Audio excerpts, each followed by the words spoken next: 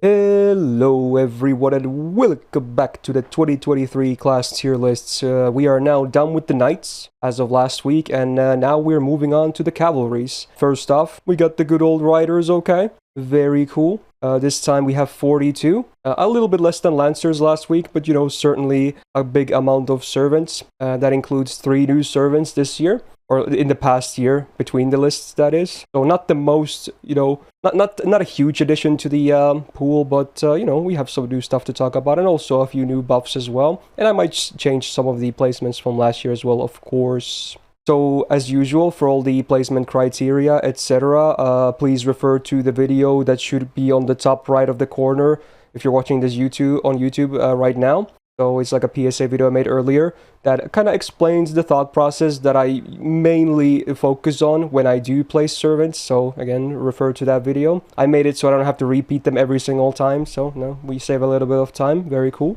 So yeah, again, if you're someone that plans on watching this entire thing, first of all, thank you. That's very cool of you, be it on stream live right now or on YouTube later. But if you are watching the full thing, definitely grab a drink or something, maybe even a snack, because again, this is probably going to be another 4 or 5 hour thingy. Now, for people that don't want to watch the full thing, which again, very understandable, this is a lot of hours. So I will be, for YouTube, I will be writing down timestamps of each servant in this list. If you open up the description, you will be finding exact timestamps as to when I start talking about the servant in question. So feel free to use those to jump around in case you just want to hear about specific servants. And but do check the end as well, just in case, because we might shift some stuff at the end after all the initial placements have been done, or even some during the list itself. So before you write angry comments, always check the end if possible. And regarding that note, try not to take this too seriously. It's just silly fun. It's nothing like too objective. So we're just here to have a good time and talk about servants. Before we begin again, luckily this time I also have my lovely partner Plushie with me here. He has once again taken some time off his busy schedule to be able to do this with me. So let's have Plushie say a few words as well. Hey everybody, I'm back. Hopefully last week's takes weren't too hot, and yeah, looking forward to reviewing more servants, I guess. Yeah, you're here for Summer, Carmilla, right? Kind Totally. Yeah.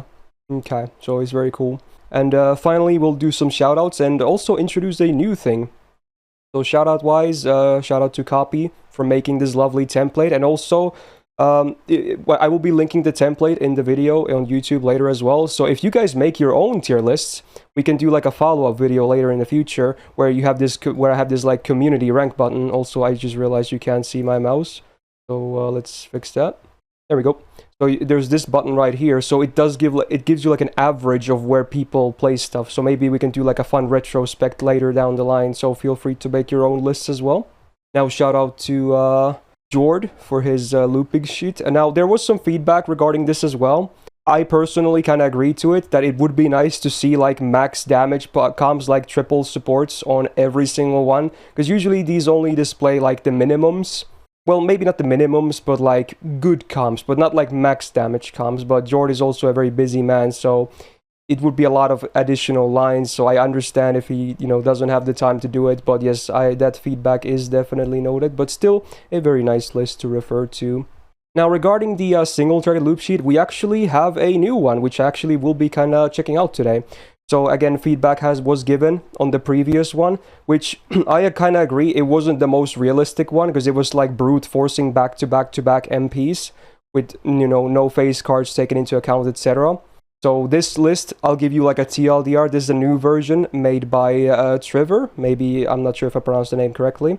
To keep it short, in this sheet, these are going to be like more realistic numbers for the DPS.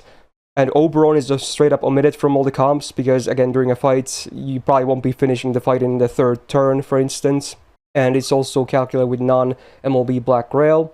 Now, in the list itself, there will be 3 columns titled Normal, Peak, and Potential. Normal is basically, with support buffs and your own buffs, granted there are 3 turns, it's like the lowest ceiling you can expect to see, right? The peak is like with all buffs active, like even including the 1-turn buffs some servants have, max damage, usually on turn 3, right? And potential is like the all-time craziest, like peak of the peaks. It's like perfect RNG, face cards, everything, high damage rolls, maybe even support MPs that can help with OC or just give you buffs that help with damage as well. So yeah, I do agree that the peak is it's sorted by the peak one, which I think is the most realistic one. But yeah, it's always nice to see all the other columns as well. Now this will also be linked in the video. So if you want a better like understanding of how the list works, please check this first tab. It explains everything. There's a lot of notes. This was just a very, bare minimum of me talking about it, so do read it yourself. But I do think this is a much more realistic scenario. So it's going to be fun to refer to this as well. And of course, big shout out to Plushie once again for taking time to, cooperate me in filling up this writer tier list. Very, very awesome. Oh yeah, and George's list, it does have explanation tab here as well, so for people wondering how exactly it works, check this one as well. But this is a little bit more straightforward, I feel like.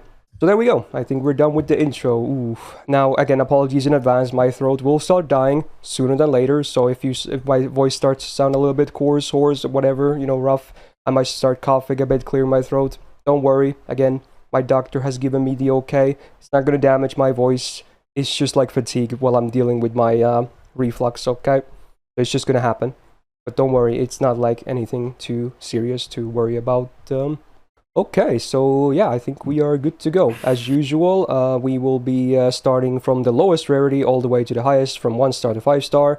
And then within the rarities themselves, the servants are ordered in the order of release. So oldest to newest inside the rarities. So yeah, let's just immediately kick this off. The first sermon we're going to talk about is going to be the only 1-star writer, aka Mr. Bartholomew Roberts. So he's like an AoE, quick writer, kind of a supporty type as well. If anything, he can be used in some setups too. But I would say, he's kind of a mixed bag overall. Now let me also grab my stat references here. Not that they're truly super important for like the really low stars, but it's always nice to get a reference. Attack-wise, as a DPS, mostly his attack is pretty much average or just slightly below it. But even if you're high on the 1-star stat, it's still gonna be on the weak side anyway. It's just a low stat. Now his deck is a quick double arts one, which honestly, yeah, it works. I suppose triple quick would be probably better, but usually they don't give that out to, servants outside of assassin too much, but sometimes. Skill-wise, as a pirate, he obviously has Voyager of the Storm, because, it's a pirate thing apparently. He has a pretty good rank on it. It's not a great skill though, I'll be flat out, it's not good. I like that it gives you 2 different damage buffs on AoE, which is cool, because, they multiply MP damage and attack, that is, but it's a very low 17% each and only for 1 turn on a 5-turn cooldown, so not a good skill. The only upside is that, you get a bit more damage for your big whammy turn. Pretty old though. They need to start updating these two at some point. Now, his second skill has been buffed. So it's like one of his supporty type skills where he reduces his own absorb by 100% for 3 turns. Now the way absorb works is that if you're going to increase someone's absorb, you usually need a lot of it, right? Like for instance, you have a base like around 10 or so absorb for a berserker. To actually make them get stars, usually triple digit isn't even enough. You might need to give them like 4 digits, like 1000% or several. But when you go down, it actually is easier to calculate. So for a writer like him who has a base of 200 in this case, what this does is it reduces it by 100%. So it basically eliminates his star weight. Now that doesn't mean he can't get any stars unless, there's no one else to give stars to. He can, but it actually does make a big difference. So in this direction, this basically kind of nullifies his high rider absorb, which is cool because it also gives crit damage to the party. And I believe he has stars on the 3rd skill as well soon. So besides that, party 50% crit damage for 3 turns. Actually very good for a 1-star. Super solid. And a pretty neat 10% AoE battery now with the buff as well. So for a 1-star, I think it's a fairly good skill. Makes sense. And then the 3rd skill, sadly it's only self quick up for 3 turns, 20%. And then AoE crit chance down for 3 turns, 20% on the enemy. I always like that debuff. And then a fairly good 20 star bomb as well. So for a 5-turn cooldown, it's actually a good skill. This could even work on, like, gold servants too, no worries.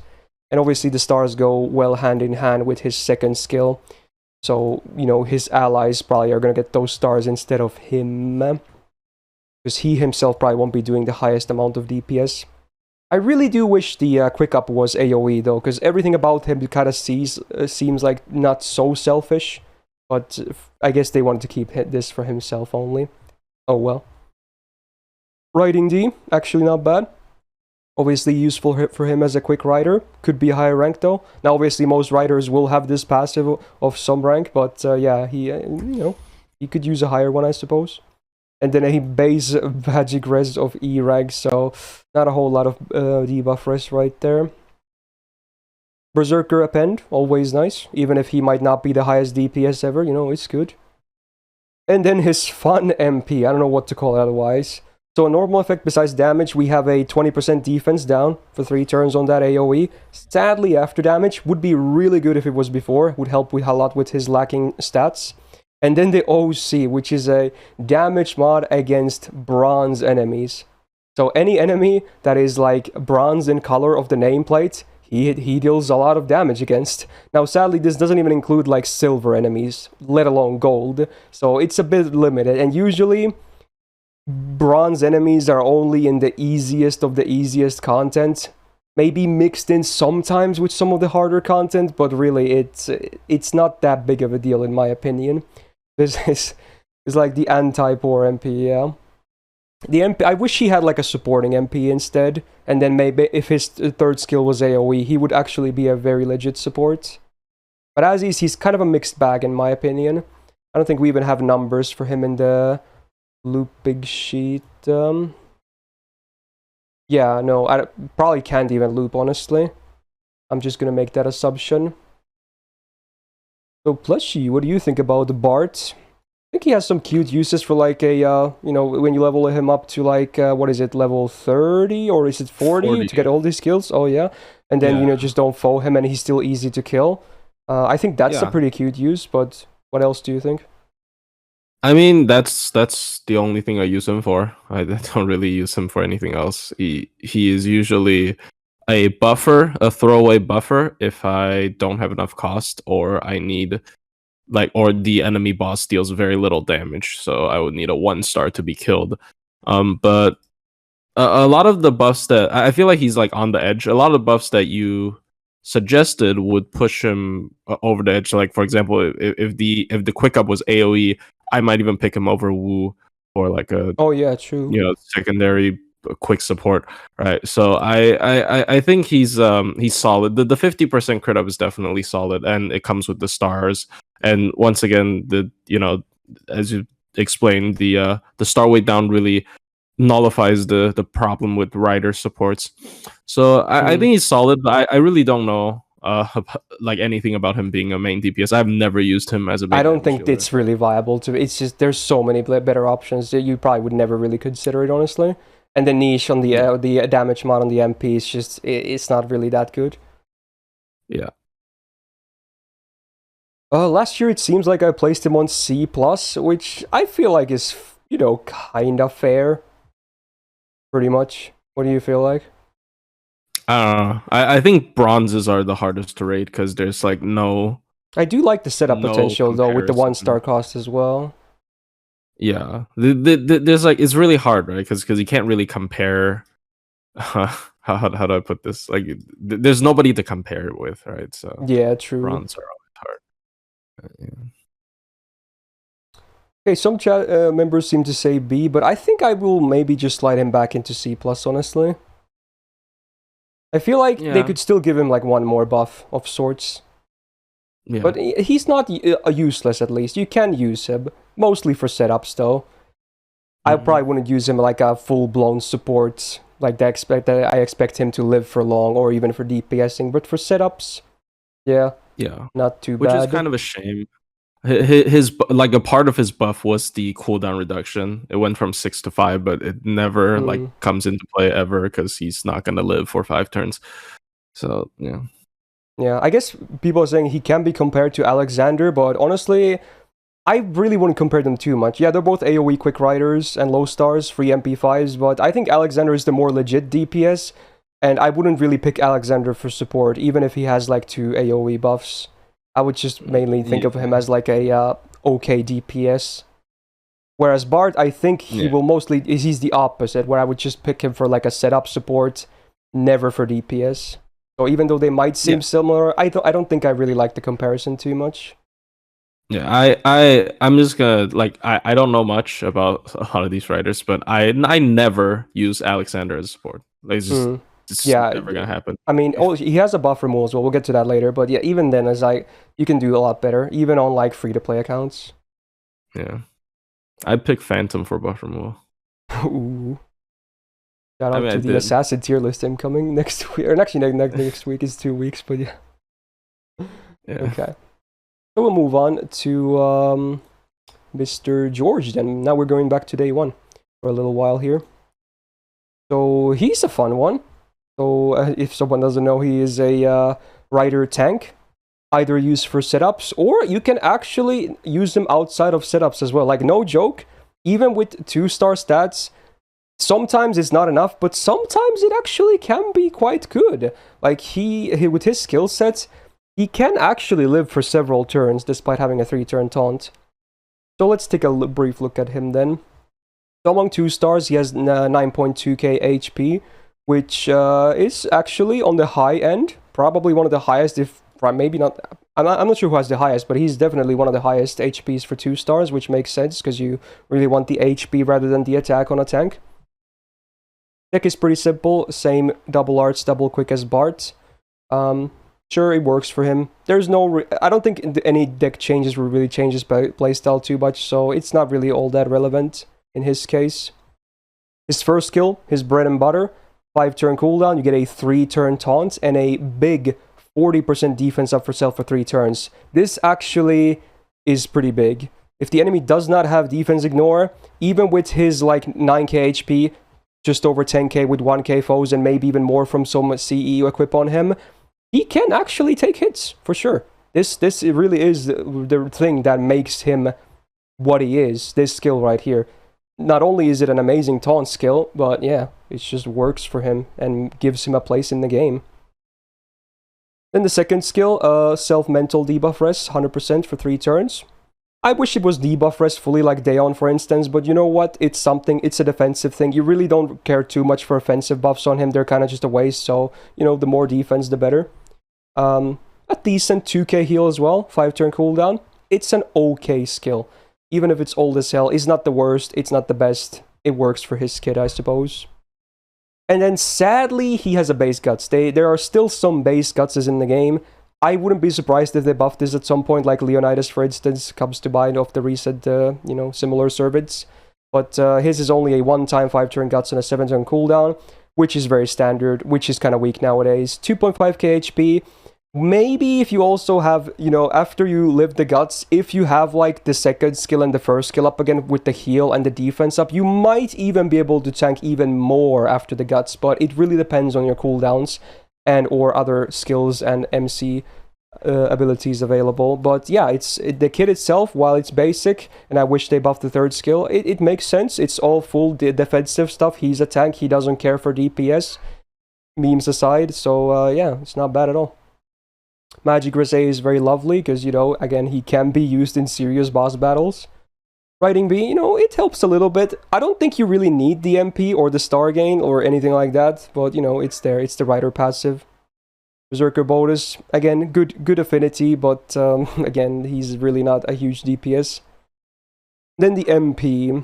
This is there's going to be a lot of mixed opinions about the MP. Some people will, they love the dragon meme train and they think it's legit. I'm still of the firm opinion that it will never be a legit thing.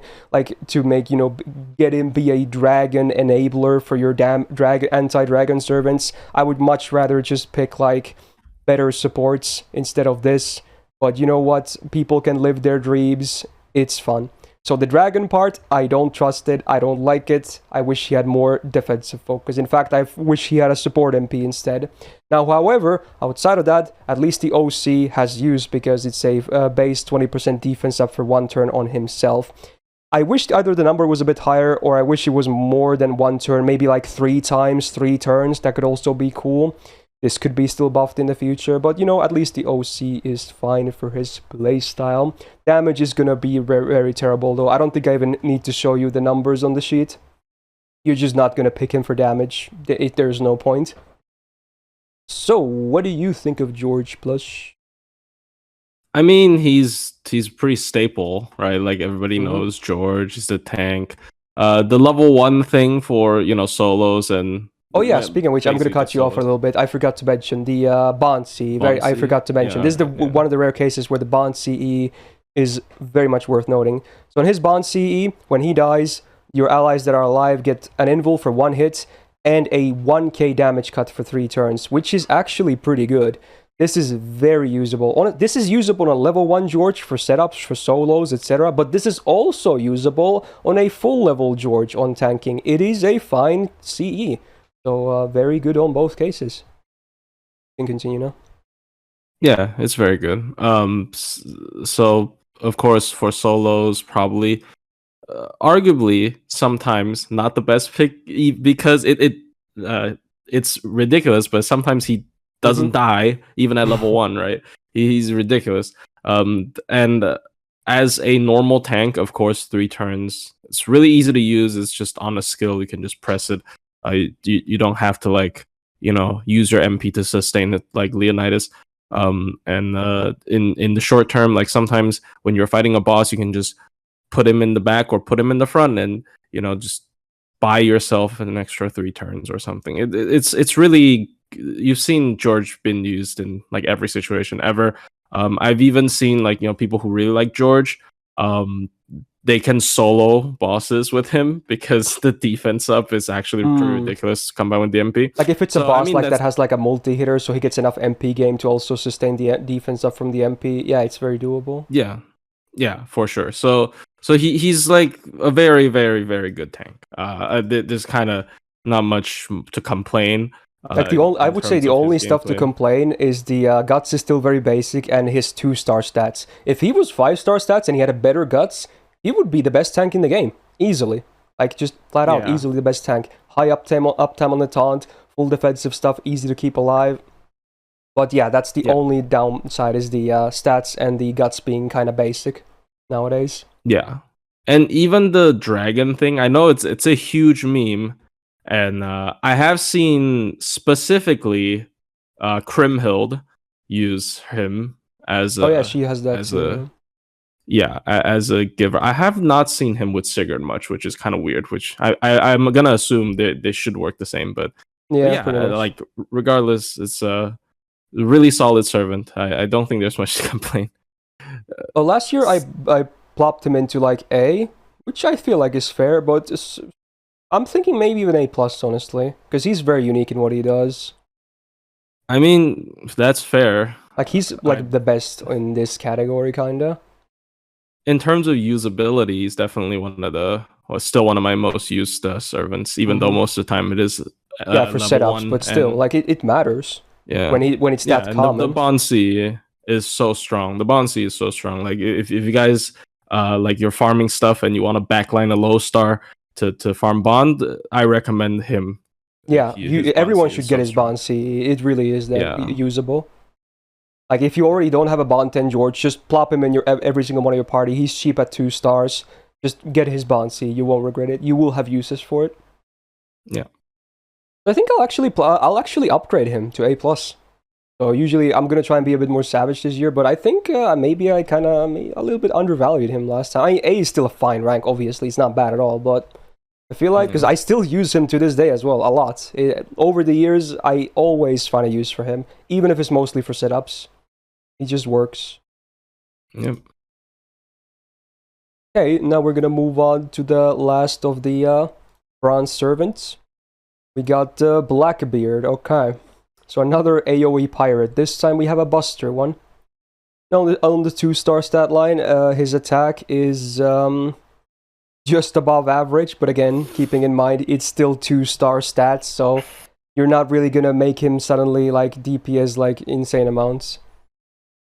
He has the more standard Rider deck, I feel like, which is the double Buster, double Arts deck. We're gonna see a lot of this today.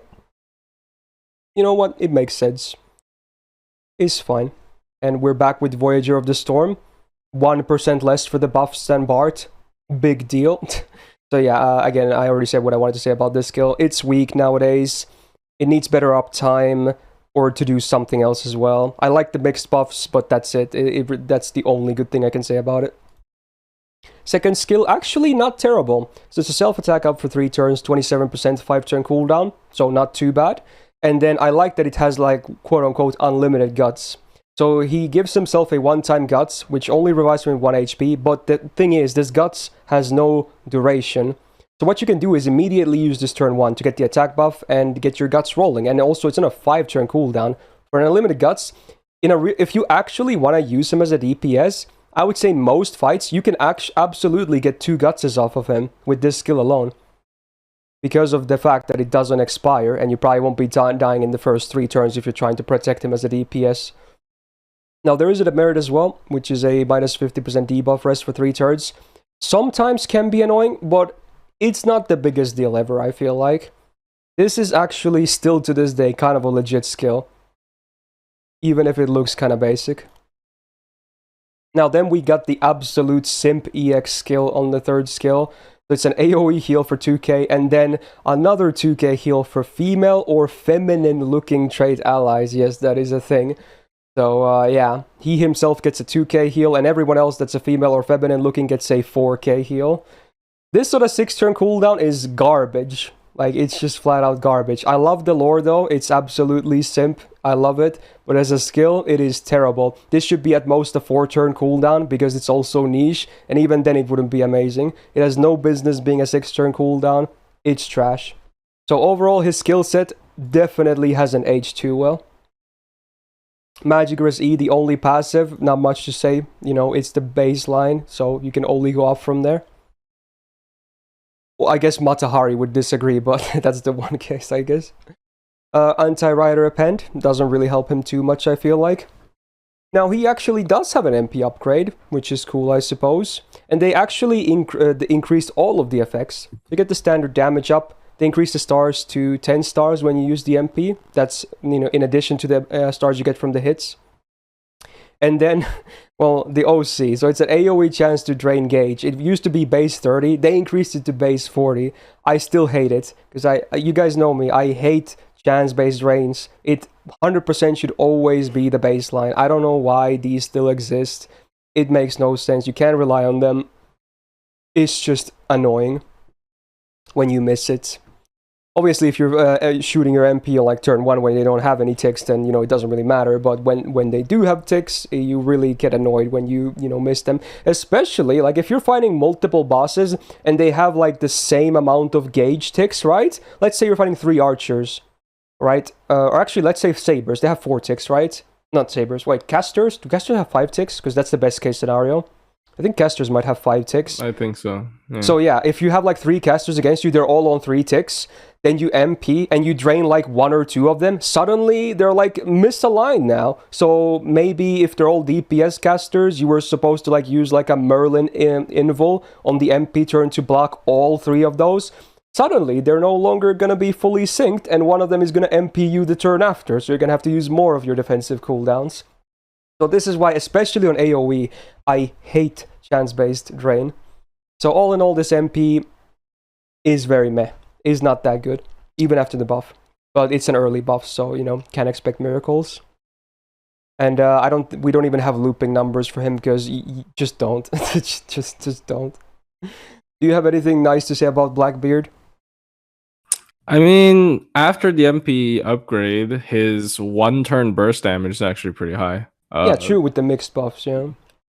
Yeah, but that's about it. I don't really use him. I really like the skill too, but you know, another servant who has this skill is I mean, it's not the exact same skill, is Kama. Yeah, Kama. And that is like one of the big reasons why she's really good at soloing. Mm-hmm. But you know, he obviously doesn't have anything else to support it. So I don't know. Like I don't think he's like unusable if you like him, and I know a lot of people like him. And you know, if you like grill him, maybe, but kind of one dimensional, I'd say. It's just he's just a big like damage stick. So yeah, but again, with just being a DPS with 2-star stats, it's just like borderline unpickable territory at that point nowadays. Yeah, kind of. So last year I put him on like D+. I might even slide down to D. I feel like E is too harsh because he's not like bottom tier, like absolute trash. His kit still makes sense. He's just mostly held back by lackluster skills and low stats and a funky MP. But yeah, I feel like D is fair. Would you agree to that? Sure. I have no idea about the bronzes, to be honest. It's so hard. Alright, so that's it for the bronze. There really wasn't too many. I'm going to move on to the silvers. We have, what, 7 silvers? 3 stars, that is. First up, I believe, is Miss Medusa. A pretty, you know, fan-favorite character. I'm kind of sad about her gameplay-wise, because, man, she hasn't aged super well. I feel like she could use another buffer, too. But what do we got? An AoE Quick Rider. I feel like I can't even call her a farmer. She's definitely more on the DPS side, because her kit just doesn't really make sense for farming. Now, at 7.2k attack, she actually does well among the 3 stars. Nothing groundbreaking, but a little bit above the average. Double arts, double quick deck, you know, because it's not triple quick, so I guess this is as good as it gets. Although, nowadays, with maybe, because she's supposed to be a DPS, maybe double buster, double quick would be nicer to see with, you know, Summer Scotty. But at least this enables her to MP a little bit more often, I suppose, for DPSing. But yeah, not much to say about it. Skill-wise, we got the iconic Mystic Eyes for Petrification. Now, Stun is actually, or Petrify is different from a Stun, which is fun. So if enemy has, like, mental debuff resistance, I believe, like, some kind of, stun resistance, this just bypasses it, right? Which is cool. Now, the opposite also works, that stun success rate up doesn't work, but no one really has that, so I don't think it's that big of a deal. So on a base, you have a 100% chance to petrify. Or did you have something to add? Oh, sorry. I think, because I think I found this out recently, I think stun is not a mental debuff. I don't think it is, actually. I think terror is. Like yeah, it is very weird. Yeah, you're right, actually. I think, it's the terror stun. But then with that being a thing now, I'm not even sure what is stun resistance. Like, does that even exist in the game? Yeah, actually can't really... maybe a slow rarity CE or something. I can't really think maybe of my head if someone has stun resistance. But anyway, you know, like, I'm not even sure if, like, for mental debuffs resistance, is it like terror stun or is it the terror debuff that applies this? I'm pretty sure it might be just the debuff, the clock thingy. Yeah. Yeah, it doesn't actually like if the clock gets applied to you, your mental debuff doesn't work. The rest doesn't work anymore for the stun afterwards. Yeah, so I don't know when this is gonna come into play, but it's kind of funny. So you can kind of, like 99% of the cases, you can think of this as a stun. Yeah, it's basically the same. So on 100% base, it's okay, 6-star cooldown, but again, that doesn't factor in like debuff resistances, which this still doesn't bypass. I think this should totally bypass debuff res, by the way. They should do that. Like, sure, it ignores what stun resistance that may or may not exist, but come on, it's Mystic Eyes. It should be 100% base always. Only debuff immune should prevent this, in my opinion. So it's a bit sad. So not the best skill ever. Second skill, a self-attack up 30%, 2 turns and a 5-turn cooldown. It's not the worst rank of monster strength for like 1 turn, but it's certainly not good either. So, pretty meh as well. Third skill, self-battery 20% with 30% self-MP generation as well. This on a 6-turn cooldown, it's just weak nowadays. It's not good. The numbers either need to be both higher or just reduce the cooldown or something. It's just too weak. As you can tell, this was like very early on added into the game, when subservients didn't even have their third skills from the get-go for some reason. Weird game design. But yeah, honestly, her skill set is just, I would say, bad overall. It's just lacking in every sense. Passives-wise, we got some stuff. Magic Res B is nice, because again, she is mostly a DPS instead of a farmer, so it can come into play. So bonus crit damage, very good on a rider that has the highest natural absorb. Riding A+, very good. Sadly, her hit counts are still very low. Her MP is a 1-hitter and her only 2 quicks are 2-hitters. But, you know, it's still a damage buff for her MP, at least in those 2 quick cards. Divinity E by does... Okay, here's another thing, by the way, feedback as well. Okay, maybe I shouldn't necessarily say that the trail, because some people were kind of getting annoyed by it. Yeah, the passive itself is not really a demerit, I get that, but my argument is that you can't have divinity passive without having a divine trait as well. So it's basically associated with that, which in most cases is just a demerit to have, because outside of Steno, what good bonus divine stuff do we really have for our own side, you know? Honestly, obviously, if you're fighting these guys, then you have more options for anti-divine stuff, but yeah, there you go. I hope no one is too annoyed when I say, like, divinity itself is a demerit, even if, like, the, you know, it's just directly connected to the divine trait, so that's the reason I'm saying it. So hopefully no one gets too mad about that anymore. Alright, anti-saber append, I would totally just scrap, doesn't really make too much sense. MP has been upgraded, and they did give her a nice buff. This is, like, not a terrible buff. They added a new normal effect for 20% crit chance down for 3 turns, I like. And then the numbers for the OC went up from Party Stargen from 20% to 50% based on the OC. So it's like a 2.5x increase, which I like. Maybe not the greatest stat or buff, honestly, that's Star Generation, but, you know. It's AoE, it's 3 turns. You're gonna get some more stars over the turns. But yeah, it's a 1-hitter MP. There's a huge problem. It really isn't that spammable because of that. Very, very, very unfortunate. I don't think we even have her looping numbers either. Yeah, we just don't, because I'm pretty sure it's impossible. Do you have any thoughts on Medusa? I mean, I don't hate her as a damage dealer, because, you know, 3 stars... I do like her better as an AoE damage dealer than Alexander, but I don't know how much that's... Yeah, it might not say too much. Yeah, it probably doesn't say too much. I guess there aren't AoE Rider welfares if you don't count Habetrot, but Habetrot's so good. I don't know. It's weird. She's weird. She's just... I don't find her too bad, because, like, I've seen her in low star comps and stuff. The MP gain up on the battery is kind of useful. She can, and the petrifies, you know, stun's always pretty decent, but I don't know. It's kind of... Yeah. Also, regarding the welfare really thing, notable. We do have Santa Alter, who is kind of trash, honestly, but at least Summer Ishtar, who's also quick, is way better. Oh, Summer Ishtar. So much better, like so much better. I keep forgetting about her. Yeah. True. That is great. I mean, yeah. I don't know. She's weird. Last year I had her on B, which I honestly think is a bit too high.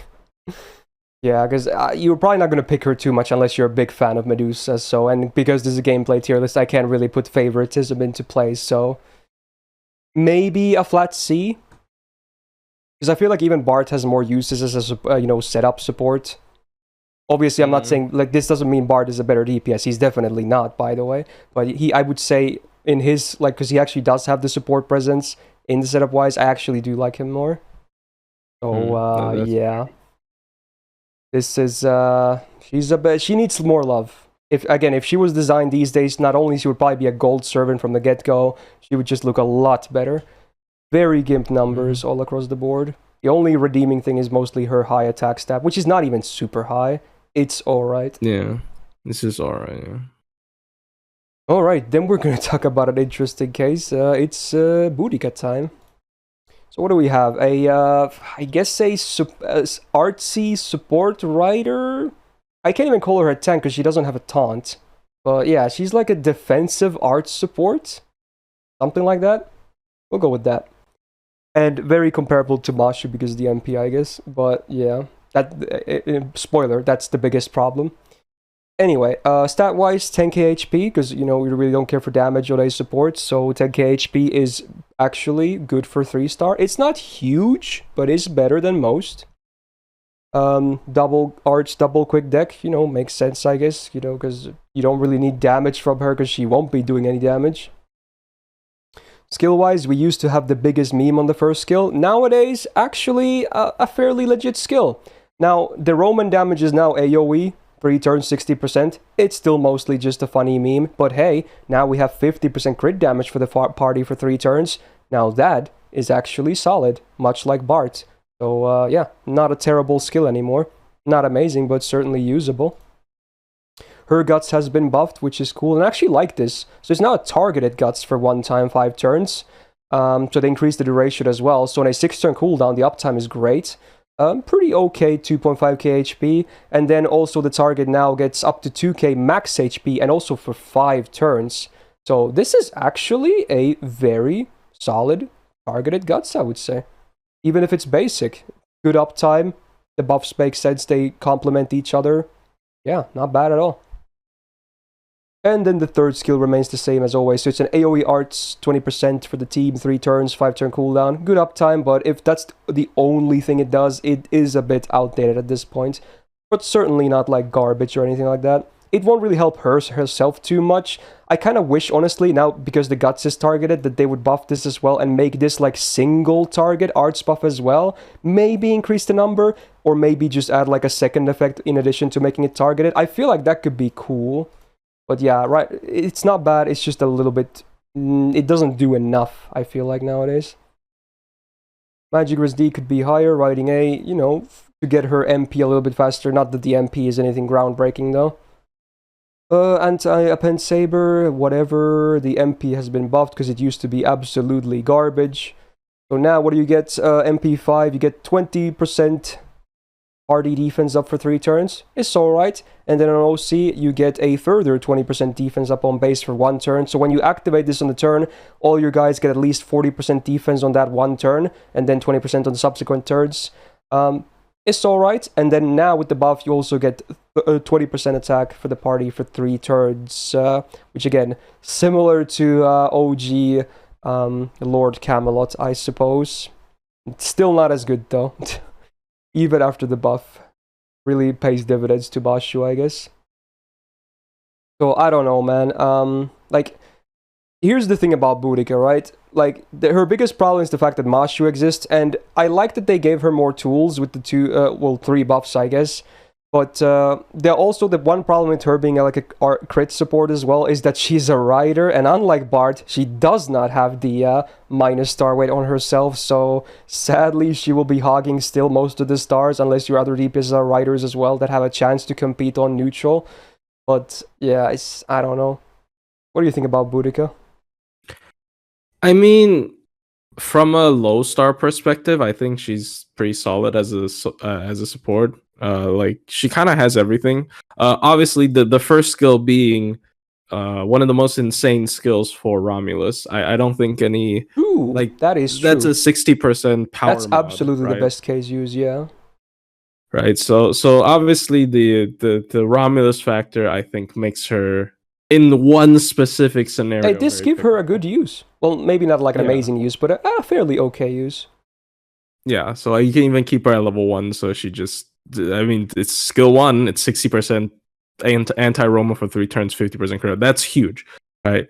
And I would say she is actually pretty unique if Shufu didn't exist, because she was like that's another problem, kind yeah. of arts crit support. She kind of has a bit of everything. I don't think she's horrible. I think she's actually pretty decent as a low star support if you're trying to do a low star run stuff. And I don't know if you should consider this, but like maybe it's a story chapter where you're locked to using Ortnox Smash, so you can't. I don't know. It's kind of weird.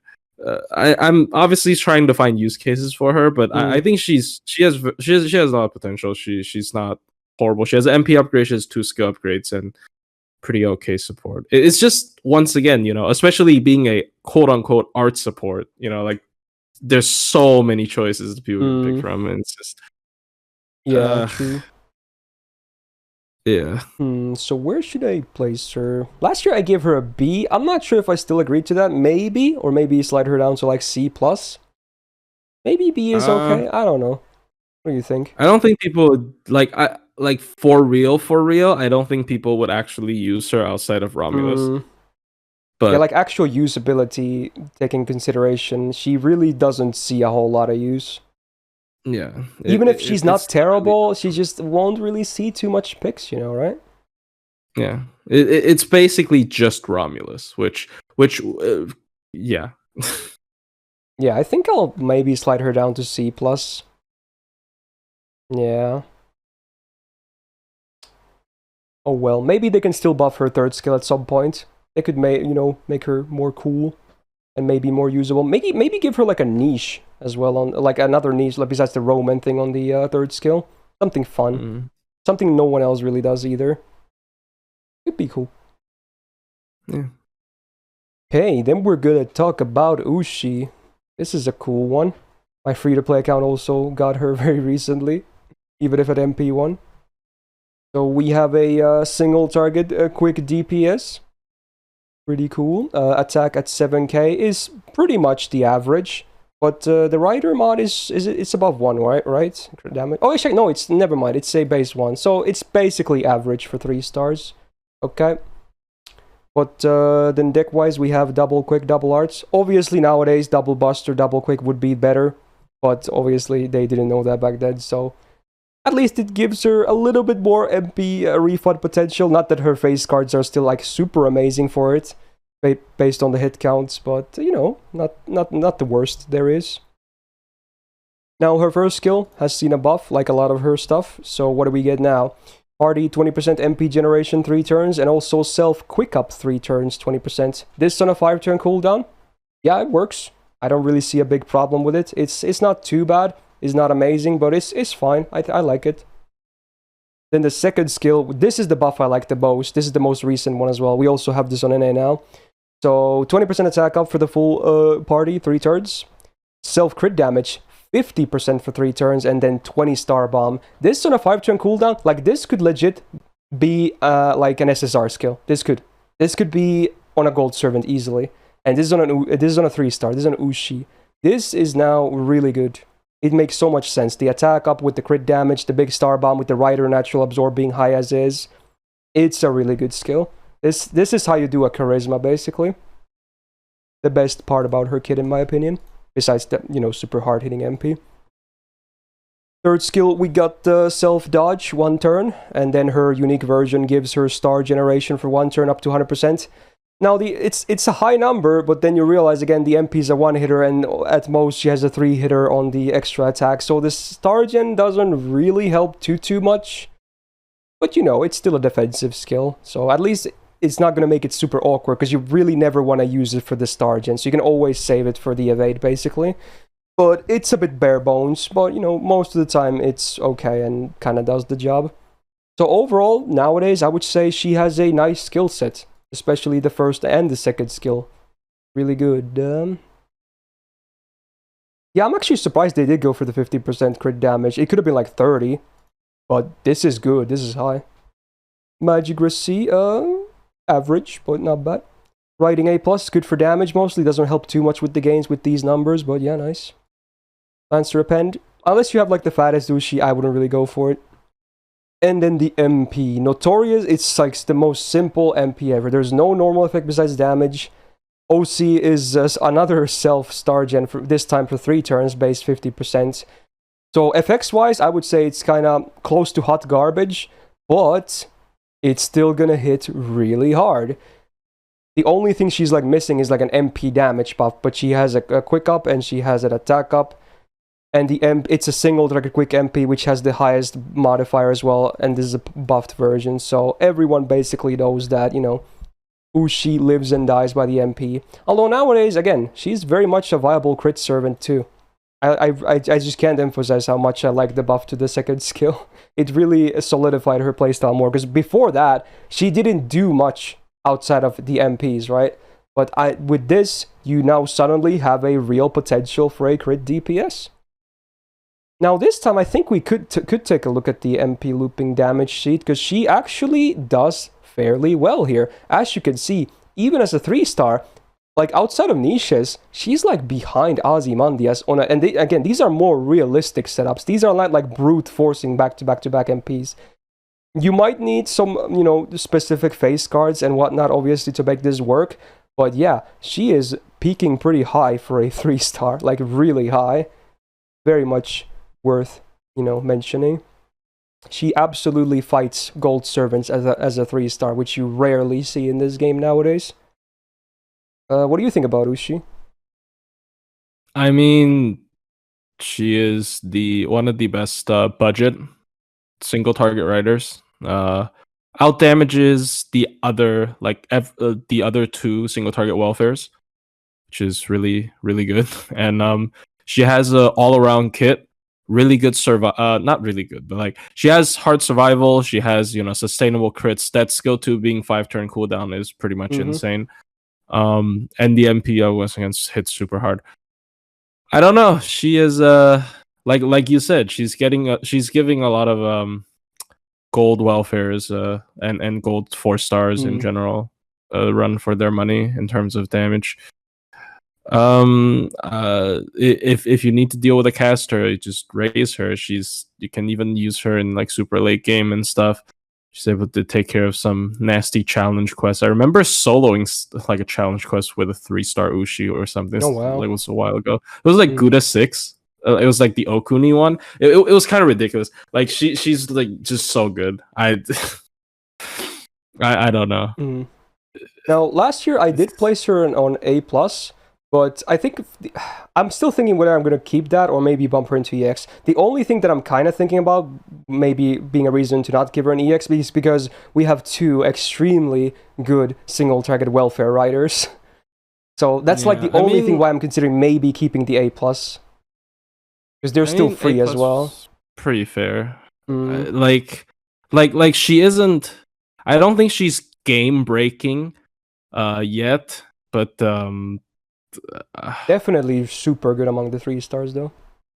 Yeah, she's like one of the best 3-stars period, not just she's like not even among the class. Yeah, it's just one of the best 3-stars period, right? So I think A+ is extremely fair. I'm not sure about the I think I'll keep the A+, but yeah, don't sleep on Ushi though. She is still, to this day, if anything, more than ever, she is like just looking good. So yeah, great DPS. Okay, moving on, we got Shota Iskandar, aka Alexander. So AoE quick DPS definitely doesn't farm like Medusa. 7.3k attack is pretty okay, a bit higher than Medusa for what it's worth. We got double arts, double quick deck, same deck as well, so more comparability, I suppose. Would like to see double buster, but oh well. He still somehow has a base charisma. There's not that many of these anymore, but yeah, to this day, weak, just kind of underwhelming, low number. Only good thing is the uptime, but one effect, low number, doesn't do too much. Second skill has been buffed, so now you have a 100% base chance to charm all humanoids. So basically 99% of sermons are susceptible to this. And then it also comes with a full buff strip, so honestly, this is actually one of the best single target charms in the game. It is a hefty 7-turn cooldown, because I think some are 6, but because the buff strip as well, I like it.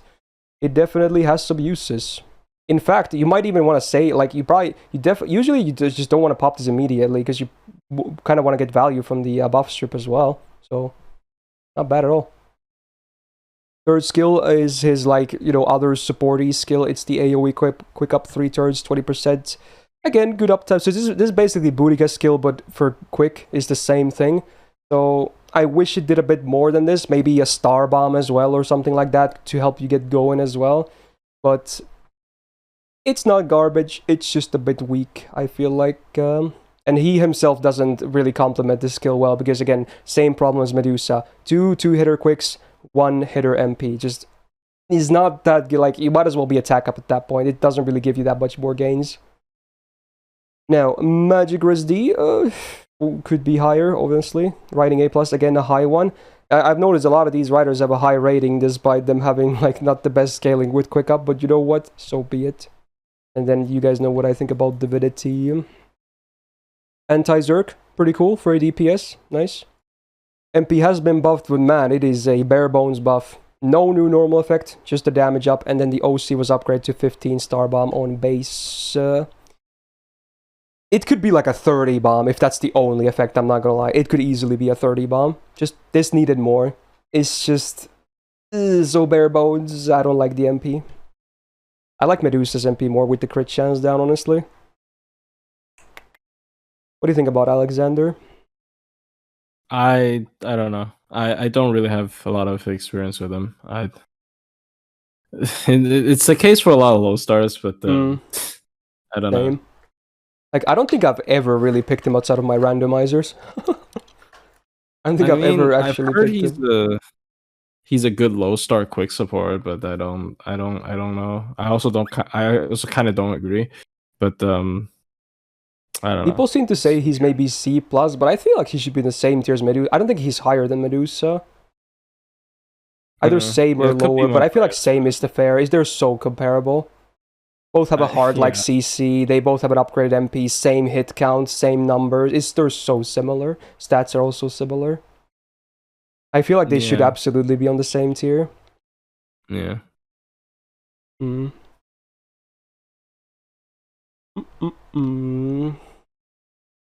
It supports stuff with buff removal. Yeah. But I feel like I wouldn't just pick him just for buff removal though, right? And I mean, Medusa has some stuff I like more than him as well. Like, she has a battery, MP gain, the MP is better. I don't know. Like, sure, the buff removal is nice. And also, his charm is in 1 turn higher cooldown than her stun, so that's also one thing worth mentioning. I mean, you might. I don't... Who are some low star options for buff removal? It's just... all I remember is Phantom. It's Phantom, him, and... we have Benkei.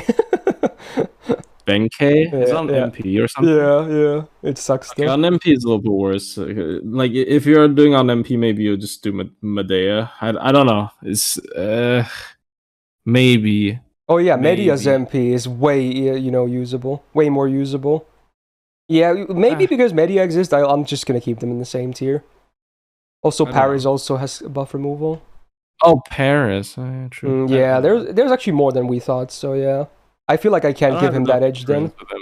Yeah. I don't have enough experience with him to judge. I think either C or C+ could be the case. He has a support outside the MP. But okay, here's the thing, Rip. Okay, I'm gonna go down on that because you really insist on him being higher. Like, yeah, he has 2 support skills. Man, they are really low numbers though. The only good thing is the uptime. And again, who are you gonna buff? Are you gonna run double DPS? That means you're trading another support to be Alexander instead to do subpar DPS and subpar buffs. Like, who's gonna do that? No one is gonna do that, okay? Either make him main DPS with double support, in which case those skills might as well be single target and way better. So, I'm just being real with you. I would not pick him for a double support lineup either, honestly, too much.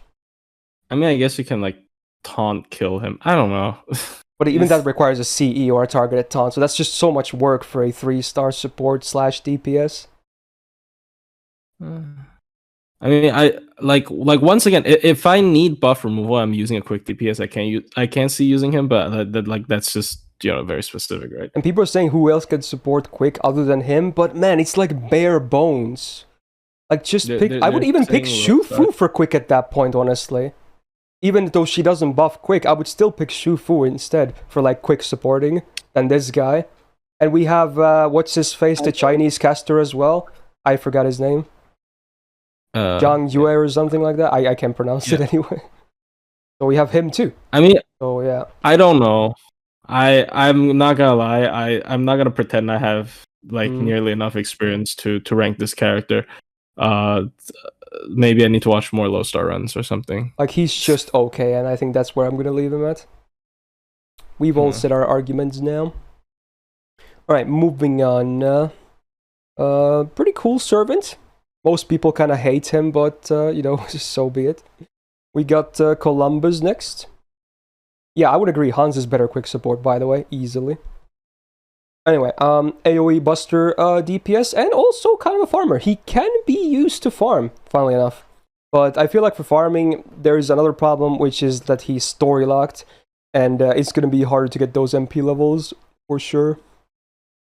So on attacks, he's also a bit on the lower side, sadly. 6.5k, not the greatest. I like the standard rider deck on him, the double buster, double arts. makes sense for DPSing as well. Once again, we have Voyager of the Storm. It won't be the last of today either. Yeah, again, subpar.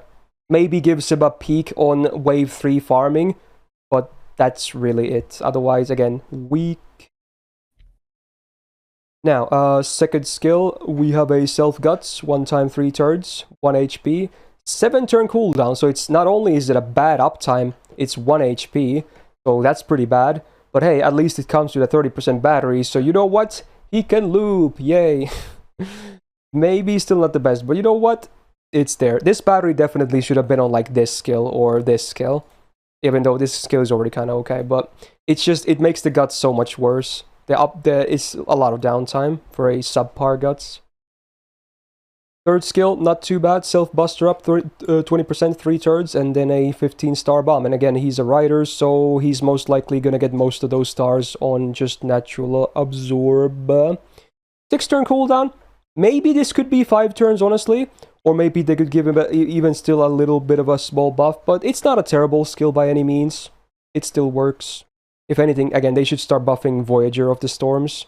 Just weak.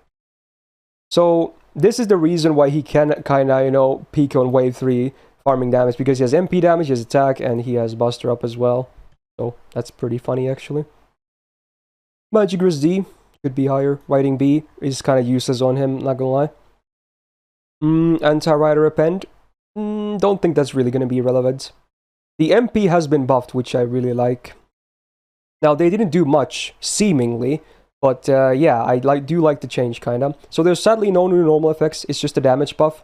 But if you look at the OC, it used to be a AoE 20% crit chance down for 3 turns. Now it is an AoE 50% crit chance down, like, wow. That's kinda cracked. Like, that's an absolutely cracked OC for boss battles. 50% crit chance down for 3 turns is... They're not gonna crit. They're just not gonna crit you after that if you land this, which obviously is 100% base. So while it doesn't have any normal effects, it's still a pretty cool buff, I would say. For farming, it's obviously pretty... It's not the greatest buff ever, but for bosses, hey, pretty good. I think his numbers were actually in the sheet. Yeah, they are. So he does have to run the full system and a super scope. So yeah, and even with these, the numbers are written down as MP5. Now he can, again, he can actually peak fairly high on Wave 3, but outside of that, you probably will have better options. Really, yeah. It's doable, but it doesn't mean it's gonna be pretty, you know? So you need the full system, super scope, level 100k scope, everything, you know, MP5 for even decent to good numbers. So it's a lot of work. It's like literally the max amount of work for, you know, not the best result. What do you feel about Columbus? I mean, his biggest problem is obviously the MP thing, right? Like, when you're this MP centric, but you're like a story lock 3-star, it's just not everybody's gonna have MP5, and most people will not. Yeah. The 30 battery is really good though. Like it's really that's like the good number for batteries. That's why I also kind of see quite a bit of people use him if they have him at high MP. But I don't know. He doesn't even deal that much more damage than Teach. Which is sad. I do think he is still like a straight up upgrade to Blackbeard though. Like just, I mean, yeah, basically definitely. In all ways, minus the guts being a bit worse. I think the battery is a huge point of that, and of course the crit chance down, as you said, for boss fights. I like that for bosses a lot. Now, caster enemies don't even have a high crit chance to begin with, so yeah, they're definitely not critting you after that. Again, that's the best case scenario, and I wouldn't run him outside against casters anyway.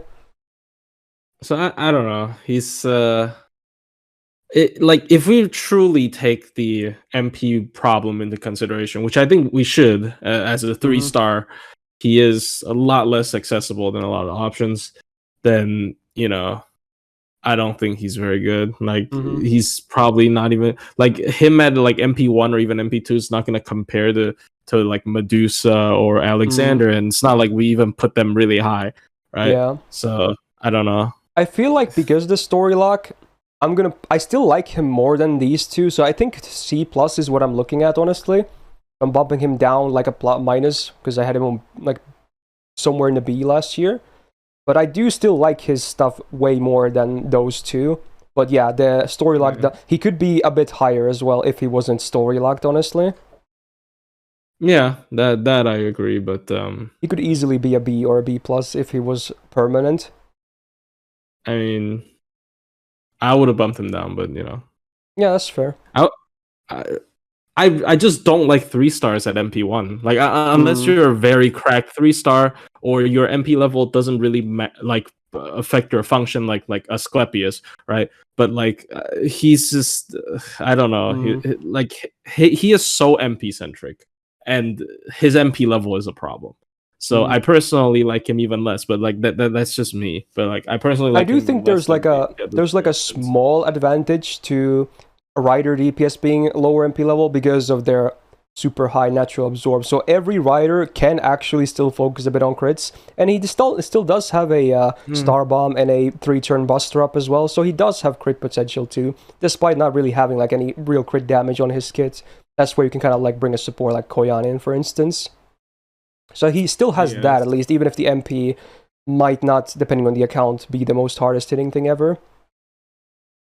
I guess that's fair. But yeah, I fair enough. I could see him lower as well, but he's definitely okay among the 3 stars with his kit. Alright, next up, we're gonna talk about Huan. Red hair, Lubu's mount, or I guess Lubu himself, if you want to go with the memes.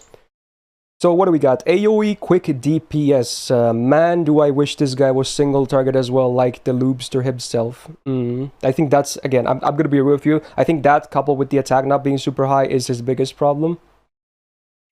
So, double quick, double arts. I honestly have no idea why he's like this. He should have absolutely been double buster, double quick, especially with some crit focus in his kit. This kind of doesn't make too much sense to me, honestly. But, you know, at least he has a bit more modern numbers, so he has like 4-hitter quicks, which I like. But yeah, maybe it's still not the best type of deck he could have gotten. Now, skill 1, we got self-quick up for 3 attacks, 5 turns, so we're back again to these like funny hit-based stuff as well. For the record, these are still better than 1-turn effects, absolutely, but obviously they're still not like flat 3-turn effects. And then you also get self-Stargen for 3 attacks, 5 turns. So 30%, 50% respectively, 5-turn cooldown. Definitely could be better. I feel like they could both be flat 3 turns. I don't know why they weren't. Were they scared he's going to be too OP? I don't know. I feel like they just could have been 3 turns with these stats and numbers. But oh well. Second skill, fun. We got some chance-based stuff. So, chance to 80% chance on max rank to get 600% absorb for 1 turn and a 1-turn invul pierce. Luckily, you always get the 1-turn evasion, so on a 5-turn cooldown, it's actually better, at least on the evasion side, than most 1-turn evasions being on 6-turn. But again, it's RNG, so you don't need to tell me how I feel about RNG. Definitely should scale to 100% or something. Or maybe he should have like debuff or buff success rate up somewhere. Invul Pierce maybe not the biggest thing to miss out on sometimes, but the absorb can be nice. Although, again, he is a rider, so it might not be the best thing ever. But, you know, it's still kind of annoying. And then the third skill, we got more of these 3 attacks thingies. So, self-crit damage, 30% for 3 attacks, 5 turns, and self-attack up 20%, 3 attacks, 5 turns. So he has a good mix of buffs. He has quick up, Starjet, crit damage, and attack. But again, they're all hit-based. So for everything that is not the quick and the crit damage, like this only consumes when you crit and this only consumes when you use a quick, you're gonna like run out of them pretty fast, honestly. You're like, maybe you could even run out of them all in 1 turn, depending on your hand and stars, etc. So the downtime can be quite significant. So sometimes they're flat out 1-turn effects. They should just make them 3 turns. So overall, I don't think his skills are all that impressive. They're not the most worthless things I've ever seen, but could be better. Now, riding EX, that's very nice. Again, he has better hit counts on both his deck and his MP as well. Berserker anti-append is very nice. The MP sadly also hasn't seen a buff, so that doesn't help his MP doing mostly very lackluster damage. It does ignore defense on normal effect, which again, always nice to have, and remember he has a chance to get Invul Pierce on his second skill, so he can sometimes have the nice double effect of, basically guaranteeing hits on your MP, which is cool. And then the OC is a base 60% chance to AoE skill seal for 1 turn. One skill seal sometimes a demerit, sometimes is really good, but again, it's also chance-based, so... the MP is the problem. It's the problem. It's AoE, it doesn't have a buff. Effects are maybe not the best, besides the ignore defense. What do you think about Red Hair? I mean, I feel like you put it very well. Like a lot of his stuff, if it was if even if the number remains the same, if it wasn't hit based, if it wasn't chance based, he'd be extremely solid, right? Like Invul Pierce is, I think, give him a single target MP as well. Yeah, I mean, it'll still be hard because Ushi, right? It's you're not really beating Ushi, especially not as a story lock. But oh yeah, that's worth mentioning too. Yeah. Yeah, but I think Invul Pierce is really rare on low stars, and same with Ignore. I'm not sure about Ignore Defense, but Ignore Defense, like both of these are effects I really like. But with these being chance based and his kit being like hit based, so you can't really even fully commit him to being a crit DPS because a lot of his buffs just go away. And him being story locked, I don't know. I just once again, I don't see people using him over. Maybe I guess if if the enemy has high defense, it's like the comparison is so brutal when you think about Ushi, right? Because Ushi's attack is way better than this, and then when you think about it, his crit buff is only 30% for 3 attacks, and Ushi gets 50% for 3 turns. Like, how is that allowed? It's so much better, right? Yeah. Like, it's not even a comparison at that point. If you're not dealing with anyone with like super high defense, it's not just anyone with defense. Because if the defense is not something ridiculous like 100%, you can just punch through it with Ushi. Obviously it's not really fair because he is AOE, but I feel like both Invul Pierce and Ignore Defense are more like boss centric. Stuff. Yeah, and right? In his case, only the Invul Pierce can help with face cards. The Ignore Defense is only for the MP, so it doesn't help with face cards for him. Wait, let me check. Yeah, okay. Yeah, so it doesn't give him Ignore Defense. Yeah, it's not a turn buff, yeah. Right. So it's I don't know. He's weird, and like once again being story lock. I'm always going to be more harsh on story lock servants. Yeah, that's fair. And like MP level and stuff. Like Bedivere is a special case because even at like MP2, he's really good. So, but like him, he's not. He has to be at like MP5 to compete. I do think he's better than probably than. I'm not even sure about that. Probably better than Medusa as a main DPS and Alexander if he was MP5, but he's not MP5. I feel like last year I had him on C+, but I feel like now I'm almost looking at D+. Like. Yeah, like just he could be maybe on the same tier as those two, if he was like not story locked, but or maybe a slightly higher. It's either D+ or C. I think his kit is better for DPSing than those two, but he also I don't know, doesn't feel too good, and the attack is also lower than those two. I guess C is fair. I don't know. It's yeah. Yeah. I guess he still has some value for crit DPSing, but it's nowhere near like Ushi level, which, yeah, I think this is a very fair distance. Oh well, they need to buff him. Okay. Last 3-star, also a fairly popular servant. We got the Mandricardo. Single target arts DP as the only low-star rider that does this, actually. Now, sadly, his attack also not the highest. It's better than Red Hair for sure, but, still below average above 3 stars. I think the deck is fine, because he's an arts DPS, double arts, double quick. They were not going to give him triple arts, so, as good as it gets for, MP spamming, which he really is all about the MP spam as a DPS. Skill-wise, we got self-defense up 30% 3 turns, and then AoE attack 20%. So it's basically a charisma that helps him survive a little bit more. So is it amazing? No. Is it better than charisma? Absolutely. So it's all right. I don't hate it.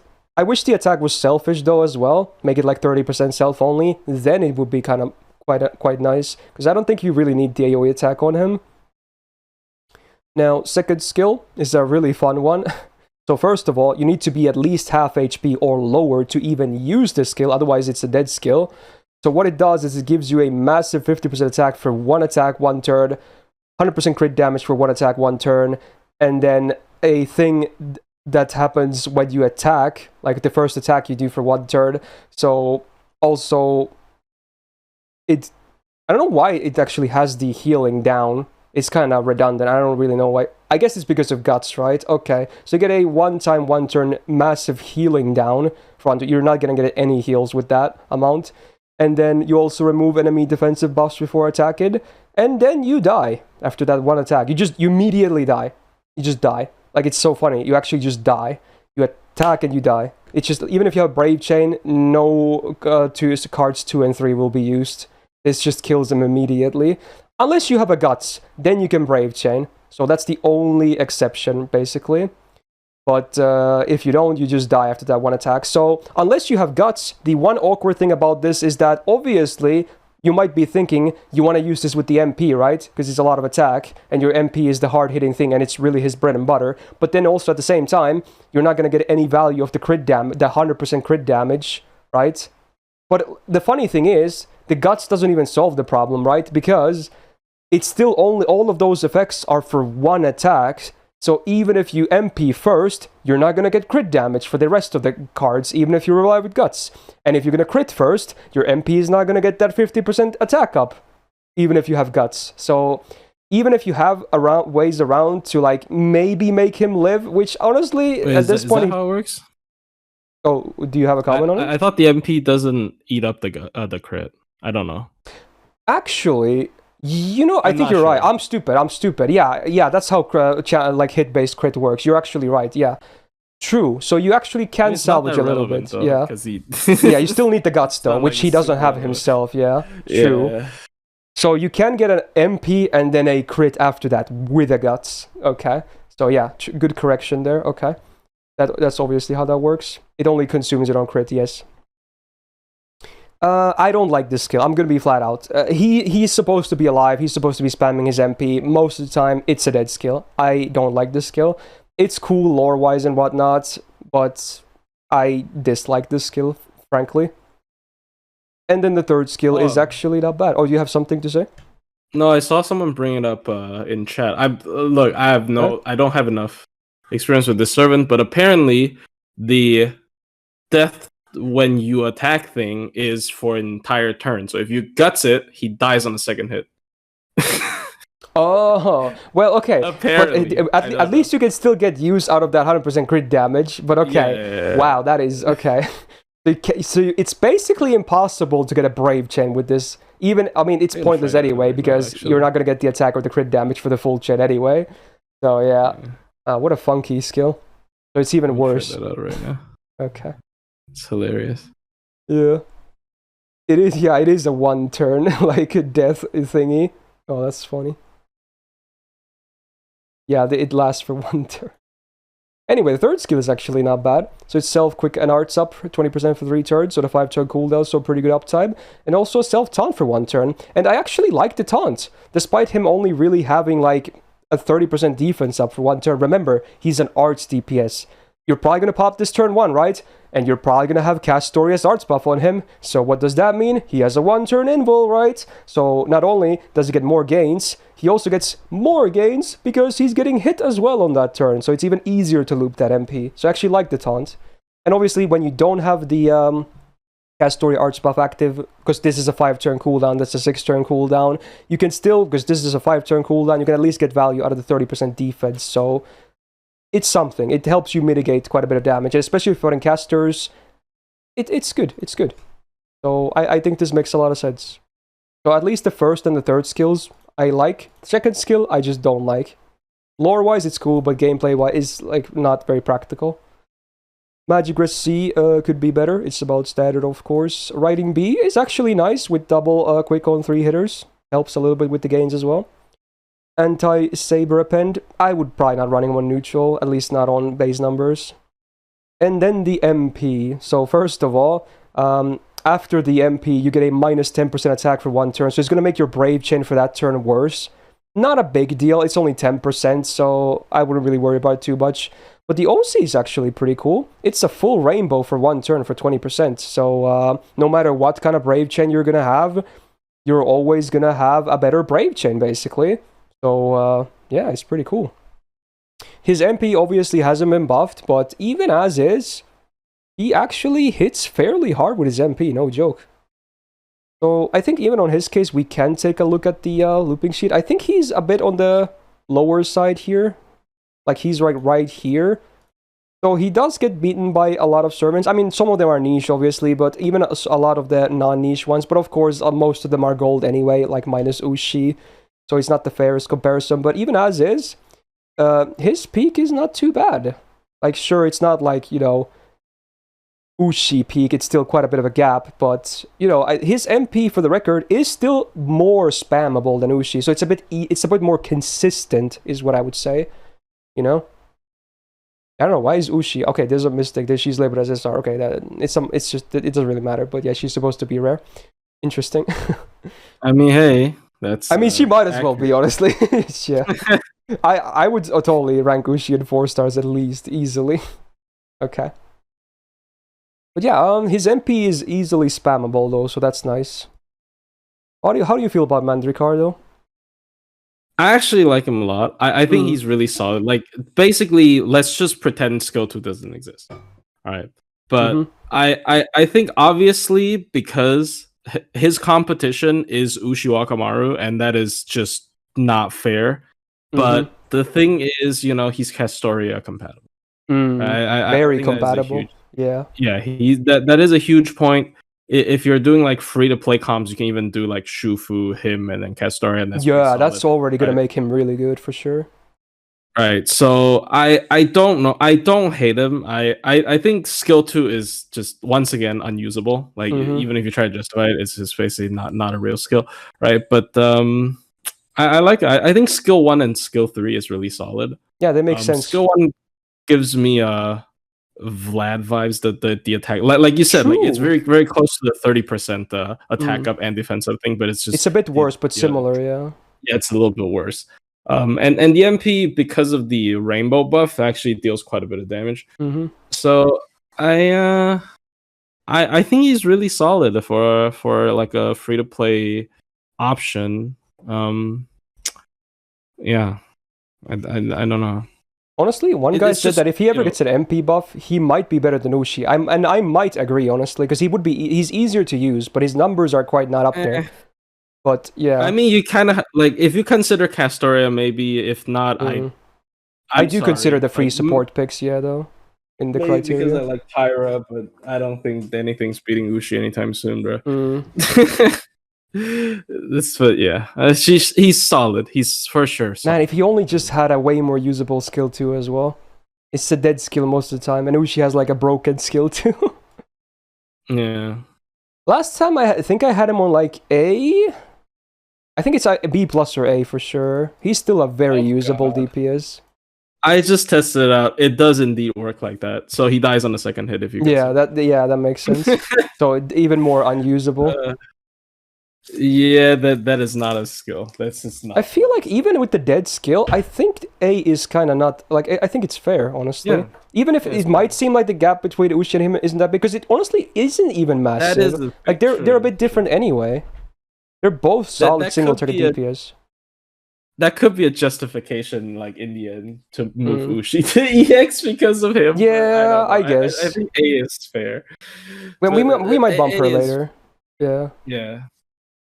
Yeah, it's a little maybe I really think if we take into consideration Castoria, he's really solid. But like without Castoria, I think he's should I just bump Ushi right now? I feel like I kind of want to do it. Sure. I mean, I kind of want to do it, dude. Yeah, sure. Dude, she's a top tier 3-star. I mean, yeah, just flat out. Tyra, dude. fights with golds as well, pulls her own weights. Like, yeah, dude.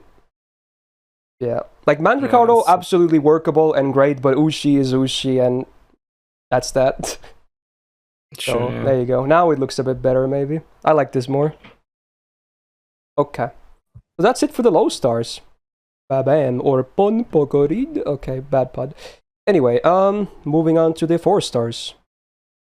So, first of all, we got day 1 stuff again. Starting with What's Up by Homies, we got Marie Antoinette. AoE quick DPS add or farmer. Maybe better on farming than DPSing. I don't think she's really particularly amazing on either. But, you know, not trash by any means.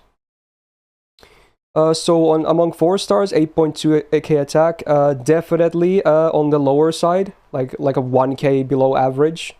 So that's not the greatest thing ever. Quick double arts deck. I think double buster over double arts would be better nowadays, but you know, again, day 1 servant and all that. So hindsight is 2020. Numbers are very sad. Like basically, in fact, I don't think you can get lower numbers than that. I think 1 is the minimum for both arts and buster, and 2 is the minimum for quick, and 3 is the minimum for extra rights.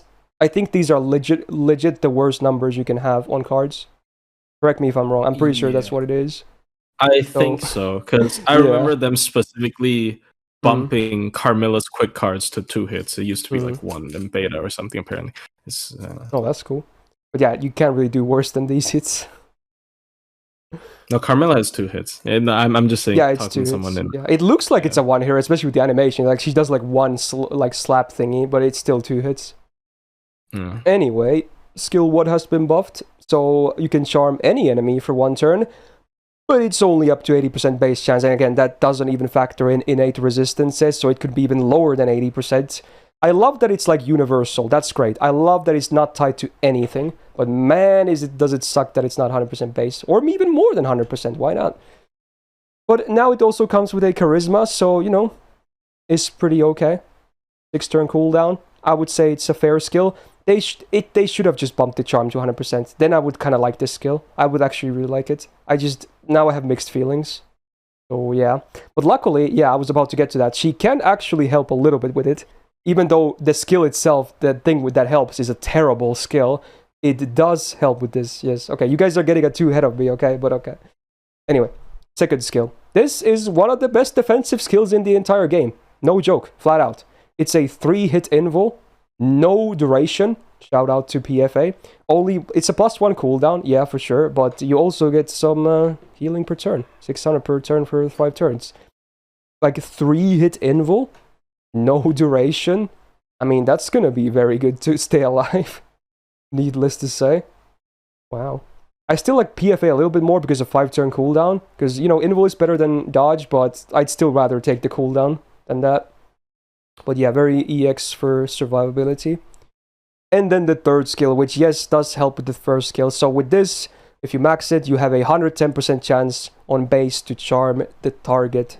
And this buff lasts for 3 turns with a 5-turn cooldown, so the uptime is good. And then you get a actually a fairly decent 2.5k heal for self. But man, this skill is trash, and this shouldn't be the reason this is like this, honestly. Like, this skill should be buffed as well. Like, come on, bro. This is a trash skill. The only reason why I don't absolutely hate this skill on her is because of it making the charm way more feasible. But man, this skill just sucks. It sucks. It's worse on some other servants, though. So maybe she's like the best servant to have this skill because of the first one. So, there you go. Magic C, average, riding A+. Well, with minimum hits, it doesn't do much, but it's a nice damage boost, I guess. 11% quick. Avenger Append, if you're really lacking on the moon cancers, otherwise, don't bother. MP has been buffed, which is actually nice, and I actually do like this buff. So, it always had the AoE cleanse, which is really cool, actually, for boss fights. Nice utility to have. Someone like Saber Shiki does it too. But after the buff, your party also gets 20% crit damage for 3 turns. I wish it was maybe 30%. Feels a bit low, but, you know, nice new effect. And then a 1k party heal on the OC on base. Like, the effects are okay, But numbers could also be a bit better. Still way better than some of the MPs we've already seen, like way better. For farming, these effects are kind of like pointless though. That's the problem. For bosses, some of them can be really good. For farming, they're kind of all useless unless you're face carding with some crits maybe. Now, I think her numbers are up as well. Yes, they are. So, a lot of, she's basically up against the SSRs here, and she definitely does not even compare. So, depends on what you have, right? She can be okay, but again, if you have the better options, you're just not gonna bother using her for farming. And honestly, I kind of like her more on bosses anyway, for the aforementioned reasons that her MP just benefits for bosses instead of farming. Oh, yeah. She is fairly close to Taikobo, but man, he does so much other stuff too. Like, we'll talk about him a lot later, but yeah, like, it's not the best numbers even. Like even Taikobo is not the best for quick farming, I'm not gonna lie. So it's not the best comparison. But, you can use her for quick farming. You could do worse, but is she like a top tier quick farmer? Not really.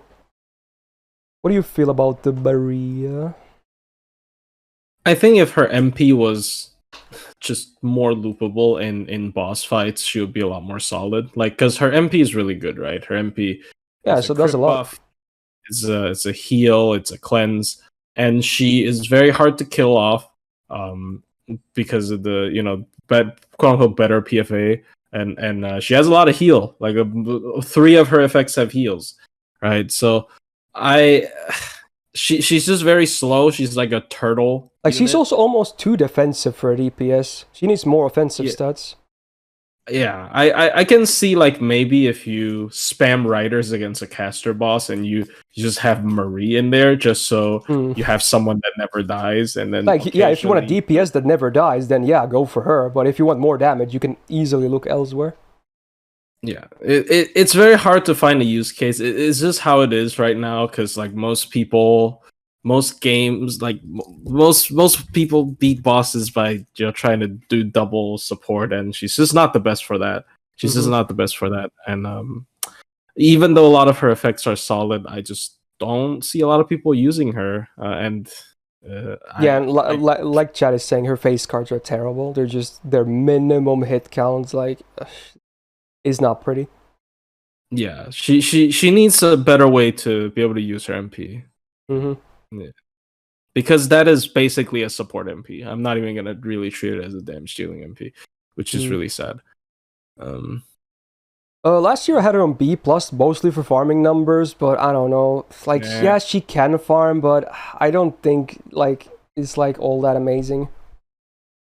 So probably will come down. She's like C+. I don't know. It's C+ or B for sure.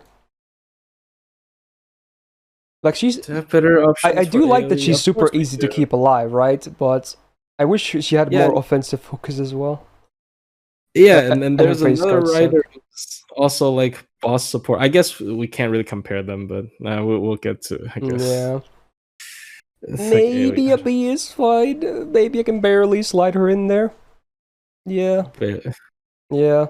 Because again, at least she's super easy to keep alive. You don't really need to, because quick supports usually don't offer too much in the way of survivability. So there is a bit of stuff to like there, right? So yeah. I'll probably keep her in B then. But yeah, okay. Alright, moving on. A second day 1 4-star. We got the Saint Martha, the Rider version. AoE Buster DPS / support. 8k attack. Pretty damn bad. Not like the worst of the worst, but for a DPS, we'll have DPS, half support. It's low. Now, she has the caster deck, because, fun. She has triple arts. And she also, much like Marie, has the worst hit counts of all time. Now, if you get like an overkill arts crit, yeah, you can see some gains, but besides that, don't get your hopes up. Alright.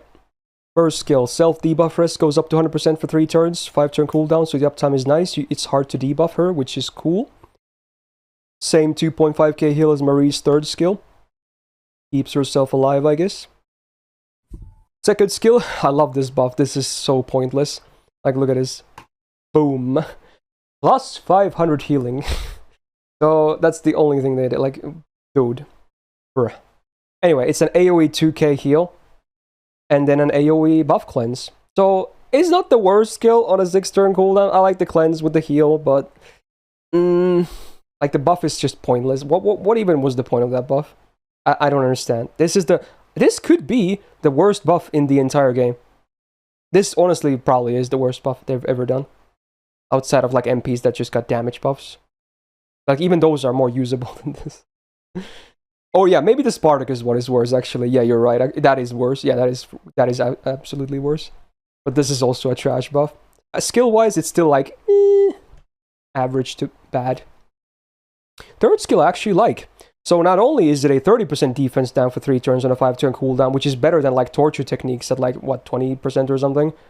I think. Correct me if I'm wrong. Maybe it's 30. Yeah, I think it's 20 and not 30. But this one, yeah, this one also comes with a buff strip. So not only is it better on the defense down, it also has that very nice utility. So this, honestly, for a while, until we get better servants, this was the best defense down in the whole game. This skill right here. Now, nowadays we have a lot of options, obviously. But still, among single target defense downs, this is absolutely decent. Like, very nice. Now, all in all, would I say the skills are, like, very good? Not really. You know, if anything, she should have, like, a hit-based invul, not Marie. But oh well. Magic Rosé, pretty good. Writing A++ for that 1-2 hitter quick. Oh my god. And then Divinity, yikes. Okay. Berserker Appendo? Cool, very cool. MP has been buffed. Before the buff, it did 0 damage. Absolutely 0 damage. But hey, now you get the damage up, and also 20% buster up for 1 turn before damage, so hey, suddenly she has a damage buff in addition to the defense down, which is, again, sadly only for 1 target, and her MP is AoE. But yeah. And then the OC is the same, sadly. It's the 20% defense down for 3 turns after damage. It's a good effect, but man... would be so much better before damage. At least now the MP is no longer the wettest of the sponges. It's still not gonna hit like super hard with the low attack and this and the 1 defense down only being your, you know, self-damage sources. But at least it does something now. Now, I don't know about you, but my main problem is, when do you pick Martha? I have a hard time really imagining too many situations with her. If it's like a CQ that starts with like, gives you like 3 debuffs on your whole team or something, then the cleanse is nice. But do you have use cases for Martha? Yeah, actually. I pick Martha quite a bunch, but it is exactly what you said. There are a lot of CQs that has a requirement of both debuff cleanse and buff removal. And true. She is a sort of, she kind of has both, but she is lacking in the damage steroid department. Yeah. Basically, if Santa Nightingale's buff removal and debuff cleanse aren't just 1, she would be out of a job. But sometimes she is better. She's very niche use case. But I mean, I don't know if I can say niche, because in a lot of min turns and stuff, especially, like, there's a lot of CQs that need both buff removal and debuff cleanse. It's just very common. But that's all she is. She is her second skill plus third skill, and everything else is worthless, basically. At least it sounds brutal, but it kind of is the truth in like practice for most people. And basically, if she would move that third skill to the first skill, I would save my essential materials. Again, as harsh as it sounds, probably correct.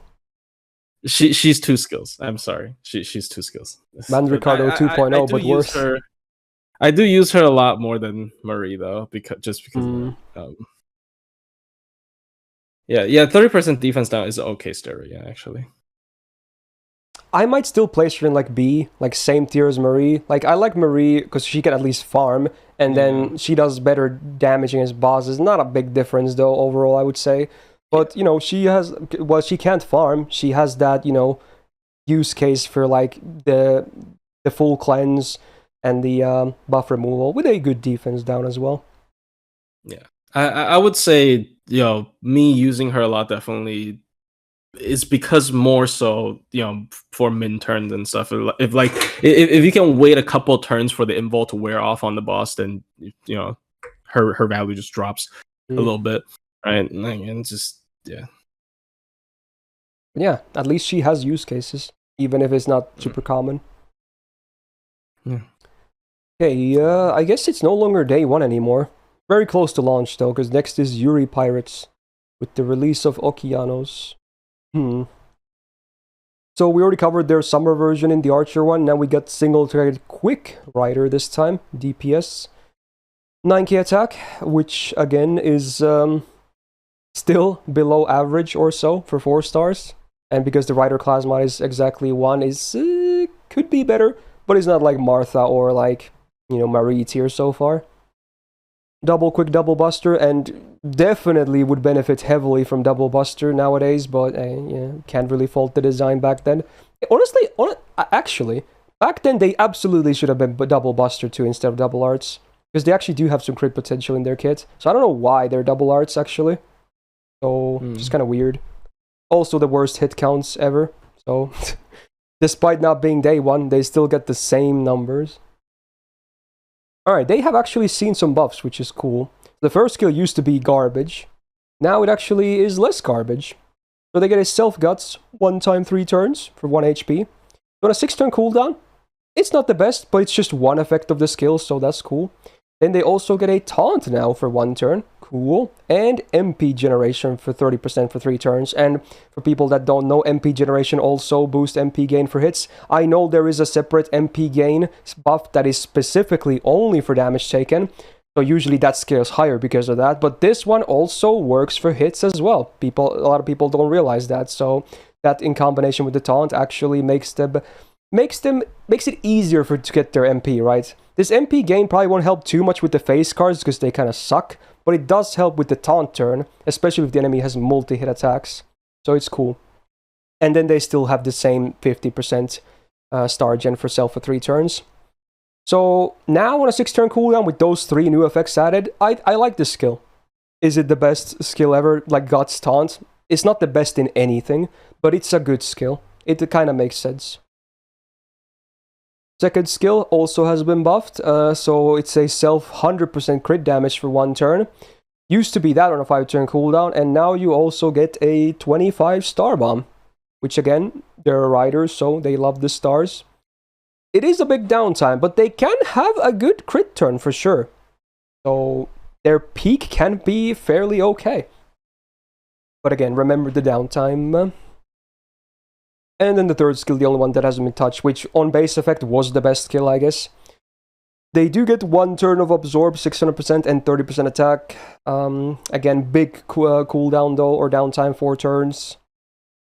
So, if anything, if they can't really spam their MP reliably, they kind of look bad because of the downtime on the skills. But at least the first skill helps in being able to spam the MP a little bit more. Maybe get a back-to-back MP without needing like the best case scenario for face cards. The MP itself won't be refunding too much, sadly. But nowadays, with these 2 buffs, their skills are acceptable. I would say acceptable. Not amazing, but they're okay. If it was no buffs, they would be terrible. Alright, Magic Res D, pretty low, and that's the only passive. Sadly, they don't have a riding passive. Rip that quick buff, which they are lacking.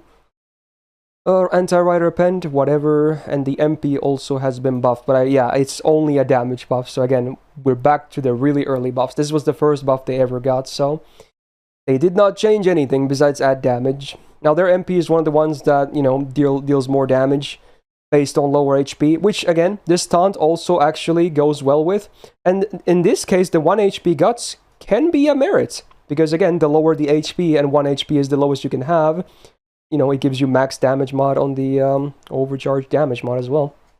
So for both being able to use the MP more and both getting more damage out of your MP, the taunt plus guts combo makes a lot of sense, right? So really, the first skill buff is the one that truly, kind of saves them nowadays. Pretty much. Let's see. Are they on the list? I assume they are. I assume everyone is here. So they're doing okay there. I assume, does this account for like the potential assumes 1 HP and overcharge 2. Okay, so the absolute peak is actually really high. In fact, they actually topped the entire thing. If you can get that 1 HP MP off, they actually just nuke. Even out, like, better than the best of the damage niches. So that's kind of cool, I guess, you know? That's not nothing. So their peak is like their absolute best case scenario. It's a slam. Yeah. And then the Black Grail kills them. Yeah, they will die after that, most likely. But hey, at least they go out with a bang. Yeah. What do you think about them? I actually think they have gotten a bit better. I love the first skill buff. It's really truly the one thing that truly redeems them to an extent.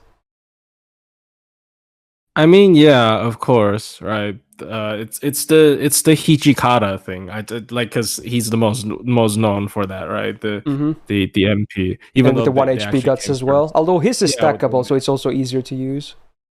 Yeah, and Taunted Guts has the problem of it doesn't. It's like Rasputin.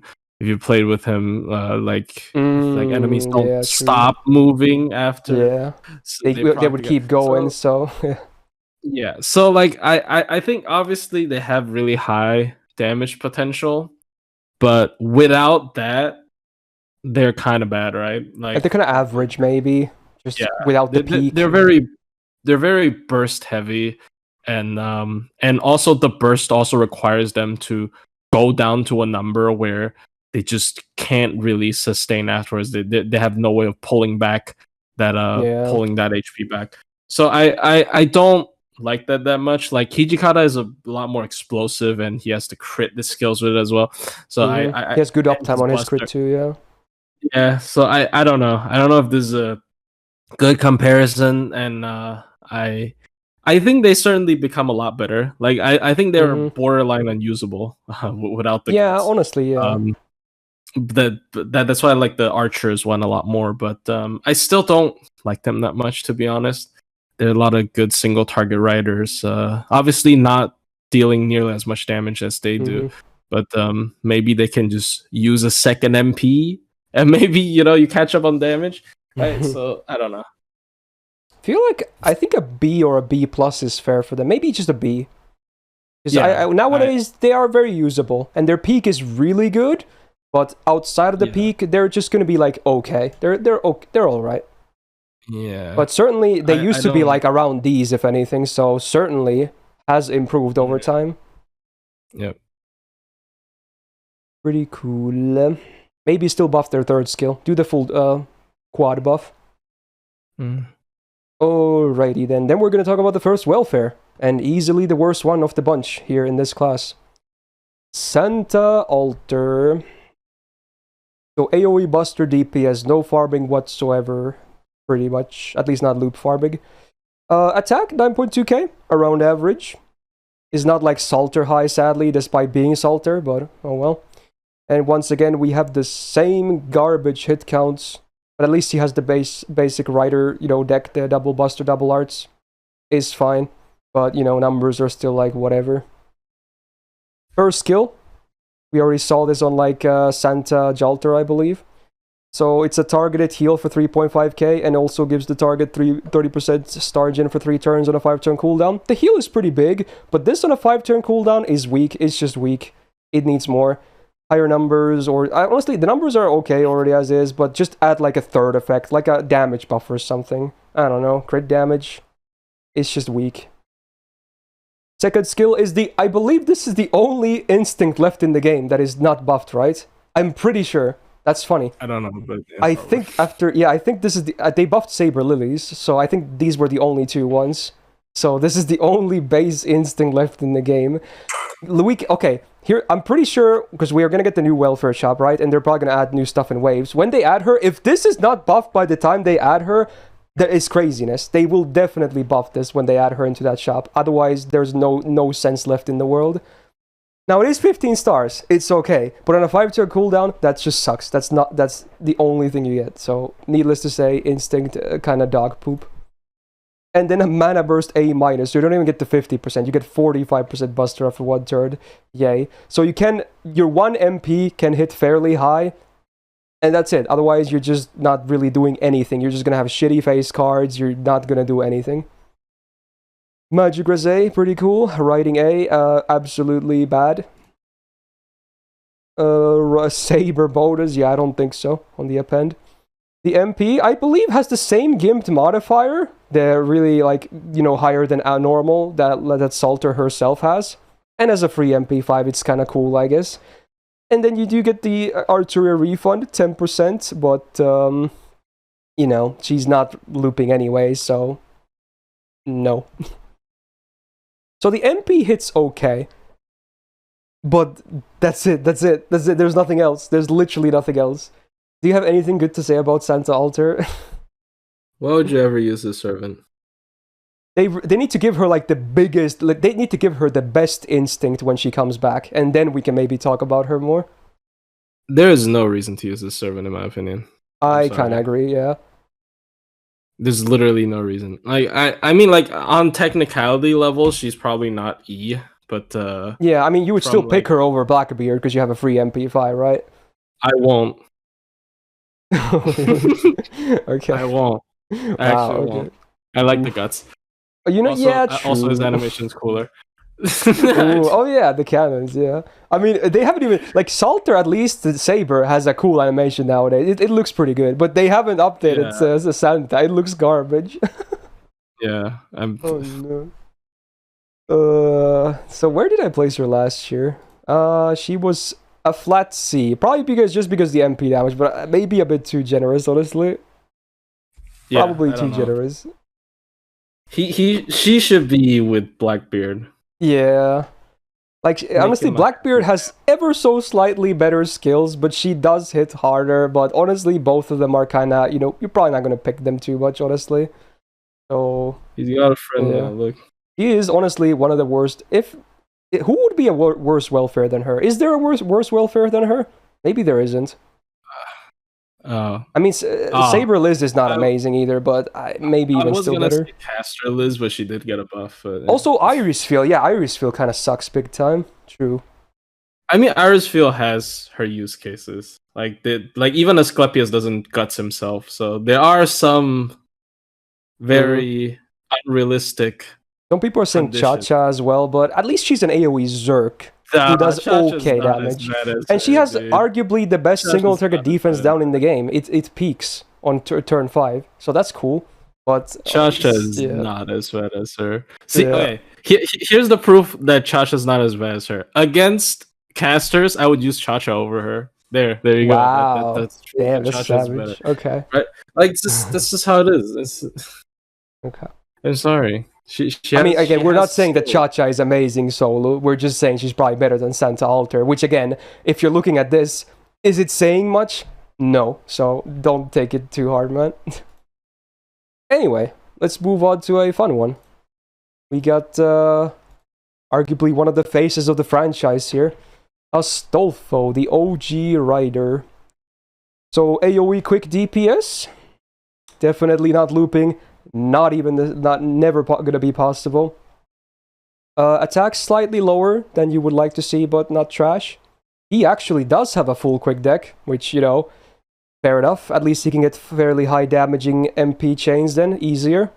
But again, he still has, at least he has a 2-hitter quick, yeah, or an arts rather, so it's not the worst numbers ever with the 4-hit extra as well. But if anyone's ever used Astolfo, you know how absolute garbage his face card gains are. He will not generate stars. He will definitely not generate MP. And the reason is the MP, pretty sure. So we're just gonna...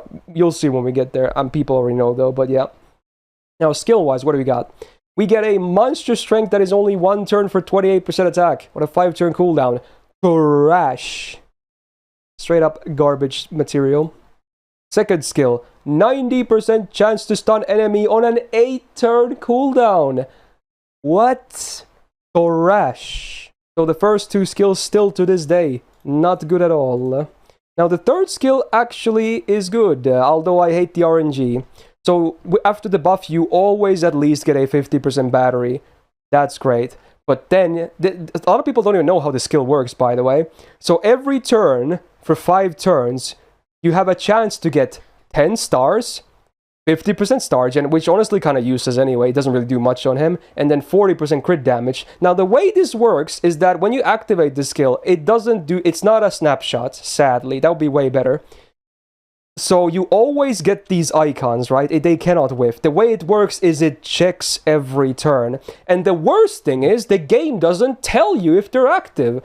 Why don't the icons go gray when they're not active? I don't know. Like, you seriously do not even know if you're gonna get stars, if you have added star gen, or if you have added crit damage. You cannot tell until you actually use your cards. It's stupid. It's not... I hate the RNG, but on top of that, there's also, like, bad UI design. Like, it should tell you if the buffs are active or not, if it's a check every turn, which it is. So, it's just weird, dude. I don't understand. So, it's mostly for the 50% battery. The crit damage is also good because of Rider, but it's on an 8-turn cooldown. And most 50% batteries are on a 6-turn cooldown. So, even though, let's say, the best case scenario, somehow for 5 turns you have all of these active, it's still not a broken skill. It's like okay at that point. So it's like, before this buff, it was kind of real trash. So yeah, skill-wise, Mr. Stolf is definitely not doing very well. At least he has the battery, thank God, because his gains are dog shit. Straight up. Okay. Magic Rosé, hey, that's nice. Writing A, mainly for crit damage, because again, gains won't be really helped by this. And then, hey, crit damage, that's nice. So passives-wise, he's actually fine. Saber bonus on the append, pretty bad. Now, at least his MP is absolutely broken. This MP is insane. It is so broken, but outside the one hit is ridiculous. So this is the reason why he has so gimped gains. His MP ignores defense, great. And then it gives you a 3-hit evasion that doesn't even expire, like, bleh. How is that a normal effect? Insane. OC could be better. It's 10 stars on base, but man, that 3-hit evasion is really insane. It's just flat out insane.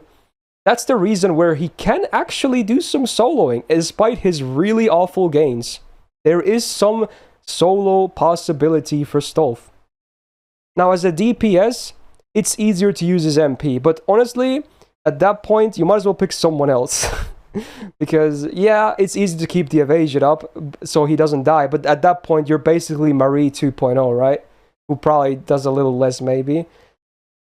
If anything, I kind of rated Astolfo a bit too high in the past. I really love the MP. Like, the MP is amazing, but... because he's not even a farmer, right? You're going to pick him as a DPS. It's easy to keep him alive with the MP, with supports helping with batteries as well. But man, his skills they're bad. They're so bad. And his attack could be higher too. What do you think about Stolf? Well, he certainly hasn't, aged very well. I think when he first got the buff, which was relatively early into the back then he was like game, good. Just when he was had a fresh. 50 MP battery. Yes. But I think he is way over nerfed because they had to give him PFA on MP. Right? He suffers so badly from that. They basically made every other part of him trash just because he has a PFA on MP. And that is very yes, you have seen videos where he solo like the Herc Neurofest challenge quest, but that's because he only has 2 hits.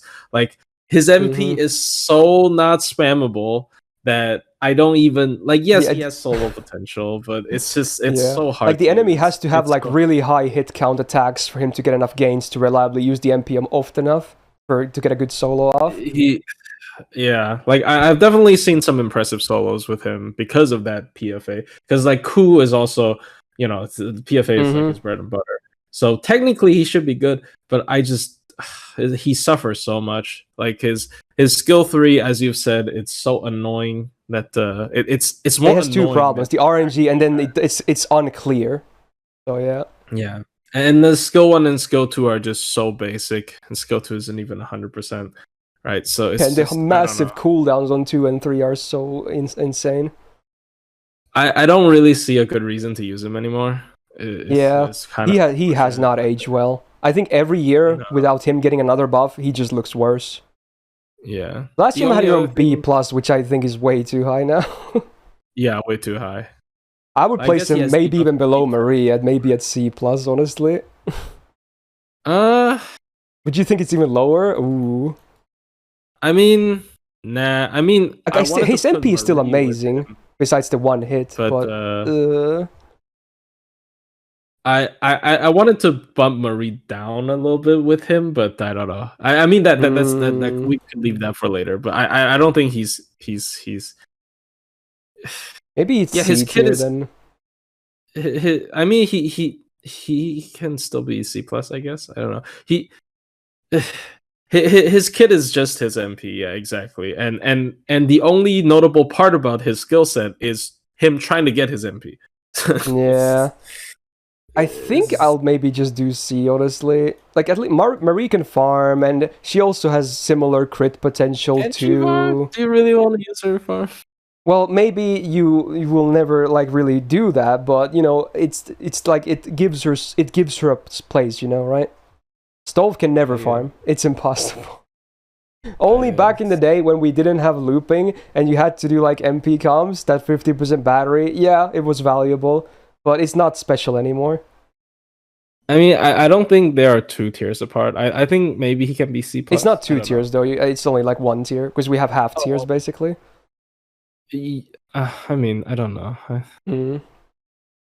He's kind of bad. Either I think I'm gonna keep him in C and either bump Marie down to C plus or keep her. I think that's the thing. Either Marie comes down or stays where she's at. I think Astolfo is gonna be on C. Unfortunately, yeah. He's one dimensional, and that one dimension is slowly not good enough anymore. Yeah, maybe he's even lower next year. I don't know. I still use him sometimes though. Like, you know, he's easy to use, at least for basic stuff, but and he's good for like new accounts that don't have like big supports and whatnot, just because of that big battery, but yeah. Anyway, let's just move on for now. Yep. So next up is gonna be it's time. Oh my god. I didn't even realize. Okay, we're gonna talk about Rider Kintoki next. Very timely actually, because he's very soon coming back to JP. So in 2 years in NA, if you missed him, hey, you too could have yourself a lovely Kintoki Rider. So what do we got? A single target quick DPS. Very MP spammy, needless to say. His bread and butter. Does it extremely well, needless to say. 9.8k attack, so far the highest we have seen. Definitely above the average. Very good. His deck has aged well with the double buster, double quick, because now we have Summer Scotty as well. His quicks are very strong as well with 4 hitters, and it's ridiculous that he has 4 hitter quicks and then 1.15 MP generation. That's an insane combination. That's Jack tier basically. It's just absolutely nutty. His quicks will gain you so much, and then when you realize he has 2 quick buffs as well, oh my, like even from his own buffs alone, it is easy to just loop with a Brave Chain if cards align. Like, that's not even accounting for supports. So this side is looking, this has aged really well. Alright, so first skill is a self-quick up for 30%, 3 turns on a 5-turn cooldown. So not only is it already better than most of those, usually when it's a self-card type up, that's a gainy one. Usually it's 20% if it's a 3-turn effect from 5-turn cooldown. He has 30%, so it's the better one. And then honestly, the 50% star gen on him is actually, it's noticeable. He can actually dish out a good amount of stars as a rider. Like, this 50% can actually be fairly good. So this skill is... very solid. This is literally what this skill, like, it's him in a nutshell. Good gains, good damage, just stars, MP, yeah, just go. Second skill, well, there it is. Like, when I said 50% battery is a base 6-turn cool, it's like, there it is. So it's not a great skill, but it makes sense, you know? Like, sure, usually these have something else nowadays on a 6-turn cooldown, but, you know, it's not a bad skill by any means. It still makes sense. And then the third skill, he has the same one as Berserker, so offensive debuff resistance for 3 turns, even going past 100%, so hard to debuff his damage, I guess. And then a pretty good 3k heal as well. Now, this is easily the weakest part about him, this skill. And this skill is not even complete trash. It is not great, but if this is the biggest weakness he has, then, you know, that kind of says something, right? So while his skills are very basic, he's one of those servants that the numbers really carry hard. Someone like Okita, someone like Jack, like basic stuff, but numbers are really good. Alright, passives-wise, it's a true crime that he does not have riding. You're telling me a guy that rides motorcycle doesn't deserve a riding? You're kidding me, right? Maybe it's a nerf, because, he already has so much quick up, but yeah, his passives are pretty shitty, because that he doesn't even have magic res, like, bro. So, okay, I take that back. The worst thing about him are the passives, not the third skill, so there's a small correction. Anti-Berserker Pen, because, that's really nice, needless to say. And then the MP. While it looks basic, it hits insanely hard. So there's no normal effects besides damage. But again, remember, single target quick has the highest damage mod, like damage roll thingy, I don't know what to call it, of all like MP types. And then the OC is also pretty good. It's 10% quick up for 1 turn before damage, which really complements his MP and potentially his follow-up as well. So yeah, he really emphasizes the fact that sometimes simple is beautiful. Like, to this day, he has aged well, especially with Summer Scotty now. He's still, like, he just does the job. You have any... Oh, yeah, we can look at the sheet as well. So, yeah, he has no niches, but he's still looking... Like, he's top 3 for no niches on a realistic setup as well. Like, he just goes, dude. Zoom, zoom. Very easy to loop. Like, Ushi is definitely going to be harder to loop, though. Way harder than him. Ushi's not like terrible in looping, but Kintoki is like so much better in that. So while the damage is similar, I would say he still takes the cake overall because he's so easy to loop. Like, it's crazy. Oh, they change. Yo, shout out to changing Ushi's rarity mid-flight. Okay, someone's listening. Oh, that's funny. Okay, fixed. Anyway, what's your comments on Kintoki Rider? All right, hot take of the day about the piss here we go. Off. He's obviously really simple to use. 50 MP battery is so good. Good hit counts, good MP. I wouldn't say the MP effects is good, but I would say because the MP effects wise is kind of basic, yeah. I think it could have with OC5 being 90%, OC1 should have been a little bit more than 10%. Oh yeah, does it scale that well? Oh wait, what? It's really what? Ridiculous. I've never noticed this. It scales from 10 to 90%? Yeah, but wow. The 90 is unrealistic, right? So it's unfortunate. But wow. I think it should have scaled down. Honestly, you know what's funny though? Because him being a free MP5 means you can go above 100% gauge. With good supports, you can actually easily go to like 200% or higher with face card gains. I'm not joking, by the way. So in that sense, the OC is actually better. And you can even maybe bring some OCCs. Like, his face card gains can be so good that the meter just zooms. That 1.15 gain is just absolutely unreal with these numbers. Yeah. I mean, it's just slap it and go, right? You just slap a Black Grail, slap 2 Scotties, boom. You're trucking. But I think his skill sets are. I don't know about boss fights anymore. Like if the boss is easy and you can just slap 2 Scotties on him and just go to town on the boss, you just MP every turn. Of course, that would never fail. That would never fail. But I just feel like yeah, true. If the fight isn't fast, he kind of suffers a little bit because there's no defense, right? Yeah, proper defense. Yeah.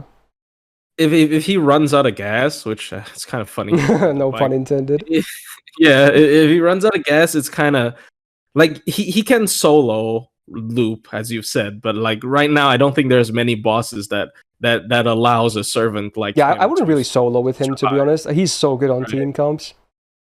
Yeah, so I don't know how to rate him. He's like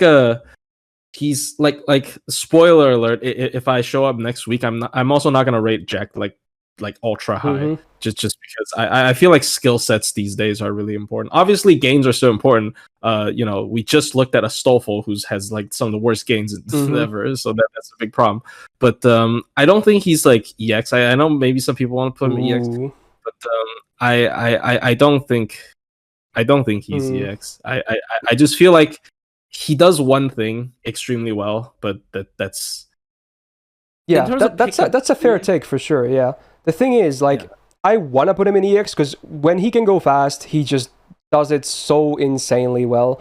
But a part of me also wants to do like an A+, just because there is no good defense, and even among the best quick supports, there isn't that much defense to be shared as well. So you really have to like go fast. And if that sometimes doesn't work, a lot of the times it does work beautifully. But yeah. People are gonna call me biased, but I think there is another single target rider welfare that is clearly better than him. But, I wouldn't say clearly, but I could make an argument to saying better, yes. I think Kintoki Rider is still absolutely busted, yeah. I don't know. I think, here's the divergent, right? But I just feel like in terms of pickability, he's still really pickable because of how convenient it is. Like, people will naturally gravitate to someone who has a 50 MP battery. That's just. I mean, it's attractive, yeah. So, yeah, but maybe with so many battery charges these days, with his gains, maybe he doesn't even need 50 MP battery. Sometimes he doesn't, yeah. Sometimes it's just that it's like insurance. Yeah, and without that, he's. Although I guess if you start with that, it's easier to use Black Rail as well, which is it's totally good for C for him. I don't know. I don't think he deserves EX because there are some other servants in mind that I think. I do like even Summer Scotty benefits him really well now. I don't know. Like, I have him on EX last year before Summer Scotty, and that kind of made him even better in what he does. The thing is, there are servants that I think are better than him that I'm still hesitant to put in. So I would, like, just personally, I know, like, once again, it's a hot take of the day, of course, it's just gonna be pretty hot. But personally, I don't see him in EX ever. I'm sorry. Okay, well, there you go. I mean, honestly, you did have good arguments, so I don't think anyone can really roast you too bad on that. But I feel like I would not sleep well tonight if I didn't have him on EX. But I absolutely do see your side. I do see it. So for what it's worth, yeah. So let it be known that Plushie would disagree a little bit for sure. But yeah, there you go. I have him in 2 accounts, not in JP, which is really exciting because we'll be getting him soon. So yeah, when you have all your fat stuff on JP, yeah. I do have him on NA and Taiwan, which I do have Scotty on both as well. So I know how good he is when he is good, but you know.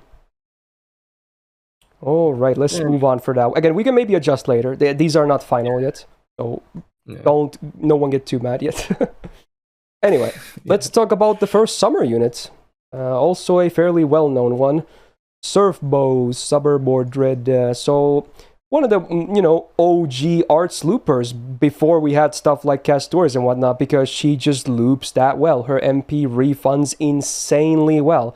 It has to be like top 3 most easily refundable arts MPs in the game to this day. That really is. She lives and dies by the MP. Her kit itself, kind of mediocre, but the MP, zoom, so good refund. It just goes fast. But what do we have overall? 9.2k attack, average.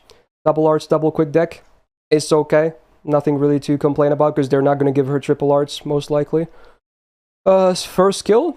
Helps with the refund. Self 30% arts up to 3 turns on a 5-turn cooldown. So, there you go.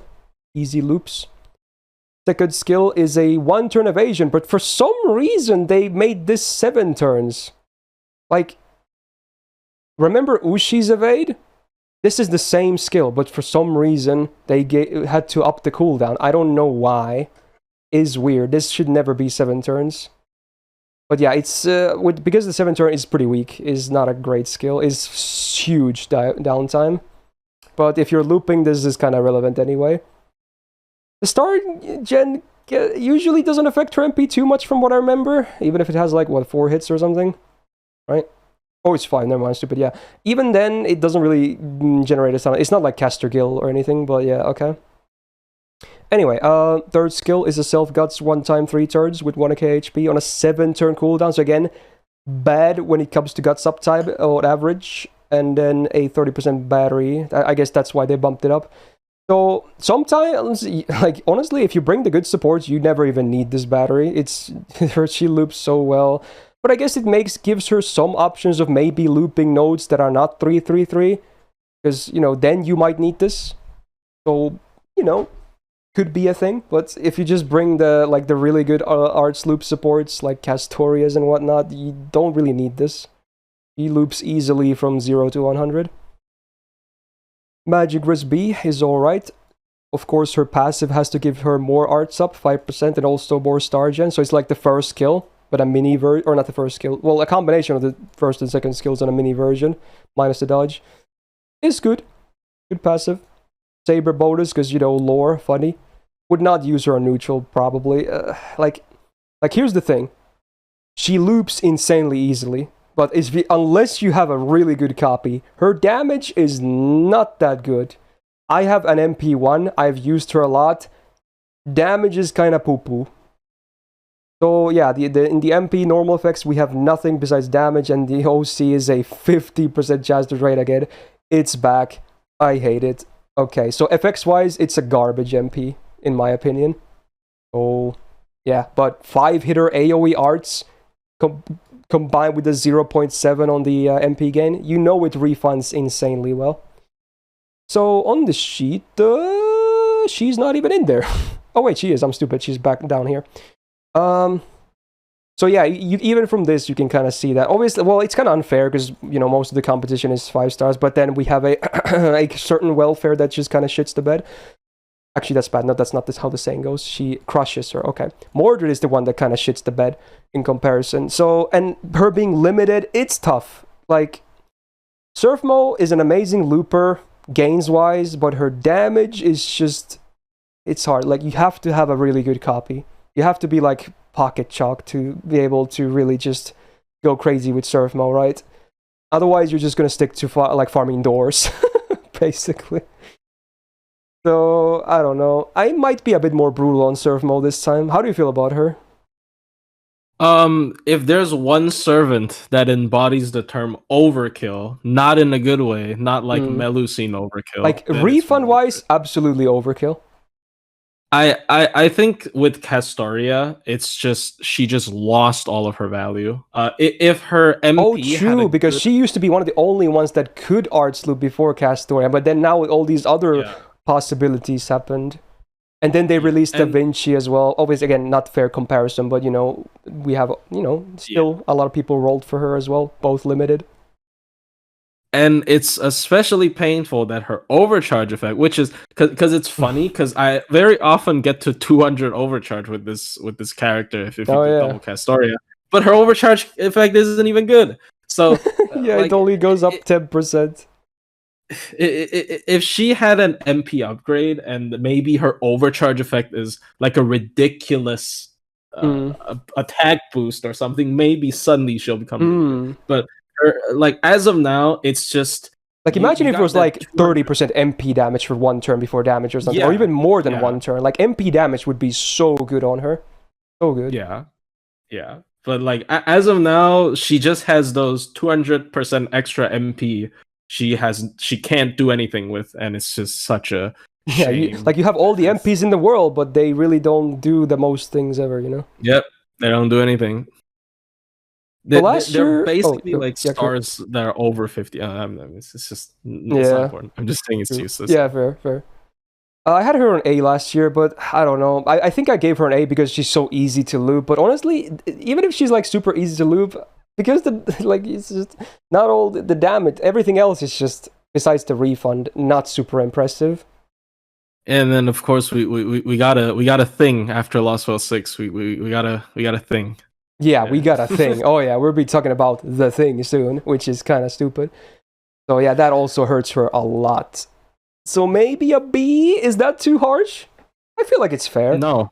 It's just fair. Above average, just because she's so easily loopable. You can absolutely work with her, but man, don't expect miracle damage or crazy other stuff. She doesn't really bring too much to the table. Mm-hmm. So yeah. Even a single caster would probably makes her loop, like Rib is saying. So there is some,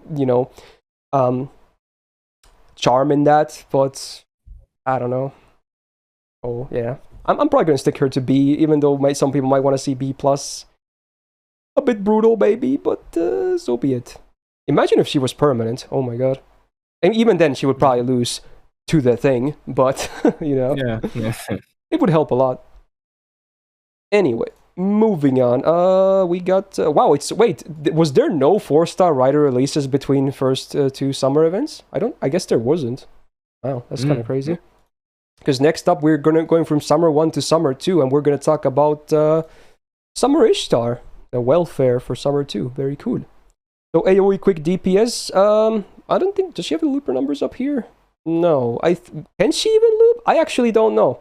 Maybe she can be brute forced to loop, but I'm not sure if the damage is not sure on good. Berserkers. I'm not sure on Berserkers. I actually don't know. She definitely loops on casters, but it's her refund. Oh yeah, obviously, yeah, true. Riders have that advantage against casters, obviously, because they refund the best. Yeah. You can loop. Her refund is not good. Okay. So I guess, yeah, she's a looper / DPS, or maybe, you know, like a support. And also, she has a bit of esports value as well because of her first skill, which is kind of cool, I guess. Anyway, 9.6k attack is nice. Definitely above average. She has the gains deck, so, you know, that's fine. Her face card gains are actually not terrible. Those double 3-hitter arts can actually generate a good chunk, for sure. And having a 5-hitter buster, that sometimes when you open with an arts, if you want to, you can even make the buster gain a little bit. Why not? Alright, first skill is kind of cool. You have 3 AoE effects for 3 turns. Buster up, quick up, MP gen, they're all 20%. That on a 5-turn cooldown, honestly, is still not bad. That's actually a very legit skill to this day. Like, wow. This could be an SSR skill too, in my opinion. This is pretty good. Good uptime, good effects, it makes sense. And because it gives his first skill, if you played both of the versions of the event, or for some reason you don't want to level a copy of her, this is great for esports. This can absolutely be used for level 1 copy and then just kill her off. One possibility. Maybe not the best thing ever, but you know, it's an option. Second skill is a 1-hit evasion, but at least the cooldown is a low 4, thank god. And then 50% crit damage, but only for 1 turn. So it's the same skill that Rider Da Vinci has, I believe. It's not amazing, but it's not the worst either. Low cooldown is still a thing, so it's not the worst downtime. I still kind of wish it was like 5-turn cooldown with 1-turn evasion and maybe like 3-hit crit damage, 3 turns, something like that. So, I don't know. Could be better. Third skill, she has one of these goddesses morphs again. This one still has the merit of the delayed stun. So for what do you get for 1 turn? You get 1-hit invul. Sadly, not 1 turn like the other ones. So this is a 1-hit invul, like the second skill is a 1-hit evade. So if you activate both, you can still be hit once in a turn, which is kind of sad when you use 2 defensive skills. But what else do you get? For 1 turn, 50% crit damage, so combine that with second skill, 100%. 50% crit star gen, we get 50% MP gen, which can actually be really nice. 50% debuff res, 50% more healing, and then after 1 turn, aka after you're done using this skill, your cards, you get stunned for 1 turn. Now you can preemptively remove the timer already, or you can just later remove the stun. Debuff cleanse works for both. You have mirror command codes as well, but yeah. So it's not the best version of this skill. It's actually probably the worst version because the 1-hit invul, but you know, it's a cute skill. 6-turn cooldown, so the downtime is big though, but it can give you a nice turn sometimes. Real highlight is the first skill though. This is easily the best. Riding EX is amazing on her. She actually, well, it's still like base quickline, but at least her MP is no longer a 1-hitter, so that's nice. So, you know, damage at least for face cards.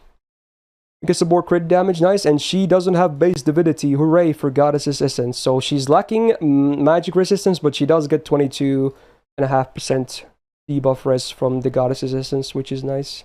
So overall, actually pretty great passives. Ruler bonus is a good joke for her. And then the MP. Tell me you're a welfare MP without telling me you're a welfare MP. So yeah, no normal effects besides damage, and then it's basically Kintoki Rider OC with less scaling but higher base, so 20% quick up 1 turn before damage, and a free MP5. Means that it does pretty decent damage. Nothing crazy high though, because you really only have this skill from herself and then this OC to help with it, and it's also the same type of buff, so it only... it's additive basically. I do think Summer Ishtar is pretty good though, honestly. I think she's a fine welfare. What do you think about her? I don't think she actually aged that well, but like even the esports aspect, I don't see her use that much anymore, just because it doesn't really provide much utility. It's just a gain up. But Oh, she's added to the sheet. but I don't know. She's fine, I guess. I don't particularly like her gameplay because I don't know. It's just very like the skill 3 still having the stun is horrible. Like sure you can use the command code, but it's I don't know. It's it like people give Tamalancer skill 3 a lot of shit. It's the same skill, right? But Tamalancer is so much better now after the buff. It's such it's a really good skill on now after the buff. Yeah. So and the 50% crit up is only one turn as well, and the MP. Yeah, both of them. Yeah. I just and also her not having particularly amazing refund. I just don't see her being. I think as a DPS is pretty good. The triple double Artoria cards, they're actually fairly good for refund. But for farming, apparently we have the numbers now, so you do need to run triple Scotty. You can get some pretty good numbers actually, but again, it's the triple Scotty, so it's a bit higher than the others because it's triple support. So I guess in that way, she kind of has aged a little bit better because now we have the triple Scotty option.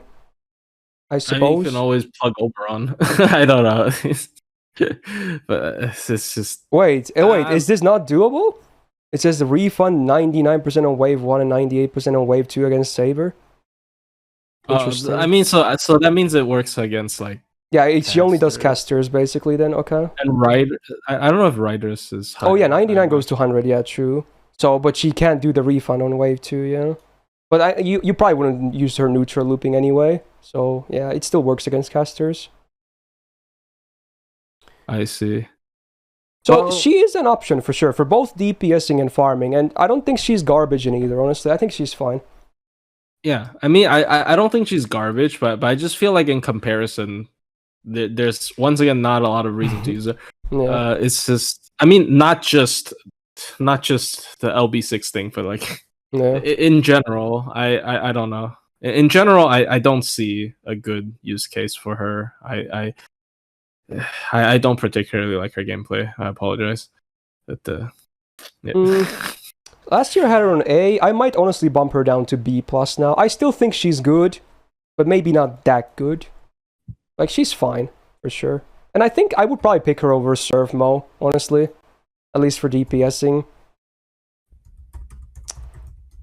But I think B+, I'm pretty happy with this. Yeah. You would probably bump her lower, but yeah, fair enough. Yeah, look, I mean, it's just me, right? It's just me. It's I don't know. Yeah, I like B+ personally, but yeah, fair enough. Okay, moving on to another welfare, because that's how the release order goes. We are going to talk about OG Sakamoto Rider. We already talked about Lancer last week, so now it's the OG. So single target Arts Rider DPS. 8.5k attack, sadly on the lower side, could be higher. Fairly modern hit numbers though, double Buster, double Arts, the standard Rider deck, I think works fine for a DPS like this. So yeah, at least hit counts this time, looking pretty good. Base Charisma, oh boy, probably will never be changed because they hardly ever buff welfares, unless maybe they will when he comes back to this new shop, you never know. So yeah, it's just okay, again, it's not good, it's too basic.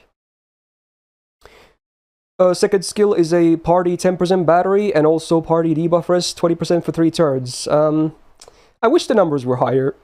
It's a 5-turn cooldown. They could be a little bit higher. Maybe make it 6 turns, bump the party charge to 20%, and then maybe like 40% debuff rest or something. Could be a thing. Could give him more use cases. So right now it's like kind of weak. It's cute. It works, but doesn't really do a whole lot. And then the third skill is probably his best skill. Self 20% arts up for 3 turns with a 15 star bomb on a 5-turn cooldown. Yeah, it's okay.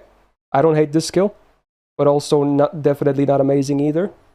I think they could have made it 30% arts as well, honestly. Oh wait, it's AoE, of course, that's why it's 20. Yeah, I'm stupid, I said self only. Okay, that makes more sense. Yeah, this is definitely the best skill, for sure. By quite far. So yeah, I'm okay with this skill. This works. Everything else could be better on the skills. Magic Wrist C, standard, riding A+. It's only 1 quick, but at least it's a 4-hitter. And Divinity B Bite is okay. Anti-Archer Append, pretty irrelevant, I would say. And then the MP. So again, tell me your welfare MP without telling me. No normal effects besides damage, and then oh, it's back. Fighters love this apparently. Chance to drain. So 60% chance on base OC. If you want the guaranteed, you literally have to get 500%. Unless you're willing to hold off on using your MP and gathering the 300%, or you're maybe stacking OC buffs or CEs. Not really gonna be guaranteed. So I don't like the effects. They're pretty trash. But at least it's a free MP5, so the damage is okay. What about the sheet then? So his peak is basically his normal because he doesn't have 1 turn effects, so he's not bad. He's alright, I would say he's not doing terribly. I would say he's like a basic good DPS still to this day. But nothing amazing. What do you think? I might use Mandricardo over him. There could be a hot take. I don't think it's a hot take, honestly. They're very comparable. I don't know. He's he has a whole lot of nothing on his skill set. That's all I'm gonna say. So yeah, like the drain is good though. Like a loopable. Yeah, when it lands. Yeah, but it's 7%. I guess. I'm guessing they had PTSD because of Kintoki Rider. But they probably didn't want to make another really amazing welfare rider. I think that could be the case because his skill effects are also really simple, but his numbers are not like if they made an insane art servant. I feel like they just like, especially early FGO, they have a fear of art servants. Yeah, even before Castoria was the thing. Yeah. Right, yeah, like with Vlad and with a lot of stuff, and ironically, after Castoria, they actually stopped putting a limiter on these arts. Yeah, they're like, fuck it, we already reached the best servant in the history of the game, and you might as well just release the brakes. Whatever. Yeah, and so I feel like a lot of early like art servants suffer for it, and he definitely is one of them. And I don't even think he's like on par with the 3-star, bro. And I don't know about that. So Mandricardo was an A. I feel like I could put him into B+, or B. One of the Bs, I think. I think that's a fair rating for him. B. Just a flat B? Yeah. Yeah. I can maybe see that. Yeah. I think B is like... It's just above average. It's good. Is he amazing? No, but, he's fine. Like, even at MP5, I feel like it could be B. Yeah. Because, again, we have 2 other single-target welfare riders that kind of just make him look worse. Yep. And then we also have Mandricardo and Ushi on the 3-star side, so he definitely has a lot of competition. Yep. Anyway, I guess now it's time. Summer 3. Oh. Alright, so let's go through the kit and then we can hear some opinions. Alright, Summer Carmilla. Rider, AoE quick DPS, because she doesn't farm, I'm pretty sure, right? Okay. So, hey, at least her attack ain't too bad. 9.6k, definitely above average for 4 stars. She's got the looping deck. The double arch, double quick for the gains. Even hit counts are pretty good. So far, looks to be a very promising servant, right? Okay. Move on to the skills. I think we're going to have debuff City. So, first of all, chance-based skill seal, but luckily, it's a bit more modern design, because it scales up to 100%. Still should never be a scaling-like thing if it goes up to... Let's just make it base 100%. There's no reason for it to be like this, but okay, at least it's not that bad. So, for 1 turn, you can get a guaranteed skill seal, minus debuff rest, so there you go. And then, this is an interesting thing. It's a defense down against crits for 3 turns, about to 50%. Does anyone else in the game do this? I'm not sure. Maybe no one does this. That's kind of cool. So. I think this is This is obviously unique, it's still yeah. a defense down. It's not like a brand new like debuff that multiplies your damage. But it's cool. I like it. It's actually very cool. It's a big number too. And then we got the 15 Star Bomb. So that on a 6-turn cooldown, I think it's not a bad skill, honestly. I kind of like it. And yeah, she can generate a lot of stars herself too, right? So, crit defense down. Pretty cool. Next, we have a fun little skill. So, you have basically a guaranteed chance, unless they're immune, to give the enemy a delayed debuff. And after 1 turn, their MP is drained for a tick. So, there you go. Guaranteed drain unless debuff immune for the initial placement. That's cool. And then also after that 1 turn, your party gets an interesting up to 25% MP battery. Like, it's a good battery. Sadly, it's delayed. This would be, like, amazing if this was immediately, like, you get this on turn 1. Oh, well. But hey, then you also reduce the target's crit chance by 30% for 3 turns, which is cool. So, gimping the enemy even more. Like, honestly, effects-wise, the drain, the fairly big AoE battery, the crit chance down, effects-wise is good. I just kind of wish the, maybe make the battery 20%, but, like, just get it out of the delay, right? I feel like that could be cool to be used easier, but yeah, definitely not a garbage skill either. But there's going to be one pattern that we're going to notice here that, while she has a lot of debuffs, she just might be lacking on the opposite side. Now, the third skill, AoE HP drain. So for the enemy side, it barely matters. They lose like up to 2k HP. So if you're fighting bosses, it's a tickle. But, so you can heal herself by up to 2k, though. In your side, it does actually matter, because we have way less stats. And then this one is a defense down for 3 turns. And this is an AoE, right? So AoE 30% defense down, that's actually fairly strong. Like, honestly, skill set wise, it's good. This heals up to 6,000. Oh, yeah, because the drain is also AoE, you're right, of course. Yeah, that's actually very considerable. And if you face a really funny 6 enemy node, it heals 12,000. Oh, yeah. But only Grail numbers would even match that at that point, basically. Yeah. Okay. Like, honestly, her skills are good if she was like a full support, I feel like.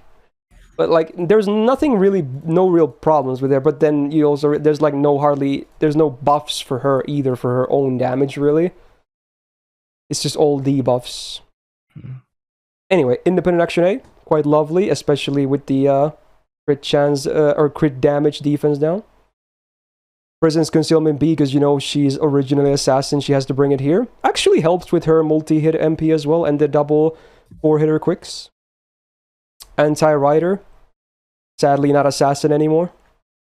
And then the MP. So a normal effect, we have an AoE buff block for 1 time 3 turns. I'm a big fan of buff blocks, so that's pretty cool. More gimping. And then AoE quick rest down, base 20% for 3 turns on the OC. But again, sadly, after damage, right? So that could actually help a lot with damage as well if that was before. So she's not even on the sheet, I'm pretty sure, because I don't think you really... Yeah, she doesn't loop, right? She can do it with double Oberon. Yeah. Oh, yeah, the ugly comp. Double Oberon plug Scotty. Yes. Ooh, yeah, it's pretty ugly. Okay. I guess I should give you the spotlight, because you definitely have the way more experience of using her than I do. Go nuts. I mean, yeah. I have her at 120 and all that, and maxed out deck as well. But here's the thing: she's still, like, even today, a very good esports servant because all of her skills are debuffs. The delayed charge actually has some merit, because usually on the first turn, I'm going into min turn stuff again. But usually in the first turn you have like already good like matching number batteries. Right, so you have like Scotties, you have your Castorias, so you already have like good numbers to match for full charge. But some servants just don't have really good refunds, and this can very much make up for it. So the delay has its like own merit, and of course the first skill is a good crit boost skill. It also comes with stars. It's a bit of a shame that she's a rider. And the third skill is AoE 30% defense down is also good, and even sometimes the MP has a buff. She's a good utility pick. Like I remember her being really good against Demeter because she can block her like defense ups. But here's the thing, right? This character is designed to die. This character, all of her skills are good support skills that are casted on the enemy. So that means the body is not important. The body is arguably bad because it's a rider, because it steals your stars. So you want her to die as soon as possible. You just throw all her skills and just kill her. That is the best way to use her. Really unfortunate, but like from my personal experience, letting her die is the best way to use her. Her refund is bad. Her crit damage is good because her crit boost skills are good, but what would be better is if that crit damage is utilized by another damage dealer. So, I know I like to, I like to shit on the Carmilla a lot, and that's my excuse for not using her in videos. But that's just the truth, because all of her effects are better if she's not there. So, yeah, and honestly, I think we're just gonna take your word for it, guys. I mean, you probably have like the best Summer Carmilla in JP, which is kind of crazy, and definitely have a lot of use of using her as well. I mean, level 60 is arguably better than level 120, which is yeah, that kind of hurts when you say that, but yeah, it probably has some facts to it. Yeah. Yeah, and another thing is, like, a lot of people already brought up in chat, I saw, which is 1 debuff immunity. Oh yeah, dude. Not just her skill set, her MP effects as well. Both of her MP effects. So she would instantly become nothing if the enemy has debuff immunity. Which, I mean, it is more or less the case. Debuff immunity is a very potent boss effect, but it has never been as effective against any servant as Carmilla, because she has nothing that is a buff. All of her effects are completely shut down if the enemy just has debuff immunity. And because how bad this problem is, it even extends to servants with just high debuff resist will shut her down. Or you would have to like keep save scumming until you land every single debuff. So it's very hard to use her as a main DPS from my personal experience, but I think her place as a esports servant is definitely useful. The skill seal is actually like a lot of like annoying bosses have, like, scripted skills. It can help with the esports stuff too, right? Because then they just hit you. Yeah. So she's very good at not being alive and just still providing value even after she dies. Which I don't know how to rate that. Yeah. Well, she is definitely a unique case, I suppose. I do like that she gives like a defense then of -80 against crits. That's a lot. That really can boost crit outputs for sure. Yeah, that is a lot. Like, still used today in esports. Like, I thought I'm seeing her less and less, but like recently I saw her again. So that's pretty. It's pretty funny. Yeah. Last year, it seems I had her on like B+.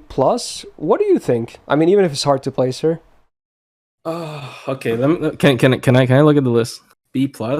I would think she is more useful than Ishtar, and her DPS arguably, like, of course for looping is worse, but I think like she can still do some crits.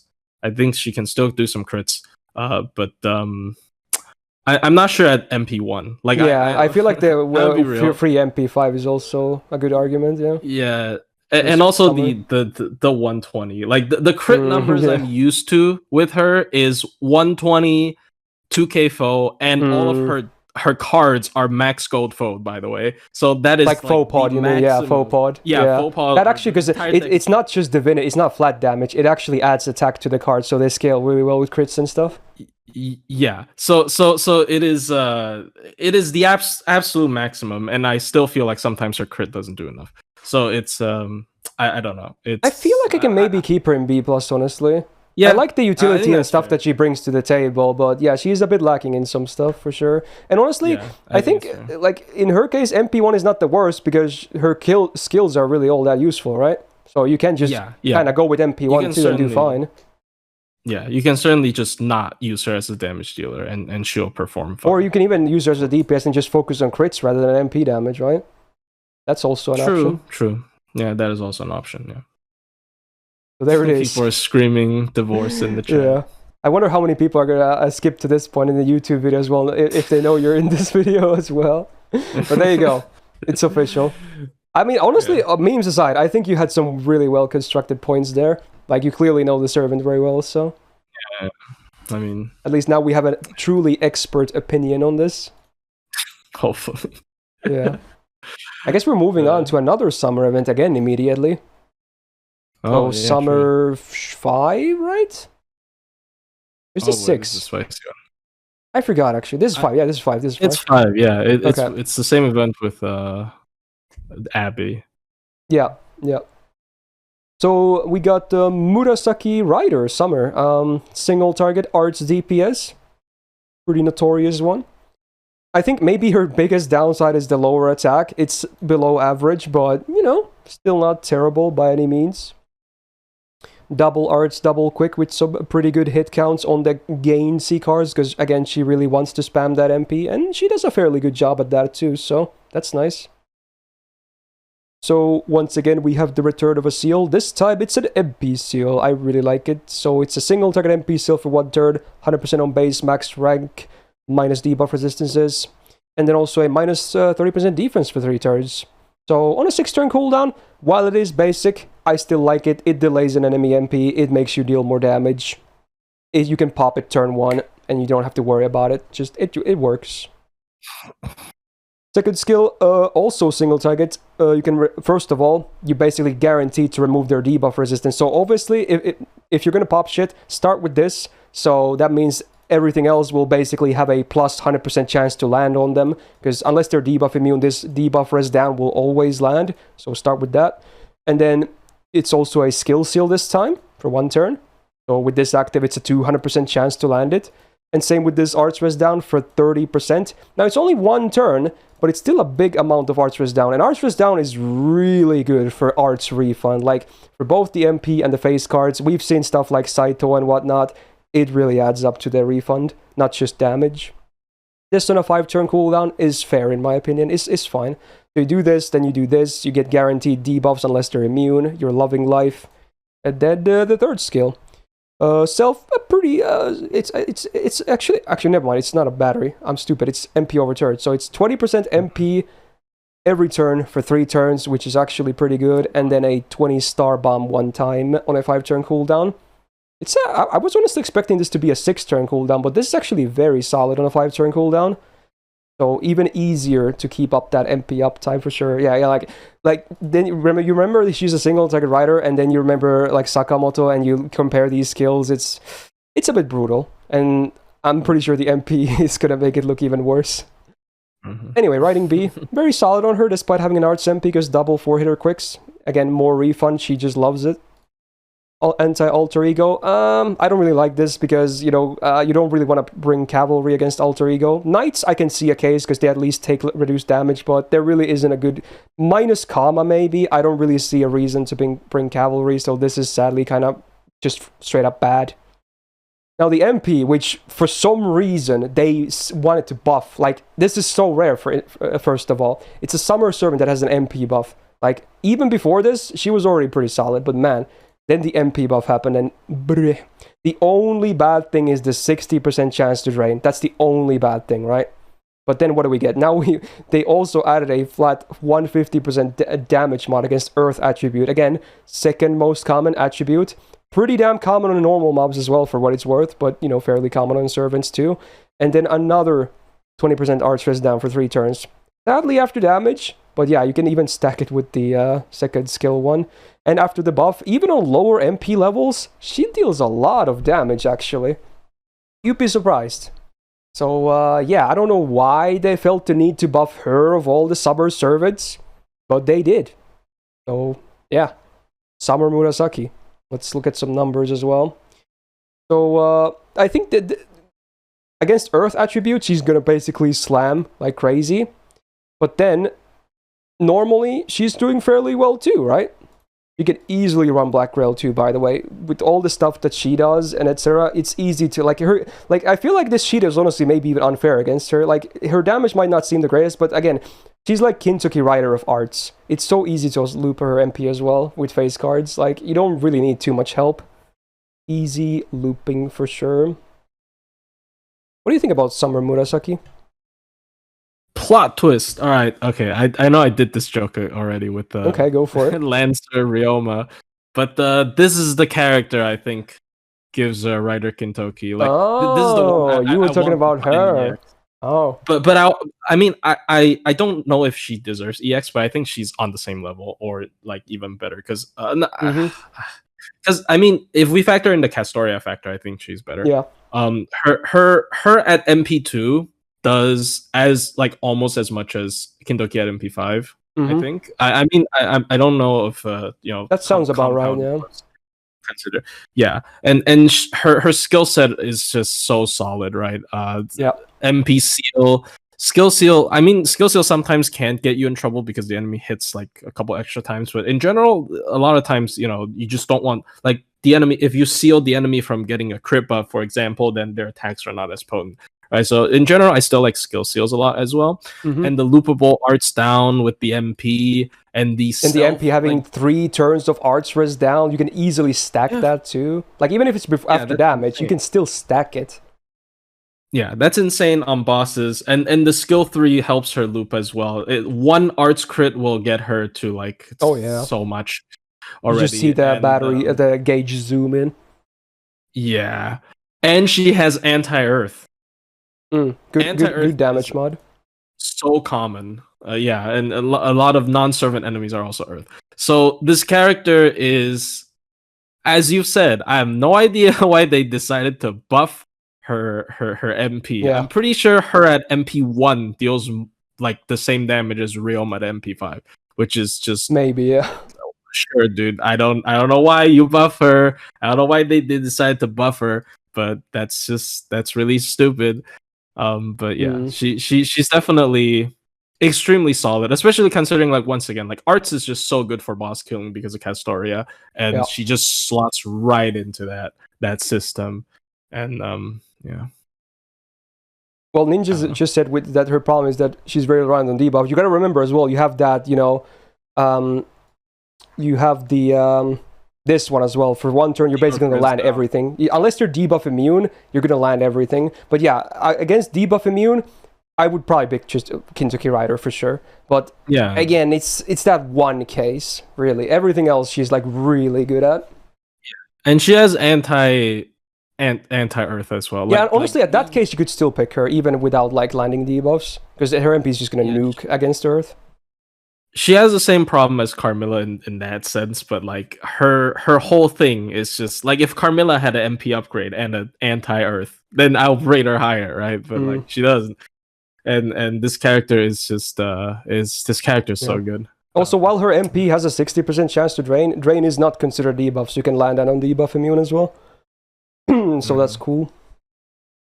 Last year had her an A+, but that was before the buff. So I think even in my buff breakdown, I think I did do the slide, I'm pretty sure. And I feel like it kind of has to be done. Yeah. She's just that solid. If Kintoki's... Even on lower MP levels, she's just going to be really good. Yeah. Absolutely. The power of MP upgrades, right? It's just like when you see... Especially when they add new stuff to the MP besides damage. Like, come on, dude. Yeah. And they suddenly, you know, their damage catch up to the free MP5s. And it just starts to become ridiculous, right? All right. I guess now we're going to talk about the thing. So, we got a welfare, not just any welfare, a friend point welfare. We got Habetrot. Pretty infamous servant for sure. Very cool. So, she's an arts looper. She's an arts arage. She's like even a kind of a female support as well. She's a really interesting servant. So, what do we got? 8.6k attack. Again, could be higher, but certainly not trash. She has a looping deck as well. No surprises there. Works pretty well. Can definitely loop, even like with just, you know, without face cards as well, if you just bring the good supports. So this is fine. Skill-wise, what do we got? A lot of supporty stuff, needless to say. So it's a targeted skill, heal up to 2k, debuff immune for 1 turn, and 100% star gen for 1 turn. Now, effects-wise is not the greatest, but it's also a 3-turn cooldown on max rank. It's actually a really spammable skill, so that's not bad. I think it's a pretty okay skill on 3 turns. Not bad at all. And then the second skill is a pretty big one for her many use cases. So self-arts up 3 turns, 30%, great. And then an 80% battery. Like, bleh. Like, what you gotta realize, even with just her own append maxed, that's 100%. So that's already one use case. You don't even need anything else. If you want to rush her turn 1, go ahead. She can do it herself alone from 0 if you max the append battery. Like, no one does that. No one does. Like, Arash doesn't do it. Nobukatsu doesn't do it. Gang doesn't do it for anyone else either. Habetrot is the only servant that can do a sacrifice from 0 with her own stuff only. So, yeah.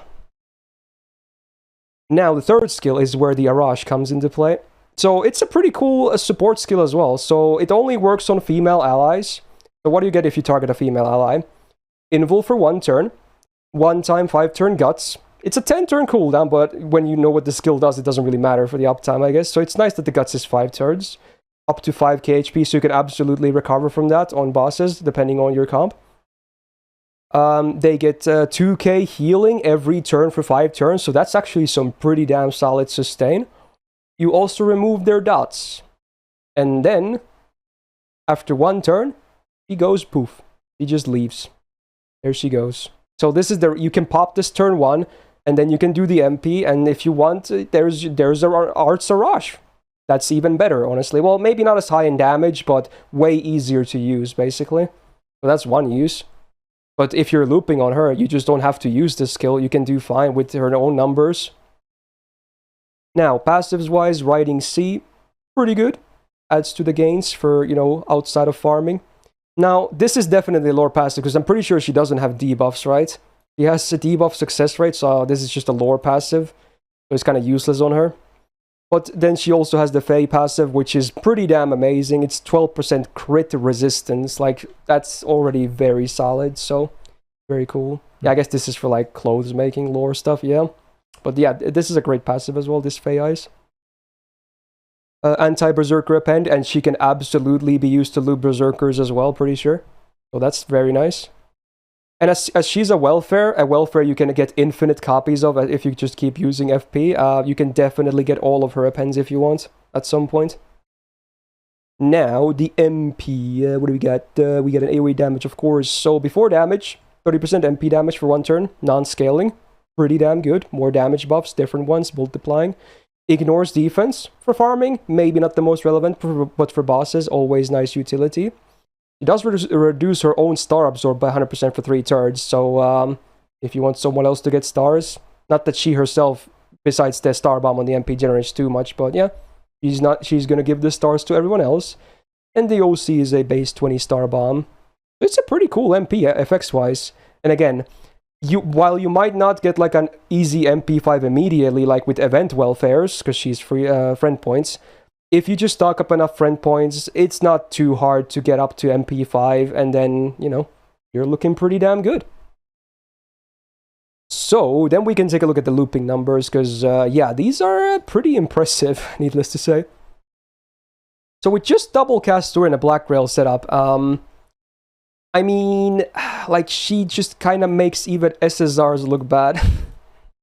In terms of damage. Her refund is not going to be like, Da Vinci Lily refund, but damage-wise is like, bruh. Is pretty damn good numbers, huh? So, yeah, that's that. There's not much to say. It's just she's a very great looper as well, if you don't want to use her as an Arash or anything in between. Do you have any cool comments on Habetrot? I mean, she is the best free character we've gotten, in my opinion, period. That's a good argument. I could see that, yeah. Like, okay, so, of course, The arts looping aspect, I think we don't really I don't need to like reiterate how Yeah, good the numbers it is. speak for ADM themselves, yeah. Yeah, and it's so flexible. It doesn't even need to have to be arts looping because ADMP batteries, right? Yeah, that plus the append is just so free. Yeah. And one particular thing I like to do with her is to cheat on solos. Female solos has never been easier after Habetrot's existence. Ooh, When you stack their third skill is such a good defensive skill. Yeah, when you stack it, even though the other effects don't stack, the 5-turn heal per turn does. So DPS will heal for 4,000 every single turn passively. So it makes and for 5 turns, that's crazy. Yeah, for 5 turns. It basically makes female characters that has 0 sustain, be able to solo stuff. So dude, I just realized I'm gonna love her with my NA Jinako. Yeah, oh my god, it's so ridiculous. She would be at full HP like forever. It's absolutely insane. It makes solo so easy, like for females, which is a shame because Tyra is not considered a female. Yeah, kind of robbed, but yeah. Yeah, but like, and the first skill being, it's also really good utility buff, debuff immunity, and it's 3-turn cooldown. It's 1 turn shorter than BB's, which is kind of impressive. I mean, BB has the cleanse as well, but. But I would argue that the debuff immune can be better than the cleanse sometimes if you're anticipating shit.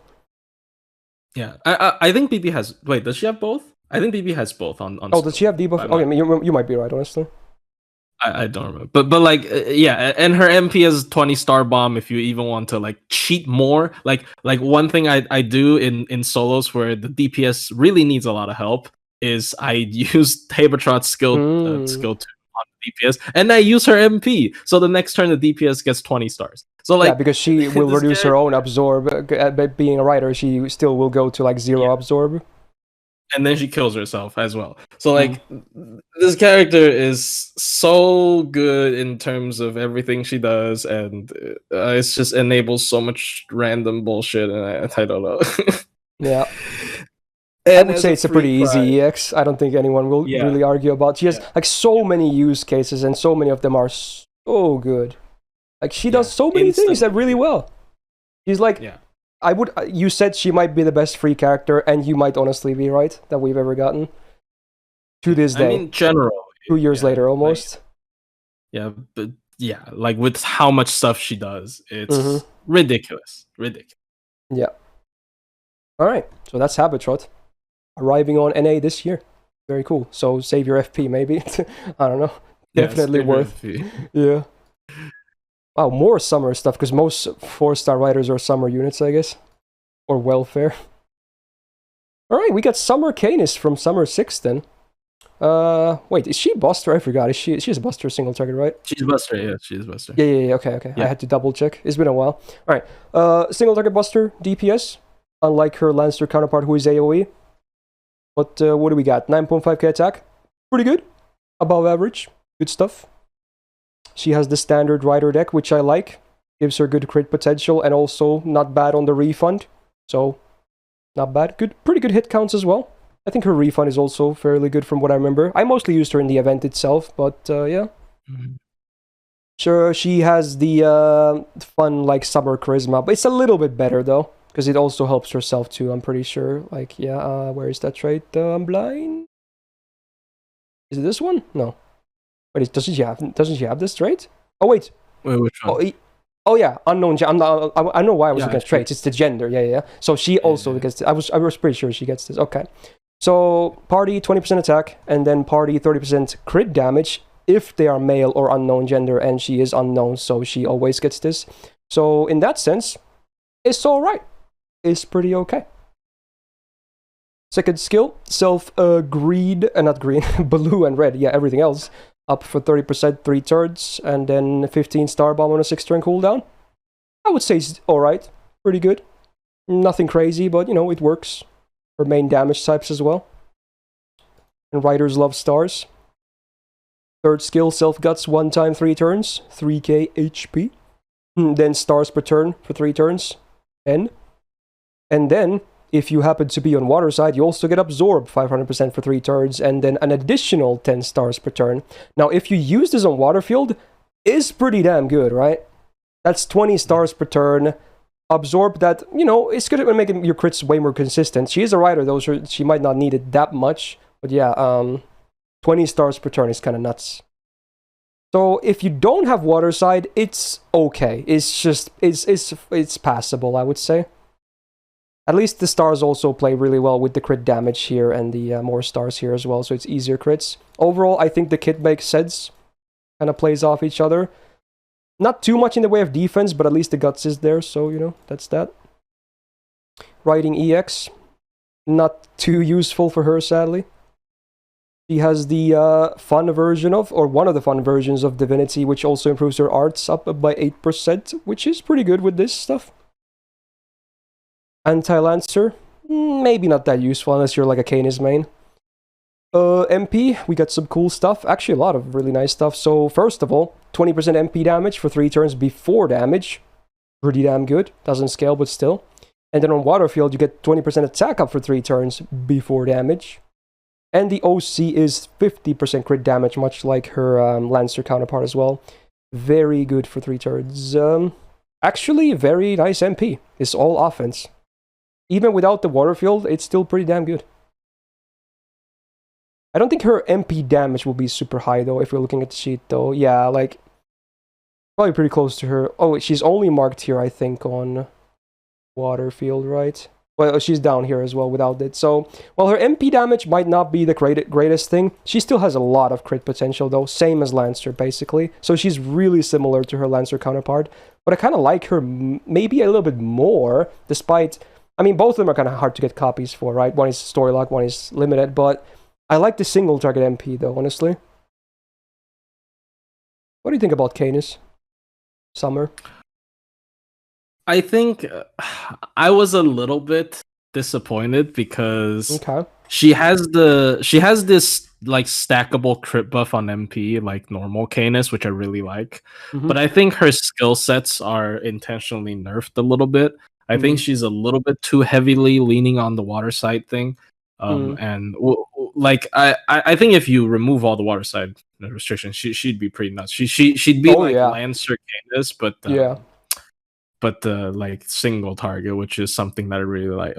I really want to see, but I don't know. Like just look at the EX. Look at how many good single target riders there are, right? Yeah, and then there's gonna be more later. Yeah, so more later for sure. Yeah. So like I don't know. I don't know about Caenis. I think she's unfortunately, because I really like her art. Her art is very, very risque. Yeah, but like I don't know. I feel like she's a little bit overshadowed by some of the other options you might have, and yeah. I mean, there's just so much like good free ones. That really is the main problem for her. The competition. Yeah. Where did you even place her last year? I placed her in A+, which might be a bit too high, honestly. Yeah. I still think A could be reasonable, honestly. Even I feel like you want to place her maybe even lower than that, but I don't know. She just works. Even her refund is pretty good, right? Yeah. I kind of want to put her in A at least. I mean, I just feel like she's a little bit too leaning on the water side. I mean, I guess she's not as leaning. It's not like Nemo, for instance. But she's still fine without it too, I think. I guess, yeah. Okay. There you go. Caenis is still pretty good. Right. Oh, it's time for another really fun one. Oh boy. Oh boy. That's spicy. Alright, we got well, probably not even arguably, the best Liz gameplay-wise. So, Cinderella Liz. Rider, single target buster, DPS extraordinaire. Pretty much average attack, but better than some of, I guess, her competition for what it's worth. She has the standard rider deck, which is good. Really complements the playstyle. Good buster crits, and then, decent refund as well with the double arts. While it's only a double hitter arts, at least her base MP gain is still fairly high regarding that, so don't be fooled. She still can, get some good gains. Now, skill-wise, surely she's better than all the other Liz's, right? Yeah. She has a little fun little thing that all the skills have demerits, though, but most of them can be easily dealt with. Right, so self-invul for 3 attacks, 3 turns on a 5-turn cooldown. Needless to say, a pretty damn good defensive skill already. and then you get 30% MP gain for 3 turns. And then you have to pay the big price of 3 turns of 500 damage poison. Now, for some people that might look a little bit nasty, but don't worry, it's not big of a deal. It's fine. This skill is just really good. Very good. I love the flexibility of the invul as well, because you do want the MP gain most likely on turn 1, depending on your hand. So you don't have to worry about wasting the invul too much, because you're probably going to get value out of it anyway. You're getting a bit ahead. I was kind of teasing towards that. Anyway, second skill, Self Buster Up, 30% 3 turns on a 5-turn cooldown. So it's a high number and a good uptime. Good. Her damage mod is Wild Beast, so it's 50% for 3 turns. Sadly, not the most common. Most bosses will not be Wild Beast, so it's mostly mobs. There are some cases, like, a certain fun LB7 boss, where I actually showcased her, so you can watch that video if you want to see Rider Liz doing some good work in action. But yeah, mostly that damage mod is not really going to be super relevant. And then another demerit of reducing her own defense by 10% for 3 turns. Again, you might be alarmed, but don't worry. It's okay. Overall, still a decent skill, because the Buster Up is still high on a good uptime, so not bad. Then we got the third skill. So it's a 30 Star Bomb. Fun. And then a 30% battery. All on a 4-turn cooldown. Pretty damn solid. Skills here for 1 turn, so if you want to use your other skills, do use this last for sure. So you gotta be aware of that. But again, don't worry. Like, you are like, oh, but she skill sealed, her skills won't tick down, right? Even if you used all the skills, so it's -1 cooldowns. It's fine. So overall, the merits aside, her kit is actually fairly basic but good for her welfare. It is very okay. It is good. It is great. Alright, Riding EX, sadly, the only passive is not the best on her, but it's the thought that counts. Foreigner bonus, maybe not the most relevant. And then the MP, so here we go. Finally we get to it. First of all, full self-cleanse before damage, so there it is. And considering the MP, despite being Buster, in addition to her face cards, is fairly spammable, and with support help as well, those demerits usually don't really account for too much, because the self-cleanse happens on every MP, and obviously all of them can be removed. And then her OC is Fairy Tale Servant attack up by 3 turns, 20% on base before damage, and she herself, of course, is also a Fairy Tale Servant. So, that's nice. And again, you can definitely sometimes get her MPs like back-to-back or even back-to-back-to-back. So, stackable OC damage is always nice. So, on the sheet itself, it's funny, because if you actually do have her damage mod, she just basically does the best damage. Pretty much. On a realistic scenario. Now, without the mod, she falls off a little bit, but again, a lot of these are also niche-based, so there's that. But even then, she's still looking at pretty damn solid numbers. You can definitely feel the hard-hitting MP once you start using her. Alright, Plushie's comments on Rider Liz. Another servant I've grailed because they're Liz. I kind of regret not taking her to 100, but I'm a little bit low on grails right now, so... Fair. She is definitely very nuts. I would believe you even if you increase 1 cooldown on her entire skill set.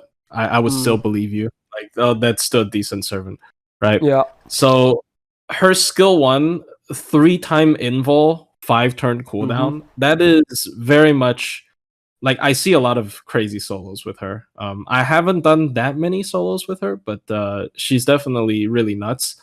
And short cooldown, Star Bomb. I think the skill 2, if it's not against Wild Beast, definitely kind of a weaker link. Yeah, this is the weakest part for sure, but it's still not a bad skill. Yeah, it's still not a bad skill. And fun thing is that her skill 3 now is also, you can mitigate it by, there is a command code that is anti-MP seal and skill seal. So right. I forgot about that. That's really new, isn't it? Yeah, that's really new. So, she can solo, and the MP is kind of also ridiculous, because, the 20% attack ups is stackable as 3 turns on herself, and it applies to all forms of attack. It applies to her face cards and all that. So she's actually surprisingly a very good solo unit. Even though she only has one survival skill, but that one survival skill is extremely nice. And she also has good burst potential, good in a team. I can't really complain anything about this Elizabeth, especially considering I think the passives are the biggest downside. There really isn't much to say about passive, but yeah, like that alone says a lot. Yeah, and like a lot of Elizabeths are not the best in terms of gameplay, so this one is certainly a welcoming surprise. This is a very solid serve. It's also funny because someone mentioned her Kintoki Rider is also considered a fairy tale servant, so she even has synergy with him. Oh, that's very cool. Yeah, you just you can just slap her against any caster boss. I'm pretty sure she can solo most like not super hard. She probably could, yeah. Yeah, it's just so ridiculous. They finally did list justice, right? This is it. Yeah. And I would definitely also place her at EX. I think I did this last year as well. Yeah, the debuff is one of the best welfares. As well. Yeah, one of the best welfares. Yeah, like she's not even that afraid of other debuffs applied from the enemy as well. It's a full cleanse. Yeah, nuts servant. Yeah. Okay, now we get someone who's maybe not so nuts, but a permanent unit, I suppose. We got Dobrynya, AoE Buster DPS with crits as well a little bit.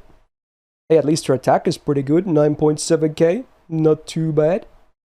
Standard Rider deck, I think, again, same as her, makes a lot of sense, I like it. So up here, nothing to complain about, that is. First skill, Self Guts, 1 time 3 turns on a 6 turn cooldown with 3k HP. Pretty standard for Guts, but at least it does more, so a 1 time 3 turn debuff immune for Self. And also 10 stars per turn for 3 turns. I would say it's okay. I also like that it's very flexible. So again, it's just a skill you can pop turn 1.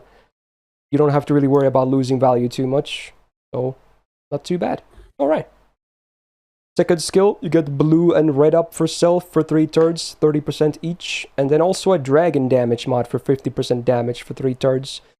Well, if you can't make use of the dragon mod, it's a bit average to maybe slightly worse than average, but if you do get that, then it's suddenly a really good skill. So it depends on the scenario, I guess.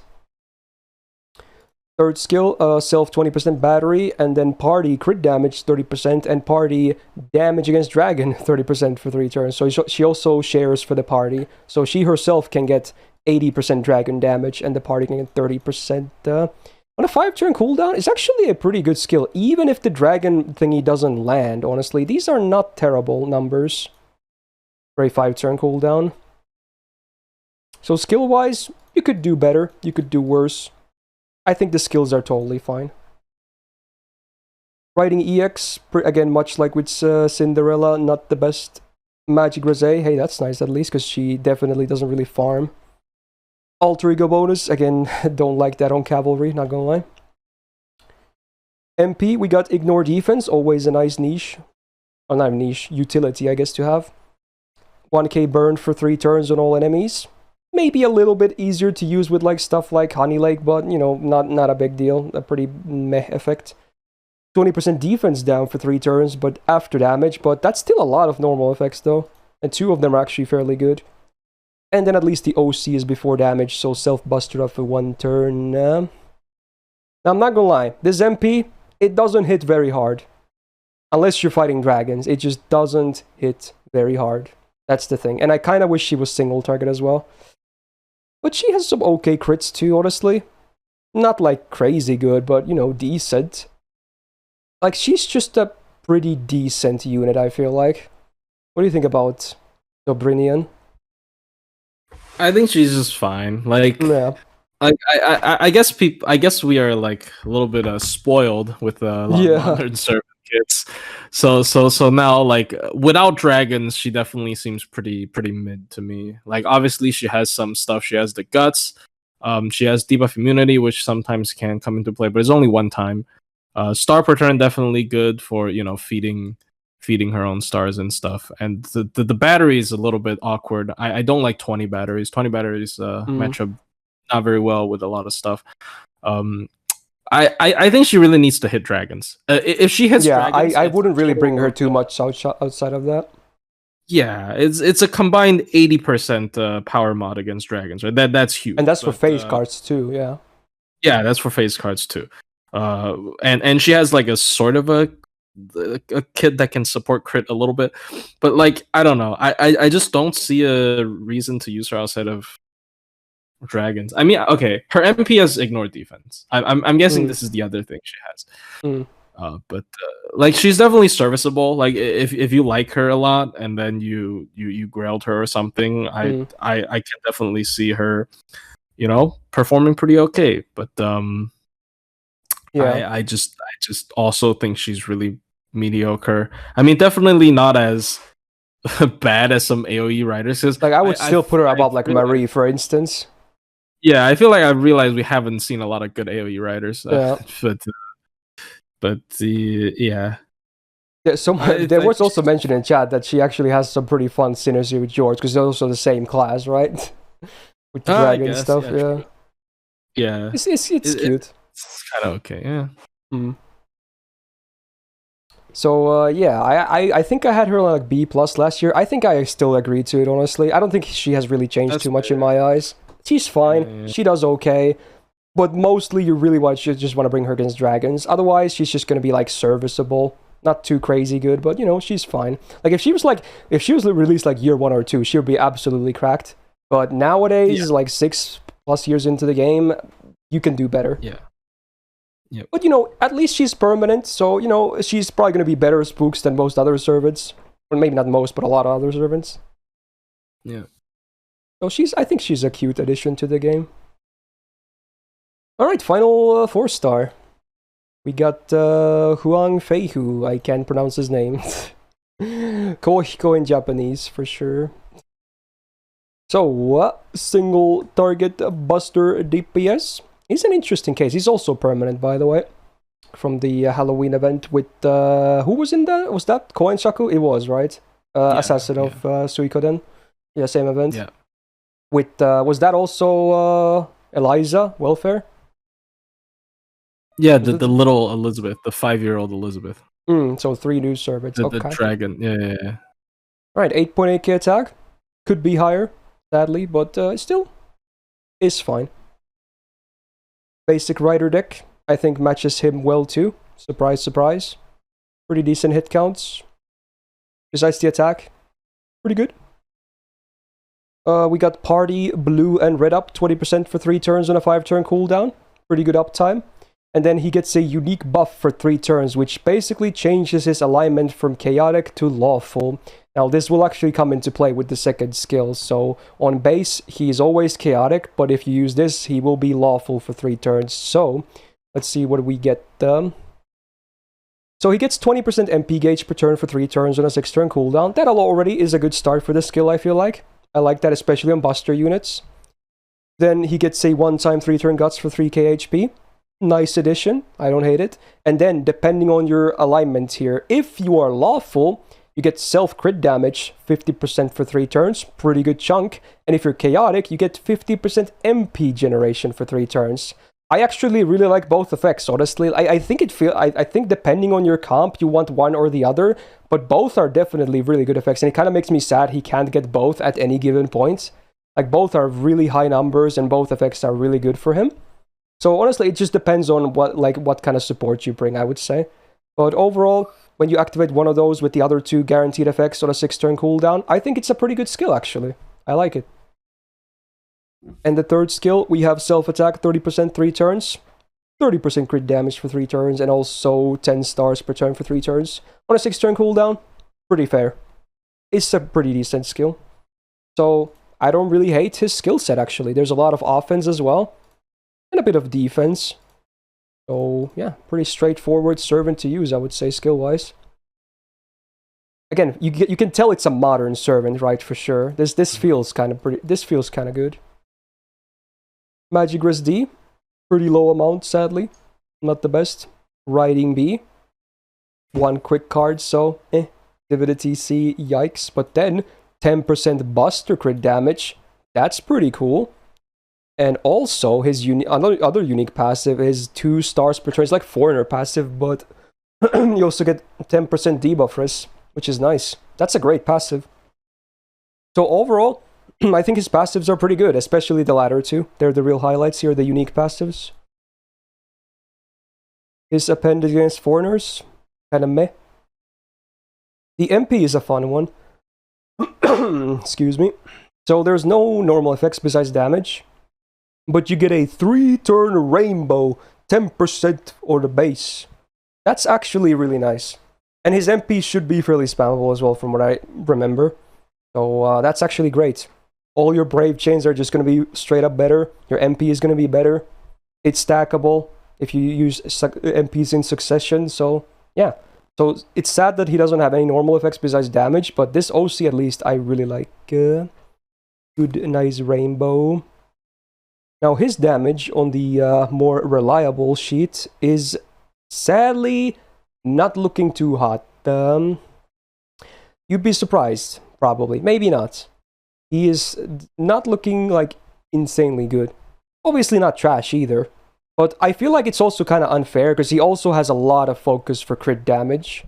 So this is not like the end-all be-all. This is mostly just showing like realistic MP looping damage stuffs, you know? So I wouldn't really put too heavy emphasis on this because he actually does have good crit potential too. What do you think about the Mr. Huang? Or Huang Feihu, I can't pronounce his name. I think he's actually pretty solid. He's definitely, as you said, a crit-focused servant, and he can get his crit damage to quite high.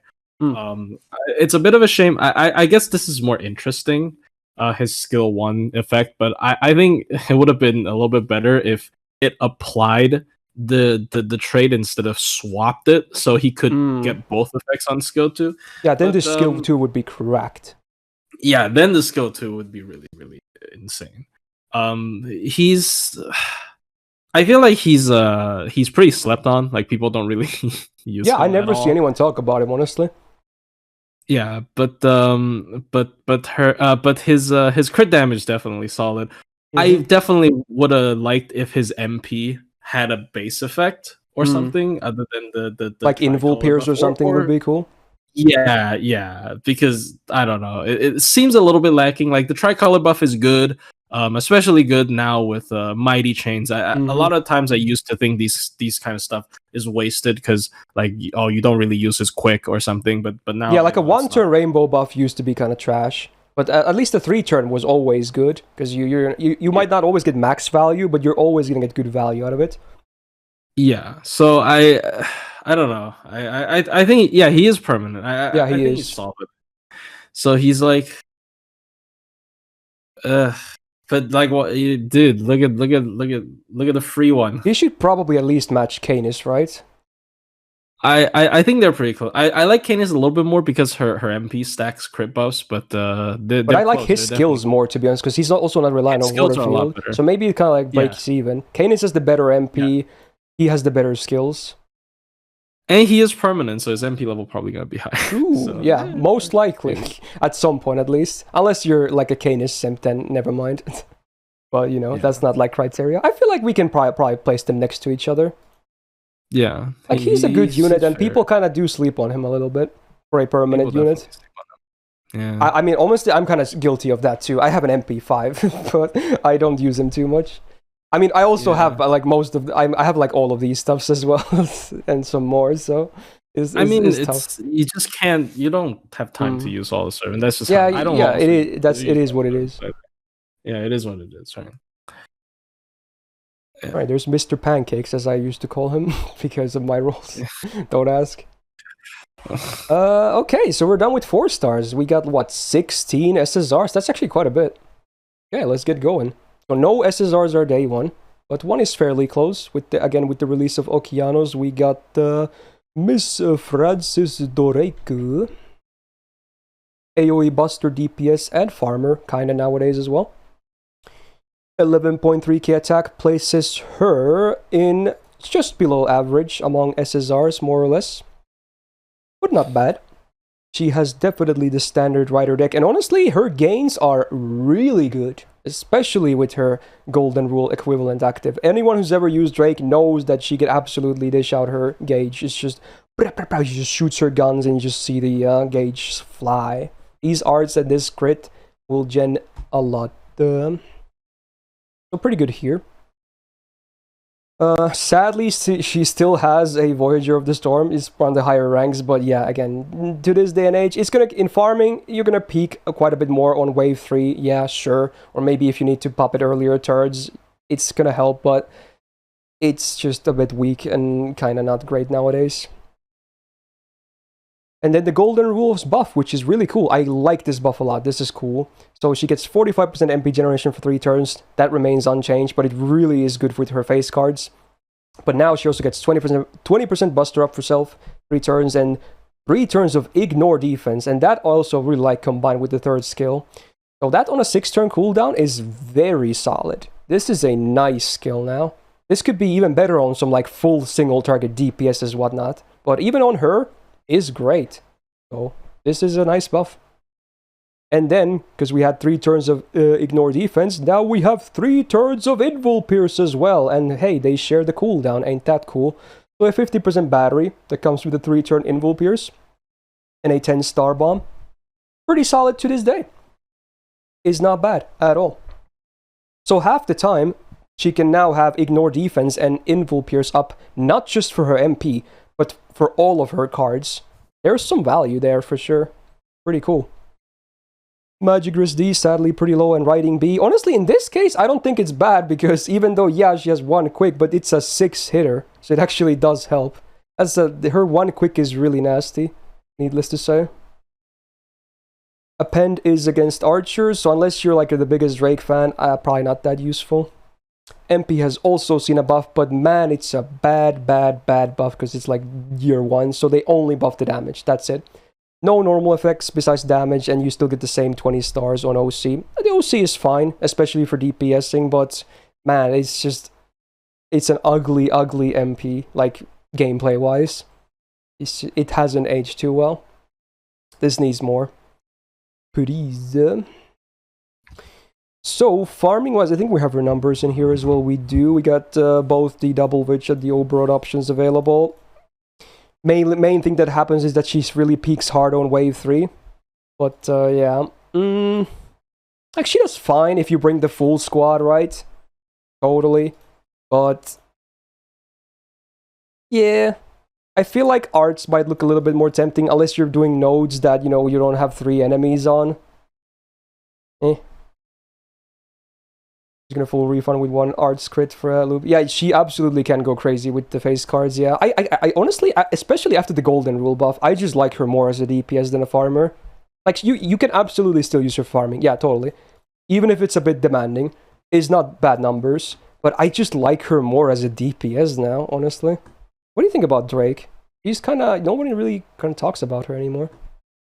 I mean, she's still really solid. Like, Pioneer of the Stars, sorry, not Voyager of the Storm. Pioneer of the Stars is still, in my opinion, one of the best skills in the game, and it's the battery, yeah, is good.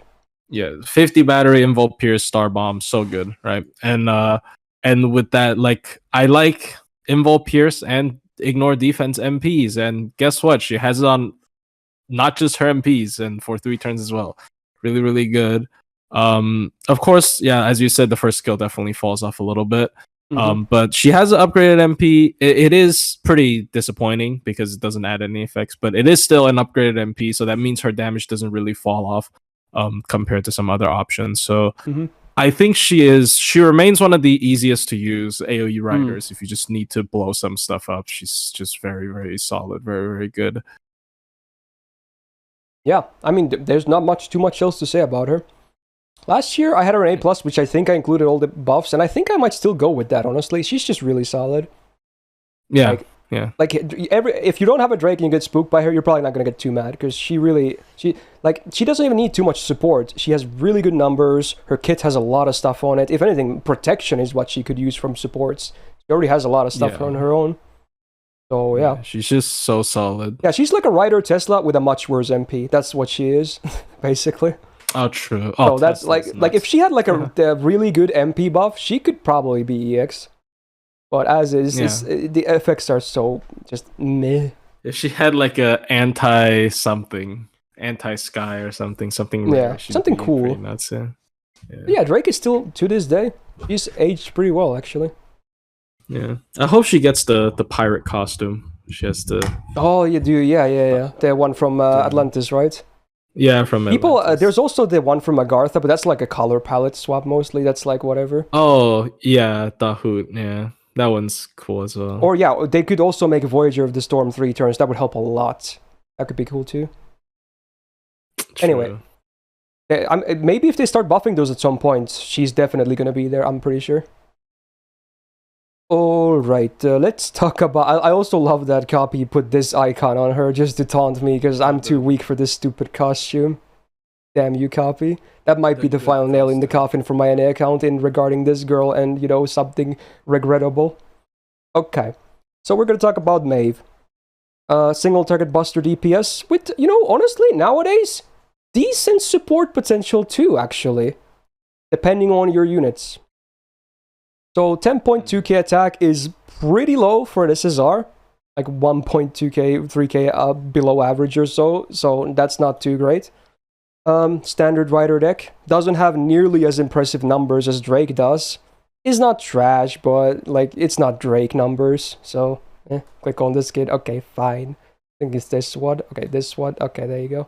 Damn this costume. I'm too weak. Alright, now Maeve is one of the rare servants that everything about her has been buffed once. There's not that many servants that, you know, are like that. This is the latest buff, actually, I'm pretty sure.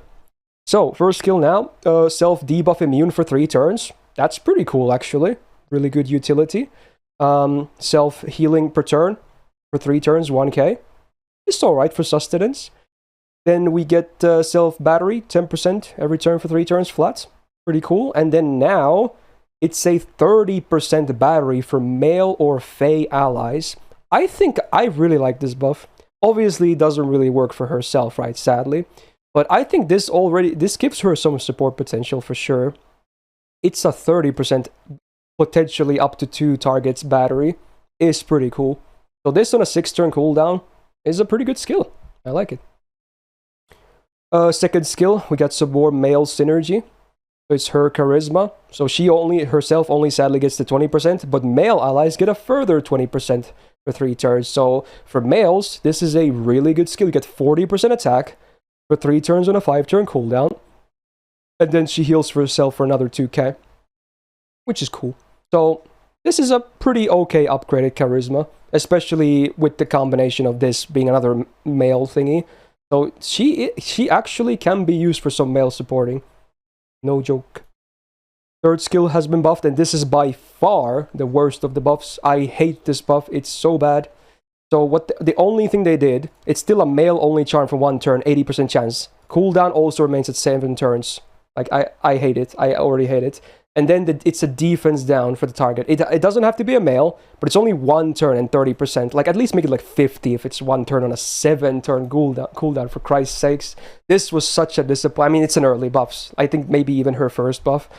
Maybe the MP, I forgot which is first, but yeah, this pretty sucks. Insulting. That yeah, I would agree. 80% chance to charm a male for Maeve. Oh yeah, it's Maeve. Why is it 80%? That's her literal existence. Extremely insulting. It should be. There you go. It shouldn't have a chance. It should be unresistible charm for males. That's what it should be. Yeah. Not even a chance. Like 500% chance to charm male enemy for 1 turn.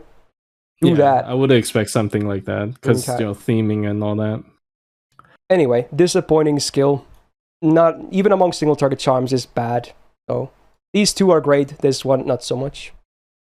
Magic Resist B, pretty okay. Writing A, funny. Not that good on her, sadly though. She doesn't have like that massive quick like Drake does. Lancer Append. If you bring her as a male support, it could have some value. Now the MP has been buffed as well. Sadly, not an amazing buff either. I mean, I still like this buff more because it's more useful than the third one, but not a great buff either. So it's only a damage buff, and they increased the debuff rest down on the target from base 10% to 20% for 3 turns on the OC. And it's only mental debuffers as well. So I guess with this, yeah, you do get that 100% chance to charm on base, but even then, it's still not guaranteed or anything. And you probably want to use it before you MP anyway, because it's a defense down. So pretty anti-synergy when you think about it. Now, otherwise, it's her infamous, male damage mod on the OC, the standard 150 to 200. So against males, yeah, it's gonna hit pretty hard. Against anything else, not really gonna hit super hard. Combine that with her only getting 20% attack here, and the fact that her attack is pretty low for an SSR. So unless you're fighting males, she really won't be too great of a DPS. And obviously, her charm will be useless as well against anything that's not male. So you're probably either going to bring her as a male support or an anti-male DPS. Anything else, I don't think is really that great. Her numbers against male, yeah, again, she absolutely claps. But against non-male, ooh, that's a big drop though, compared to the high she has over here. So, yeah. Still beats Ketz though, because of the MP upgrade, I assume, so that's pretty sad, at least on the peak. But Ketz has a much better, like, low ratio. So, maybe she's still better, honestly, for that. Anyway, what do you think about Maeve?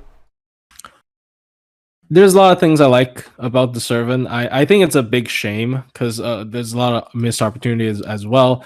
The debuff immunity for 3 turns definitely one of the highlights for me. I like that in a lot too, of challenge quests, this is so good. And as you said, she has a upgraded MP and she's anti-male, so maybe it's because like I usually watch min turns and do min turns. She has like a very high damage ceiling amongst all the anti-male units still, because she's an SSR stats, upgraded MP, anti-male. But a lot of her skills just don't work on herself, right? Like without getting into too many spoilers, I think her not being able to charge herself with the Fade trait is very, very, very much a missed opportunity. That would actually help a lot, yeah. Yeah, she should have gotten the 30 MP battery for herself, definitely. And of course the charisma doesn't work with herself either, because it's only male. She's obviously not male. And the third skill, once again, as you said, the 30% defense now should have been 3 turns. It's just like, come on. And the MP lacking in a bit of effects, I think would have been fine if her other skills were better, because the anti-male is a very strong niche. But yeah, I just feel like, as you said, without the anti-male, it's not that easy to justify using her. Maybe on bosses that are very debuff heavy, then the 3-turn debuff immunity is gonna come into play like very, very hard. But other than that, it's just kind of, I don't know. Yeah. And they buffed her so many times, and I don't think they can buff her anymore. Like it's gonna be hard. You open her screen. Yeah, it's like she has one 3 buffs. skill icons in MP. Yeah, she has buffs on all of them, and she has 4 costumes. Like she has not 4 costumes. She has 2 costumes. Like she got so much attention, but then after all of that, she's just okay. I wouldn't say she's bad, because of course, I would say she's good, but not amazing. Yeah, she's just not amazing, right? I think I think her skill set is just not too supportive, not work on herself, which is also funny, because come on now, like, can you not be a little bit more selfish in terms of skills? Last year I had her on A+, but I think I'm gonna slide her down to A, honestly. Yeah, probably. Quite unfortunate. When against males, she's really good, but I wouldn't really bring her too much against non-males, really. Luckily, male is fairly common, at least, because it's, a gender-based power mod. So, yeah. Yeah. I think she's fine. I think she's good. Yeah. But sadly, after 4 buff, you would probably expect better from an SSR. Definitely. Yeah. And story lock, so she's like more exclusive. Yeah. So most people don't even have 1 copy, honestly. Yeah. Alright, last row. We're there. Let's talk about Iskandar alert. Where is this man? Oh yeah, he's up here. Okay. AoE Buster DPS. Not really a farmer, sadly.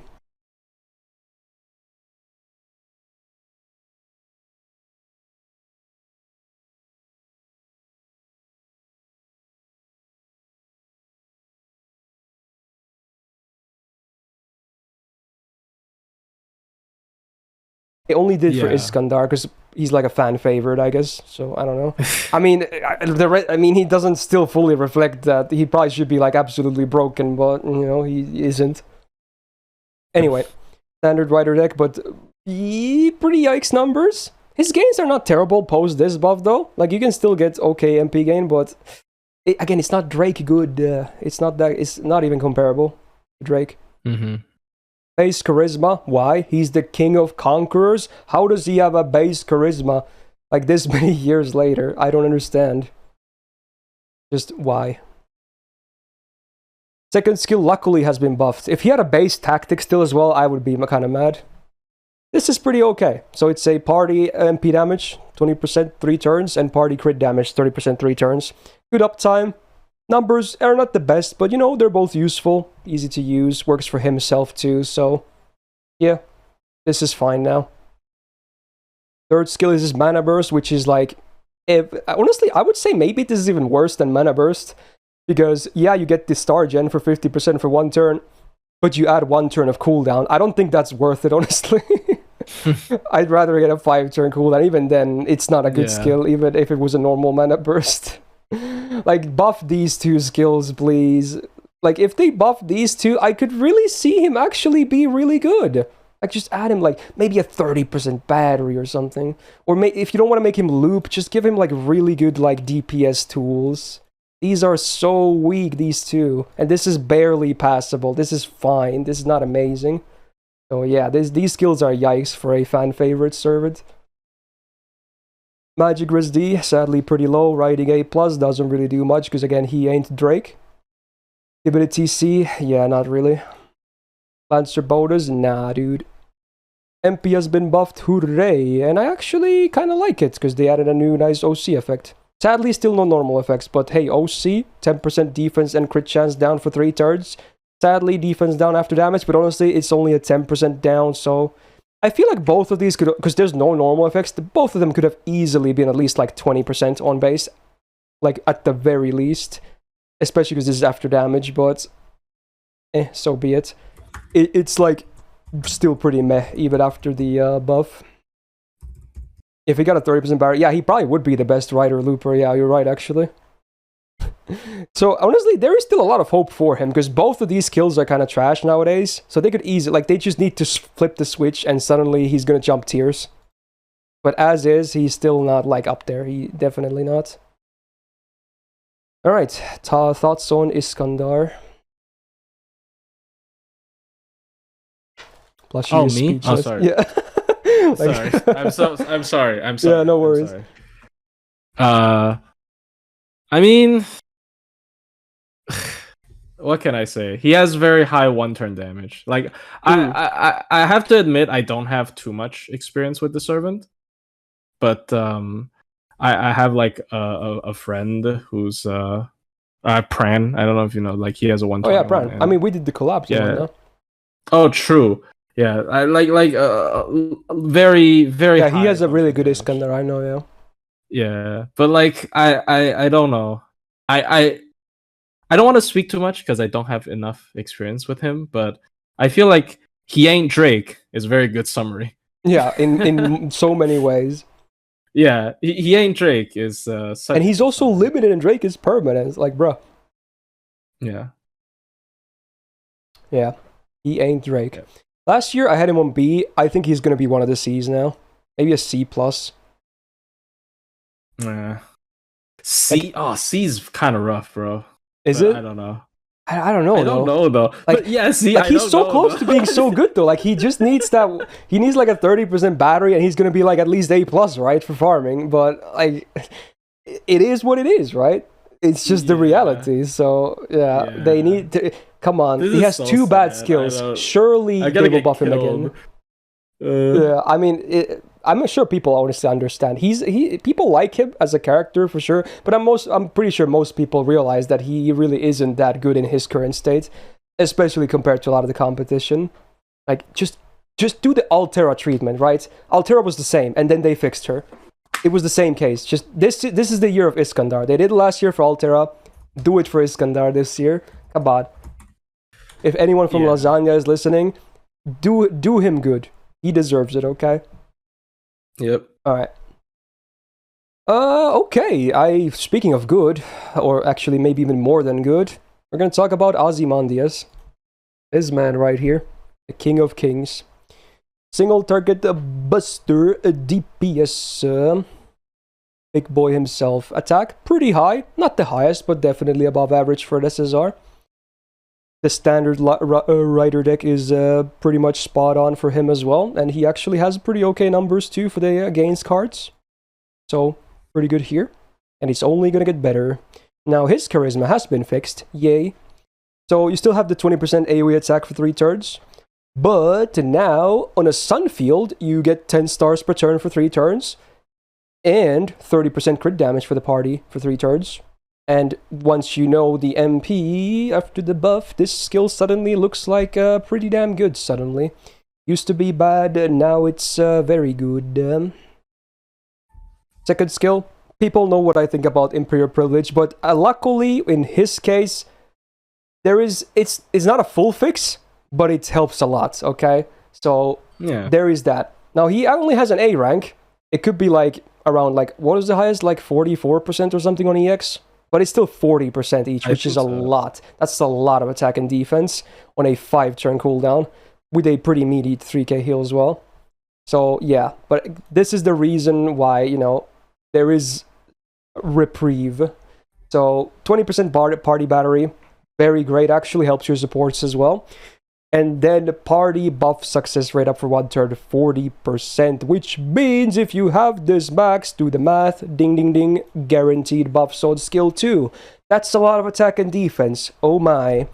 So that's now 60% attack from these 2 skills alone. Ain't that nice? The only awkward thing is that this is a 6-turn cooldown and this is a 5-turn cooldown, so in some cases you probably want to just hold off on this on rotation too, honestly, because it's worth it to guarantee these 2, honestly, even if you have to wait 1 turn. These 2 are very much worth it. These are a lot of buffs. So nowadays, his skills, while they look basic, they really work well. And this skill, you'll see why it's really good in a second. Magic Riz B, pretty okay. Riding A. At least it's a 5 here on the quick, so pretty good. It ain't Drake, but it's very close. Divinity B, meh. Archer bonus, maybe not that relevant. The MP used to be fairly okay. I like the guaranteed MP seal. The defense down sadly after damage, but then the buff happened, and oh my god, this is still one of the most disgusting MP buffs I've ever seen. It is beyond insane. Like, it's already cool, the damage buff, and then you get a guaranteed sunlight for 5 turns. So it's literally matching the cooldown of the entire skill. And that's not like, at that point, it was already going to be good, right? Already good. But then it's a cooldown reduction MP. He reduces all his cooldowns. How? How did this... Oh my god, this is still so disgusting. And his MP is so spammable too. Oh my god, it's disgusting. And now the defense down after damage doesn't even look that bad anymore when you realize how spammable this stuff is. Yep. This MP is a disgusting single target MP. It really is. The MP seal is also really nice for delay. Oh. This man. He is the Enkidu of riders, and maybe even then some. So on the sheet, pretty much no surprises. He's even on a realistic scenario. I'm pretty sure even on the old sheet he would be out there, but yeah. He's, without niches considered, peak-wise, he does peak. So, the King of Kings, there he is. Wow, wow, wow. Stacking that... oh yeah, with Koyani you can also stack IP, oh my god. Oh my, disgusting. Alright, your comments on Ozzy? What more can I say? Cooldown reduction is disgusting, honestly. It is. It's so good. Considering her skill 1 and skill 2 are only 5-turn cooldown. I don't even feel that bad missing the Imperial Privilege, because I'm gonna be able to use it again. I'm gonna use it again, like very soon. And of course, you can fix it with the skill 3, but it depends on if you care about the cooldown more. Or... yeah, if anything, the one awkward thing as well is the you want to probably hold off on skill 1 until after the first MP, but you're not even missing out on too much, honestly. 20% attack. Yeah, it's so ridiculous, right? The cooldown reduction. It makes him such a good boss killer. I don't understand.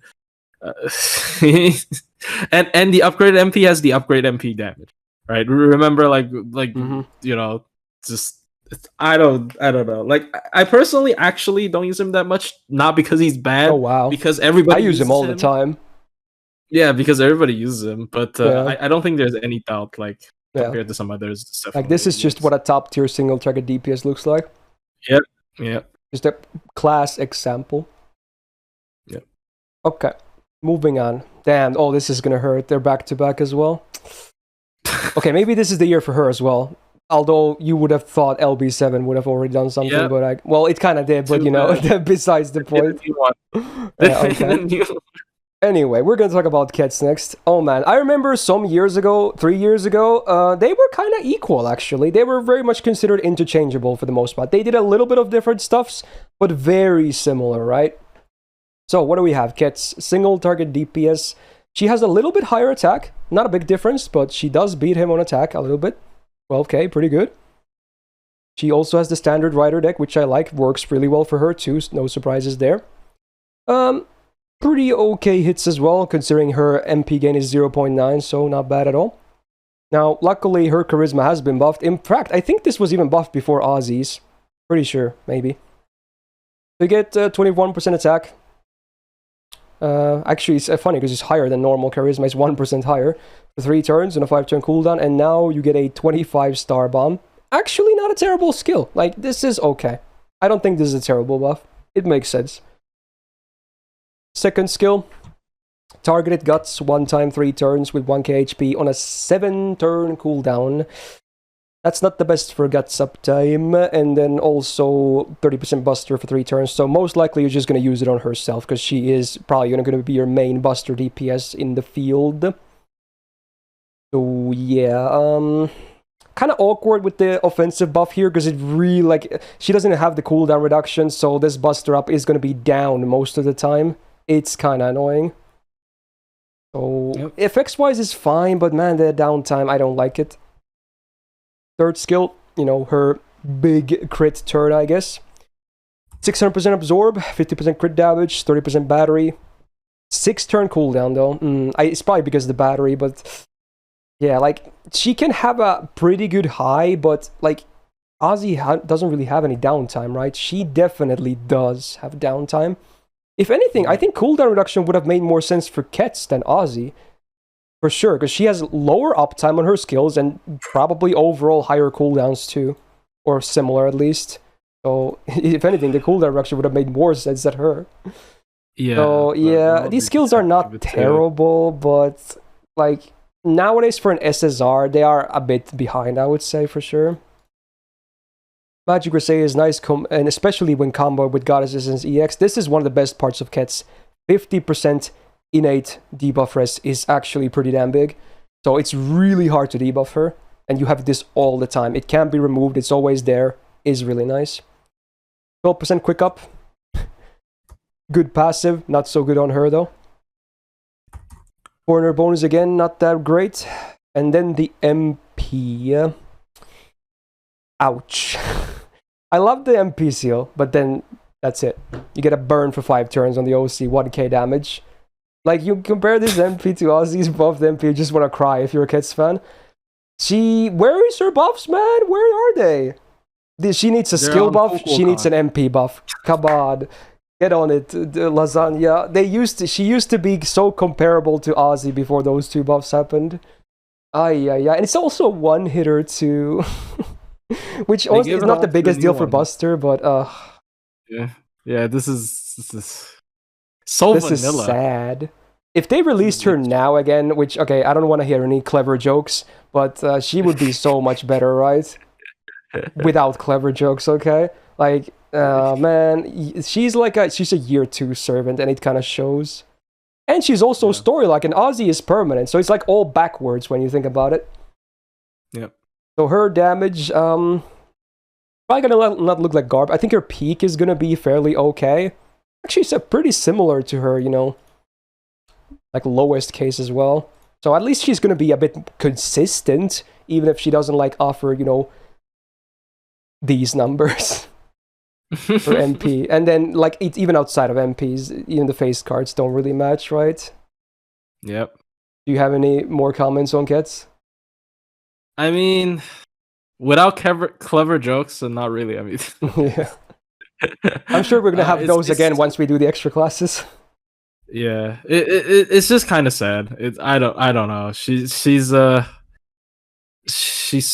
much power crept by Ozzy and Ozzy alone. It's just God. It really is all him. My God, it's completely him.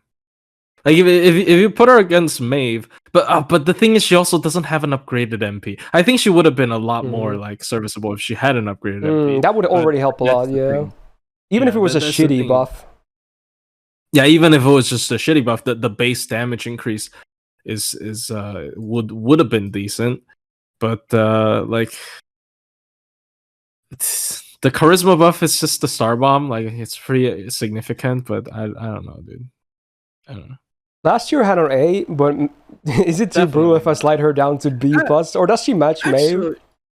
No, I don't think she matches Maeve. I'm sorry, I actually don't think she matches Maeve. Because okay, like Maeve got 4 buffs. All right, it's kind of unfair to her.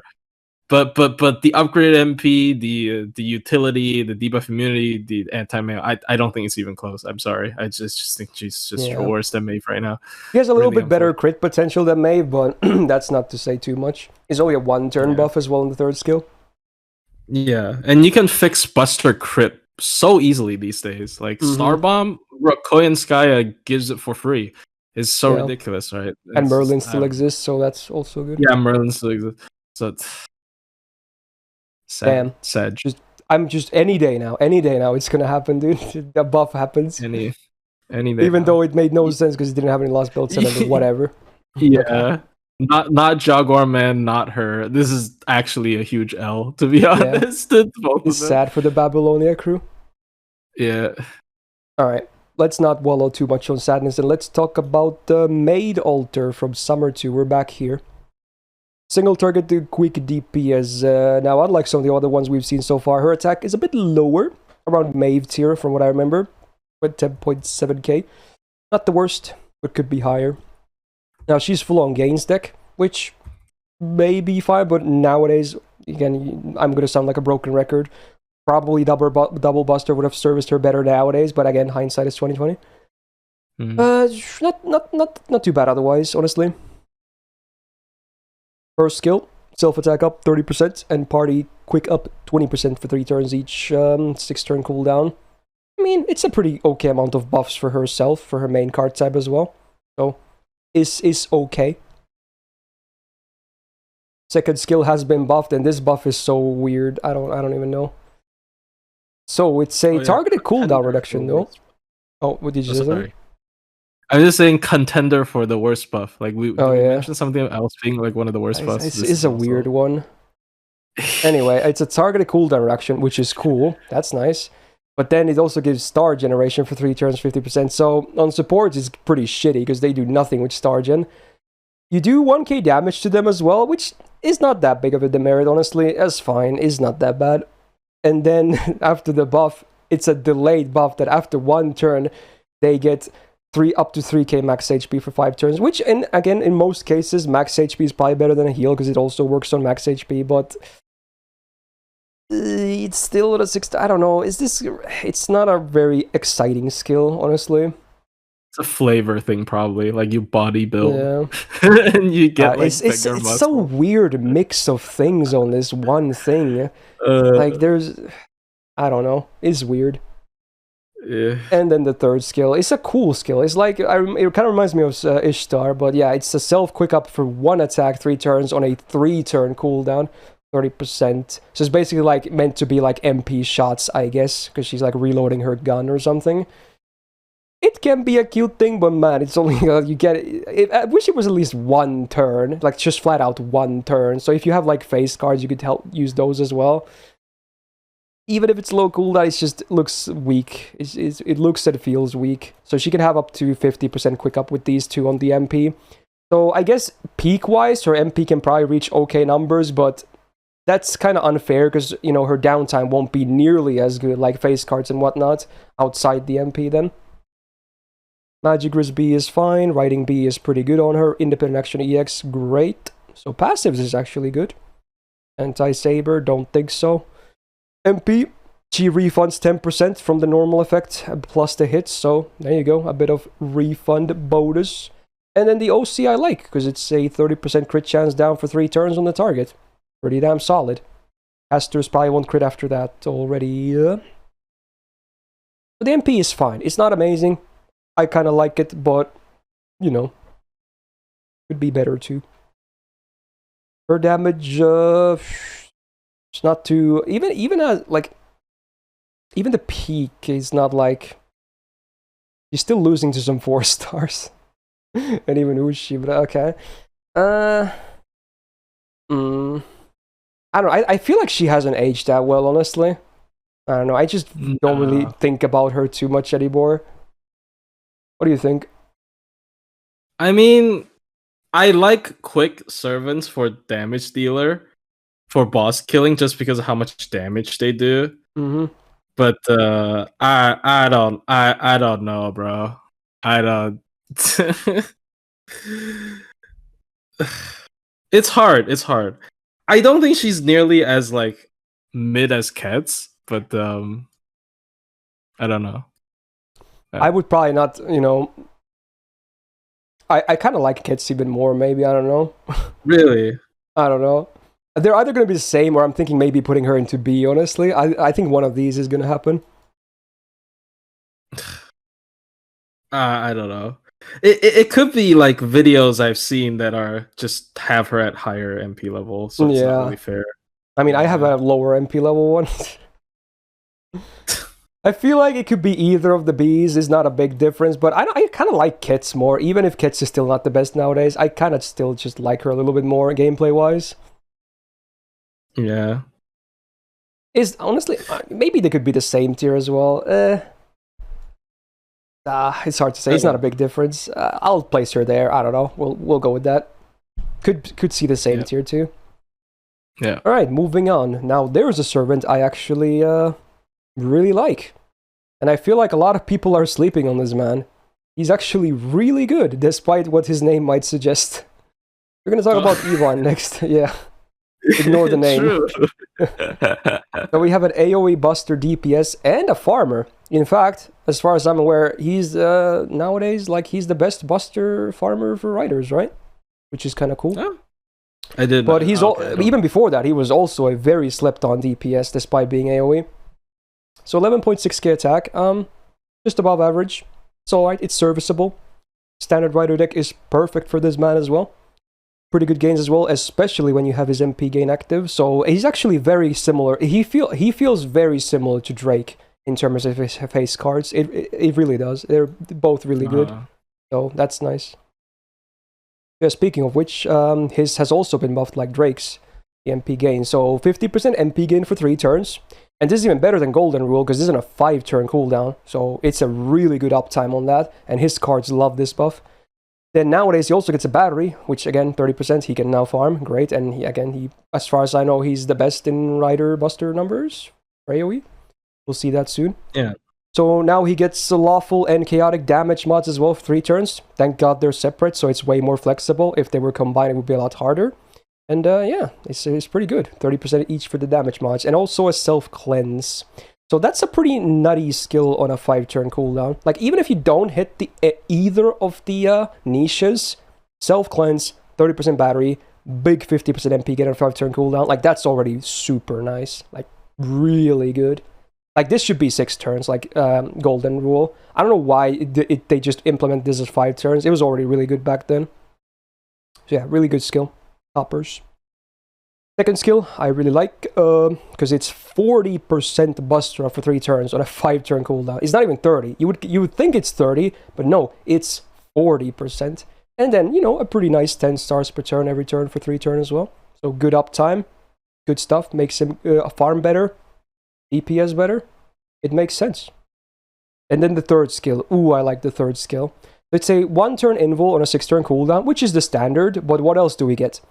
AoE attack down 20% for 3 turns. Pretty damn good. Undervalued, might I say. And then a full AoE buff strip on command. Like, that is so good. is still pretty rare to this day, especially in a skill. There's not that many of them.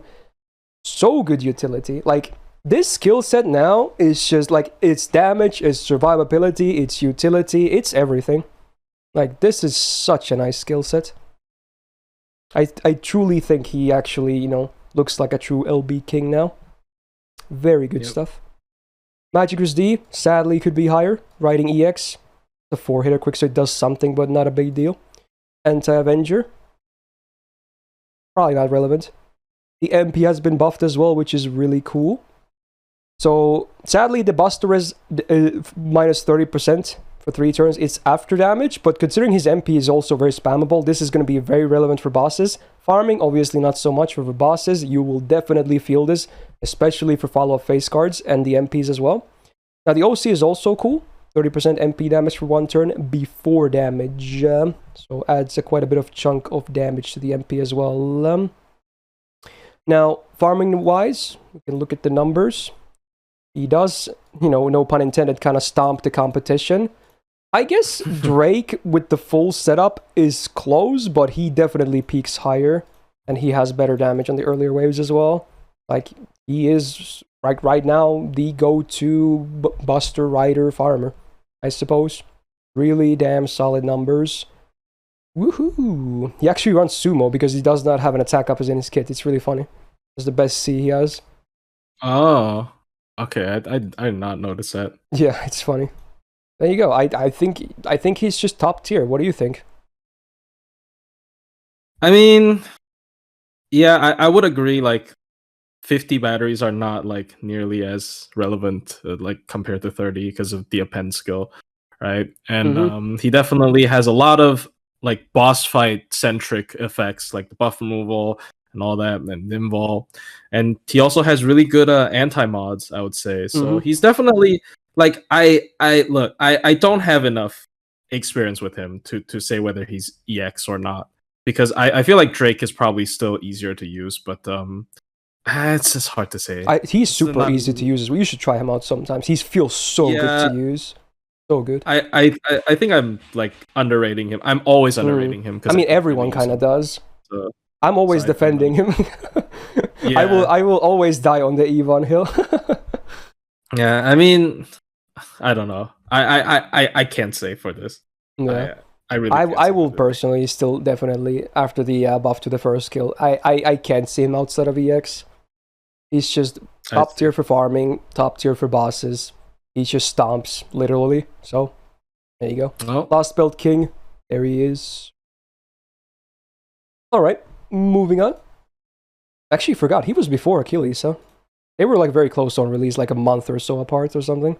He definitely felt newer than Achilles for some reason. Yeah, I mean, because he's like Lost Belt, so you kind of think like, oh, Lost Belt equals new. But then you remember Lost Belt 1, that was like how many years ago? Like 4 or 5 years ago? Like, oh. Damn. Anyway, Achilles time, Mr. Carrot himself. He's gonna see maybe a small bump, because they actually did buff his MP, which I was hoping for. So 11.8k attack. Pretty good. Not bad at all. He has the Gains deck as well. For his, I kind of really would have loved to have seen Double Buster, because he wants to crit too. Ooh, Double Buster would have been so good on him. That would have made him such a better DPS. It still helps with the MP gain, but man, Double Buster would be, like, it would be perfect for him over the double arts. Regardless, at least the hits are okay. First skill, self quick up 30% 3 turns, and self crit damage 30% 3 turns. It's like Scotty, but mini. So, it's still okay on a 5-turn cooldown because the uptime is good. It works. Second skill, self-invul, 2 attacks, 5 turns on a 5-turn cooldown. Pretty flexible, although he's probably going to get consumed because of the third skill immediately. But also a 20% defense up for 3 turns. I like skills like this that are easy to use, like you can immediately pop it. They're both defensive skills, they synergize, you know. It's nice, it's basic, but it kind of works. Yeah. Third skill, there it is. There's taunt for 1 turn for self. And then 30% MP gain, which again, for people that don't know, it also works with MP gain when you get hit. Even though, yes, there is a separate buff that is like MP gain specifically for getting hit. But the difference is usually that one is much higher on the number because it only works on getting hit. But this one also increases MP gauge more when you get hit. So it works with the taunt, of course. And then a 30% battery on a 6-turn cooldown. It's alright. So, while his skill set is not like Yvonne good, it's not terrible by any means. It kind of makes sense. It works to an extent. I don't really see big problems in his skills. Magic Reci is average. Writing A+ is amazing on him. Really good. Divinity kind of meh.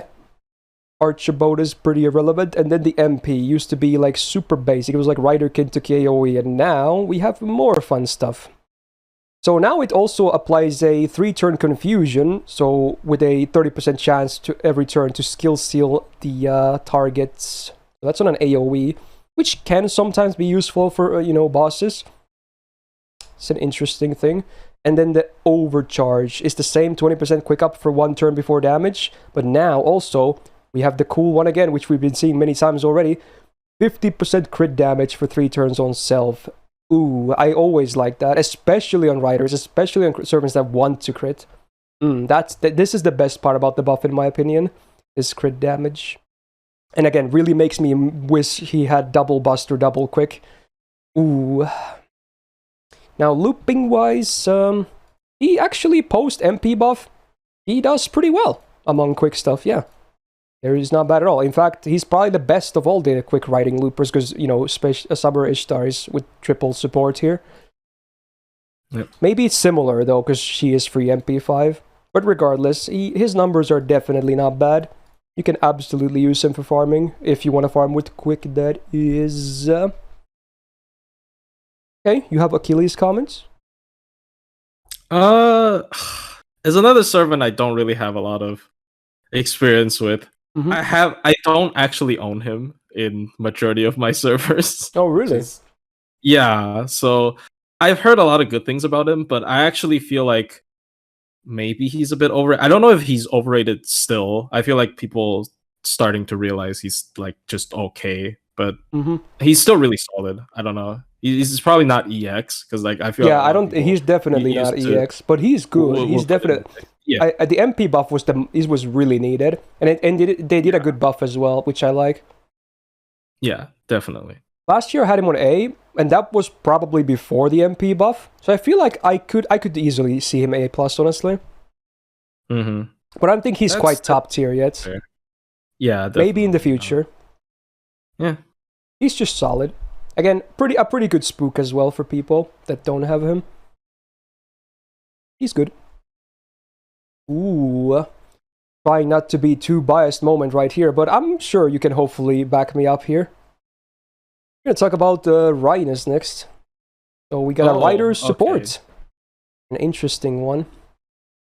Attack is 11.4k, but honestly, you would kind of hope it would be lower than that because she certainly is no DPS. She has an interesting deck. Instead of the usual like caster support deck of triple art, she has double arts, double quick. But this is a fun fact that a lot of people know. She actually has the best face card gains of any support in the entire game. And I'm not joking. Yeah, stuff like Merlin, Castoria, etc. They all have good gains. You haven't seen Reines gains if you think they have the best. If she crits with one arts card, it's stupid. It's ridiculous. It's absolutely busted. Is that after she MPs or not?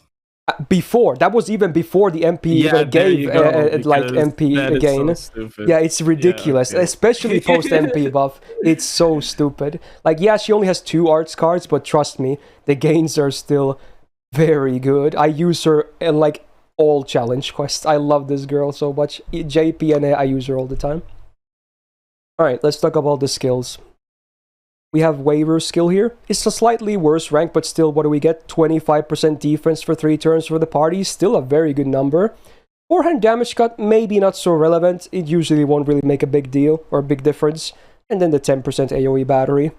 So, overall, I still think this is a great defensive skill. Slightly worse than the version that what Waver has, but certainly by no means a bad skill. It's still very good. We have a targeted 20% battery and a plus 40% attack boost for 3 turns. Pretty significant. She does reduce her own attack by 20% for 3 turns, but that literally makes no difference. And if you really care about it, the MP also removes it, so you don't have to worry about it. 6-turn cooldown, I think, is it's fair. It's not like a broken skill, but it's fine. It works. It makes sense. Third skill has been buffed, yay. So you give a target invul for 2 attacks, 3 turns, increase their debuff rest by 30% for 3 turns, and give them 20% battery. Now it actually is a fair 6-turn cooldown. Before this, it was kind of like, yeah, it's fine, but now now it makes more sense, right? So if you do the math,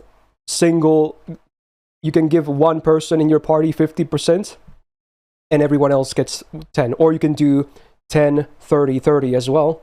So Reines has like those splits available, I suppose, which adds to some flexibility. I like that the skills are a mix of defense and offense. She kind of does a lot of stuff, and she's also not tied to any card type, which also makes her very flexible. I would know because I bring her on every single team, despite what card types I'm running. Magic Res B, pretty decent. Riding B and Territory Creation B, so both 8% on these arts and crits. Very nice for the gains as well. And then the MP. I'm not gonna lie, before the buff, I think the MP of all the mainstream supports, if you can even call her that before this, it was on the weaker side for sure. This MP, I liked it, but it wasn't like amazing support. It was an amazing support SSR MP. But the buff, dude, oh my god, I'm so glad about. I love this buff so much. It's redonkulous. So let's go through this list. So first of all, you're basically guaranteed to land the defense down for 3 turns on all enemies because it's a 150% chance. So unless they're debuff immune, you're not going to whiff that.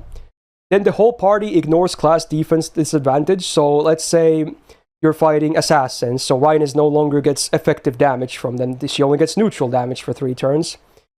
That's an example. So, and then now, after the buff, we also get 30% MP generation for 3 turns for the full party on MP1, and that's a scaling effect. They added a scaling effect to the MP.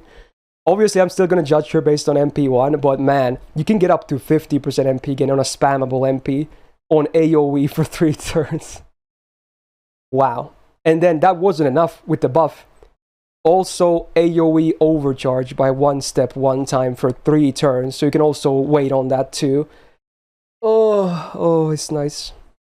And then a self-cleanse, and then the OC is 20% crit chance down for all the enemies for 3 turns, also basically guaranteed to land. Wow. Like, is that a support MP or what? Bruh. Freaking amazing. This is also the reason why she can be running those infamous Castoria unkillable comps as well, because of the overcharge edition and the MP gain helping a lot as well. Oh my. In fact, I believe, correct me if I'm wrong here, in the, like, arguably, well, not maybe the fastest, but the most safe version, Reines is in, right? Because, you know. In my opinion, it is better than Himiko. Okay. I very much like it better than Himiko because of okay, first of all, your whole team, you will never run out of MP gain. You're like, period. Yeah. Like, sometimes Himiko teams, you're like, oh, maybe... Maybe you run out, like you can't get the MP in time. This is never gonna happen with Reines. Like, yeah, it's so good. Sorry, like this MP later. Went from like pretty a bit underwhelming for a support SSR MP, but now to being like really nutty. Like, honestly, I had an argument a long time ago about Castor MP or so. Okay, I might be willing to admit that Castor MP is still probably the best support MP, but I might say this is the second best support MP in the entire game, honestly. This is so good now. Like, seriously. And it goes perfectly with Castoria's MP, so hey. It's like they just love each other, yeah. Right? Yeah, they love each other. So, I would say an easy EX for Reines, honestly. I don't think there really is a big argument. He's insanely flexible. For all card DPS types, she can be running unkillable. Just nutty. Just a great generic support. Like, just, I think every account should have a Reines. Is she like really a must-have? No, but if you have her, yeah, that's really nice. Reines makes me sad when I look at waiver. I guess that's true. Yeah. Like, she has actually also one of the highest single target damage boosting effects, like, regardless of cards, of course. The MP paired with the 40% attack up is really, really high.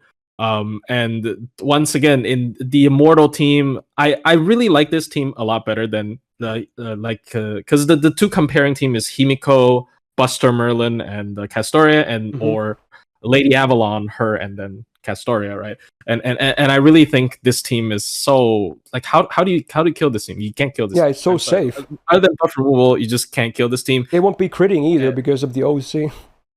Yeah, and your MP gain becomes so ridiculously high because eventually you will go into an infinite state where you almost get to MP with Reines like every other turn, and just it's so stupid. It's so stupid. And if you're fighting riders, she also protects your casters with the defense neutralization as well. If they actually do get hits in. Yeah, and she's so good. She's so flexible. She has volumen on a skill. It's only 2 hits though, but like that's. Oh yeah, for people asking in chat, yes, there is a Morgan version as well. Obviously, that's probably that has the fastest clear potential, but like safety wise, it's definitely not as safe as some of the other ones. But it potentially has the fastest clear speed, though, obviously, because Morgan is a straight up like good DPS as well. Yeah, but Reines in general is just so good. It is ridiculously good. Yeah, ridiculous. All right, let's move on to another pretty nice unit. We are gonna talk about Rider Da Vinci Lily. So AoE Arts, Looper, and DPS. Does both fairly okay. Mostly known for looping though.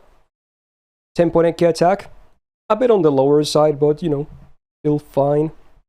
Standard Rider deck makes sense for her too, in my opinion. Because they're not going to give her triple arts. Pretty good face card gains. She's also very good on the face card. Like much like Yvonne and Drake, she also has pretty damn good face card gains. It's not as good as like them with their MP gain skills active, but still very solid. First skill, self-debuff immune for 3 turns like Maeve. That's pretty cool. Regens 1k HP every turn for 3 turns. And gets 20% battery every turn for 3 turns. That on a 6-turn cooldown. Still to this day, pretty solid. Does a lot. She has the same skill that Summer Ishtar has, so it's the 1-hit evasion with the 1 turn 50% crit damage on a 4-turn cooldown. I think this is by far the weakest part about her. This skill is kind of meh. I'm not a huge fan. I wish it was a full turn evasion at least, but it can be serviceable. Yeah. Third skill, party MP damage 30% for 3 turns. Very nice. 10% party battery and 1 turn overcharge for the party. 5-turn cooldown. Pretty fair, I would say. Even outside of farming, you can actually. This is actually not a bad skill. The OC obviously also being a great value thing for herself too. So it makes sense. Her skills are basic, but they're pretty good. Minus the second skill maybe being a bit underwhelming. Riding B. Not a big effect. Territory Creation C though, 6% permanent arts, very nice. She has a unique passive with the 20% debuff res and 20% star generation. She probably won't be. She doesn't really generate too many stars though, right? She really doesn't. But the debuff res is nice. Yeah, because arts, right? Yeah. Yeah, and her MP is like what? Yeah, 3-hitter. Yeah, not enough. Alter ego passive or the append is kind of a cruel joke. So like gameplay aside, but okay. MP though, it's good. It's really good. So it's a normal effect is a full 20% party gauge up. Like that's really good on a spammable MP. That's why she really even as a DPS, she's really nice because she's gonna take care of your other friends as well. Because she just keeps going and going and she just keeps helping your allies as well. And the OC, like I said, scales fairly okay with her as well because she gets 20% arts up on base for 1 turn before damage. If this was 3 turn, it would be really nuts, but it's still pretty good. I like the MP. Both of the effects are good, for sure. Very nice MP. And on the sheet, let's see, we got the Da Vinci right here. So, yeah. He does pretty good MP, and I guess with the comment, George wanted me to mention this as well, so, you can actually do a double Castoria MP because of her charging them as well on wave 3. So you can get a higher spike on wave 3. Like a considerable spike because it also overcharges her at the same time. So if you want to spend the extra time, you can go for that as well. But otherwise, you know, she's maybe a little bit behind, like some of the other two we're going to talk about in a second. But, you know, she's, if anything, she has the easier time looping. I'm pretty sure her refund is still the best of the three that we're going to talk about. Well, so while her damage might be a little bit lower, the refund is definitely higher, pretty much. So, yeah. Like, even with these numbers, you can absolutely farm fine with her words. Yeah. What do you think about Da Vinci Lily? I mean, she enables, because like sometimes we discuss about like weird like 90 plus comps. Or like double looping comps. She enables a lot of weird stuff. Oh yeah. Right. So in that aspect, she is really, really good. She's also good in some boss fights where you get to just continue MPing. Like for example, I think there are two boss fights like that. The Mephistopheles one from one of the Nero Fest things, and the recent one with the Moriarty, where you just have to like get to them, like a bunch of mobs, and then they just the main boss runs away, and Da Vinci Lily can just kill everyone, kill like the like 50 enemies or something. Her MP uptime is really good because of the refund. Yeah, she just has constant MP uptime basically. So. And it really helps your other allies get their MPs because of the 20% flat battery on every single MP as well. Yeah. And I think, okay, correct me if I'm wrong, but I don't know if chat knows, but I think there's a way to go like infinite where you can continuously triple MP with like either Tamamo or Miyu with her. But I'm not because sure. of cooldown reduction as well? Yeah, it's probably Tom because cooldown reduction. Yeah, and then just keep going, just MP every single turn. So, yeah, it's a really cool servant. I unfortunately never really got around to rolling for her. Oh, I see. But I actually quite like Da Vinci, so I don't know why I didn't. But it's just sometimes it's just how it is, and yeah. Now the thing is, do I place her in EX? I'm debating between A+ and EX. There's so many EX though. Like, yeah, but I mean, Rider has a lot of really good stuff though. I like this. God, there's so many EX. I mean, they're all so good.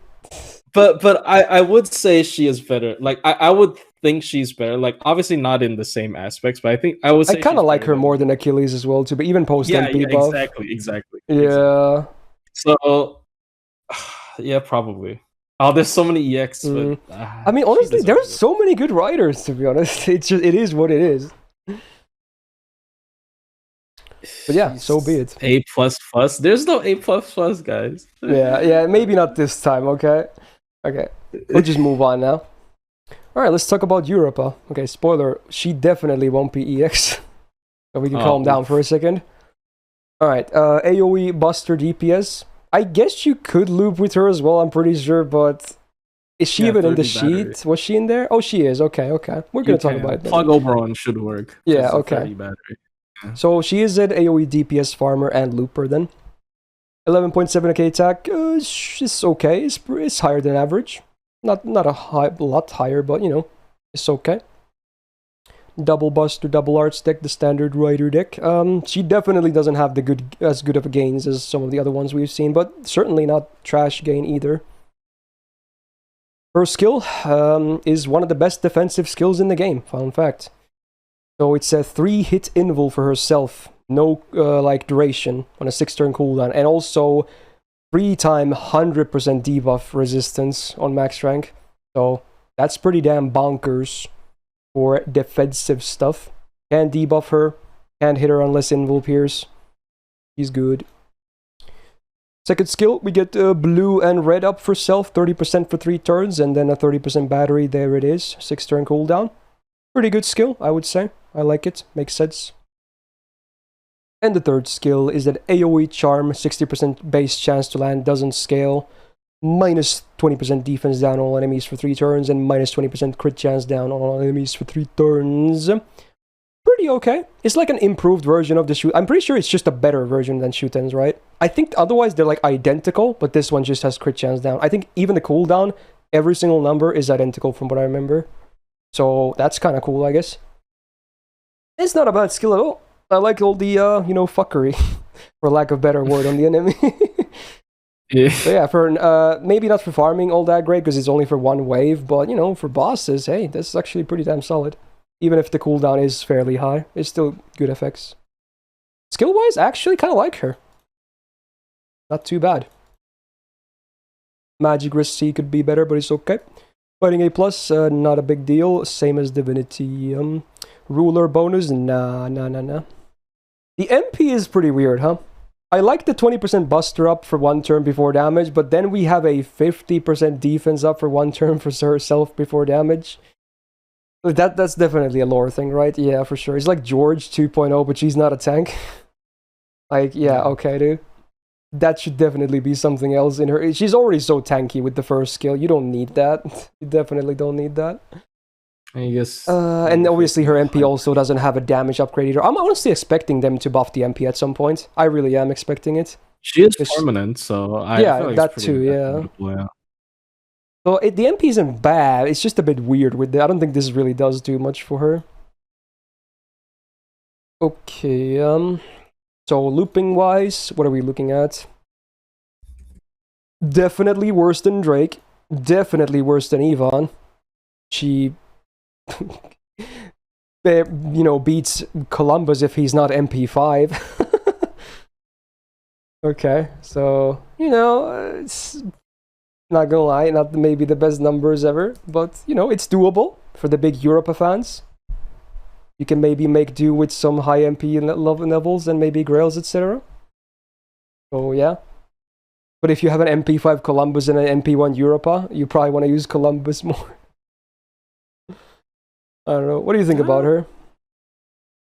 I actually grew to like her for challenge quests and stuff. Her kit, I honestly, it looks way better for challenge quests. Yeah, obviously she has the Marie thing. That's the comparison. She's like an SSR Marie. Yeah, but I mean she's a lot more offensive. She doesn't have the heal, but she has a lot of defense. I do like her quite a bit more. Maybe it's my bias because I kind of like the character, but I don't think she's horrible because definitely not. She's just like Marie. Like even if I sound harsh there, she's fine. Yeah. Marie. Yeah, I think she is better than Marie, but I would probably place her in like B+ myself, honestly. That's fair though. Yeah, that if she were single target, maybe I would probably prefer her over Kits. But being AoE, I don't know.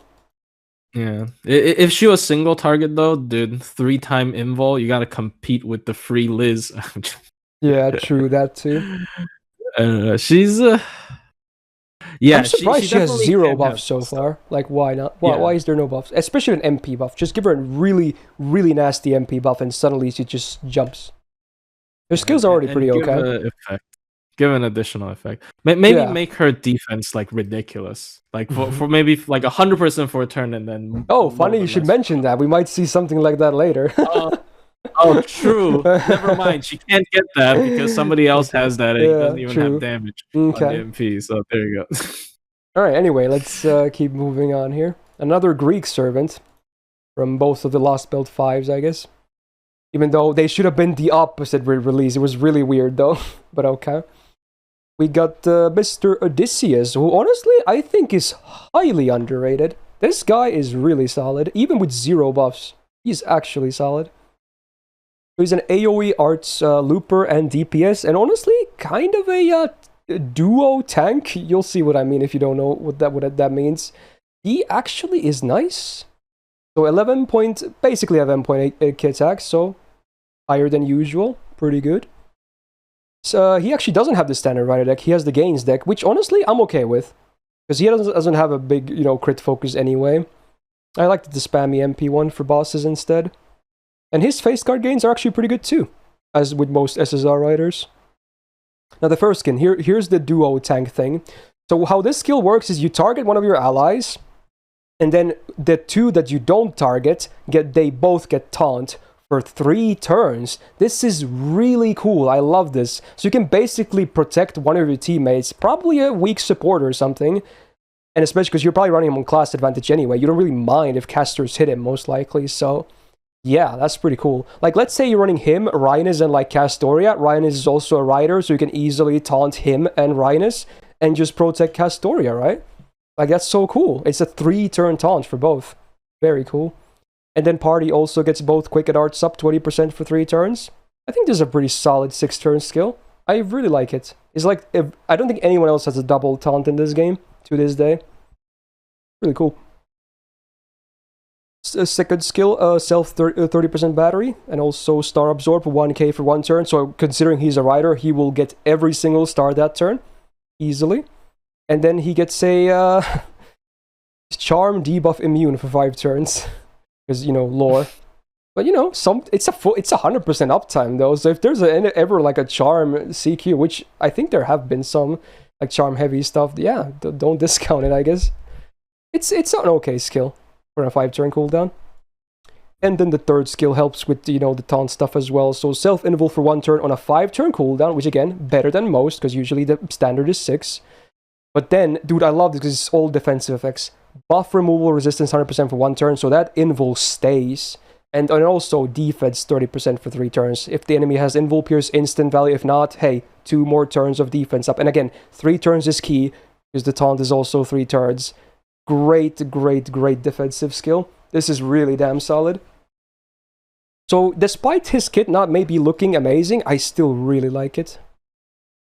Magic recipe pretty good. Writing B+ dice for those double 4-hitter quicks. And then also 10% arts from this passive. Very nice. And he can't be pigified, I guess. So, you know, anti-Cersei, let's go. Rider bonus, pretty irrelevant, I would say. MP, no buffs, but hey, it has the amazing utility of removing defensive buffs before damage. Always so good. And the OC also is really nice. It's 30% MP damage on base for 1 turn before damage. And it scales pretty okay with the overcharge as well. So, it's a great MP. I really like it. If they ever buff this, it will be insanely broken. But even as is, it's so good. Now, even, you might think, like, he looks pretty defensive. He might not be that great at looping. He actually still dishes out great looping numbers. Like, look at this. Like we probably already saw, he actually out-damages the Vinci Lily as well. Well, again, his refund might not be as good, but damage-wise, he is definitely a contender for a solid arts looper. That's for sure. What do you think about him? I think he's super under. I think he's really good. He is really solid. Okay. I don't know. Probably not EX, but I'm thinking A+, honestly. Yeah. My favorite level 1 as well. And that's very cruel. You shouldn't do that. Okay. Yeah, don't do that. But yeah, like defensive buff removal on MP as well is really relevant. It's so good utility. A lot in CQs. And it's AoE too. That's so good. Yeah. And Aegis, I don't know how you pronounce that. That is like I don't know either. Defensive skills in the game, right? I think so. It could be said like Aegis as well. It's a weird word. Really good, and he's permanent. So yeah, good spook. If you're lacking a looper, he's really good. Dude, if Chad is saying A++, and I almost want to make it here. Because I do like him more than Achilles. Yeah, he's not EX. Maybe like an MP buff away from EX. But man, he's pretty damn good. Okay, I feel like we already said that twice. Okay, maybe that's just me. I don't know. You probably did. We're pulling Achilles again, but okay, there you go. Woohoo! There you go. He's really damn solid though. People really underrate this guy. Super good for bosses and also can farm like a boss. Okay. Moving on. Okay, Nemo time. Oh, the little captain that could. So single target arts DPS. 11.4k attack, hovers around the average. Full classic rider deck. Makes sense on him in my opinion. I like it. Gain's also fairly good from what I remember using him, so not too shabby. He actually has a ever so slightly, arguably slightly better Voyager of the Storm, and you'll be seeing this gimmick a lot. Because, he has a lot of conditionals. So you get 12% attack and MP damage if you're not on water side or void space for 1 turn. So man, this skill is pretty terrible bad if you're not on those, because it's even way lower than the other ranks we've seen so far. And if you are on those things, you get a bonus 20% attack for 3 turns for the full party. So then it's actually a good charisma. But not an amazing, even at that point, it's not an amazing charisma. It's just a bit better for like that 1 activation turn. I feel like they should have also given like 3 turns of more MP damage as well with the water side thing. Because like you're hitting a niche, and even then, we still have better charismas in the game that don't even require a niche. So, yeah. True. They should have doubled the MP damage as well. Self-Guts 1 time 5 turns on a 7-turn cooldown, 3k HP. Standard is fine. 30% self-battery, pretty cool. And then when the Guts activates in 1 time 5 turns, matches the duration, very cool. You get 50% the battery. Can be useful, actually. Can actually help you if you're maybe losing the fight or want you get more mileage out of your Nemo before he goes down. It's an okay skill for sure. And then the third skill, AoE, 20% arts up for the full party for 3 turns. And then if you're on water side or void space, you get a further 20%. And in that point, it becomes amazing. And you get 15 stars always. So if you do land that 40% AoE arts, it's really good on a 5-turn cooldown. If you don't, it's just okay. It's fine. So it depends. So yeah, really a lot of niches. And that's not even all of it. We're going to see more in the passives and in MP as well. Writing A+, sadly not that good on him. Divinity A, whatever. Hey, arts crit damage, pretty cool. And then also 500 damage cut on water side or void field. Not a huge deal, that damage cut. This is like a pretty negligible bonus. The crit damage is way better. Arts or archer bonus, nah, on the append, no thanks.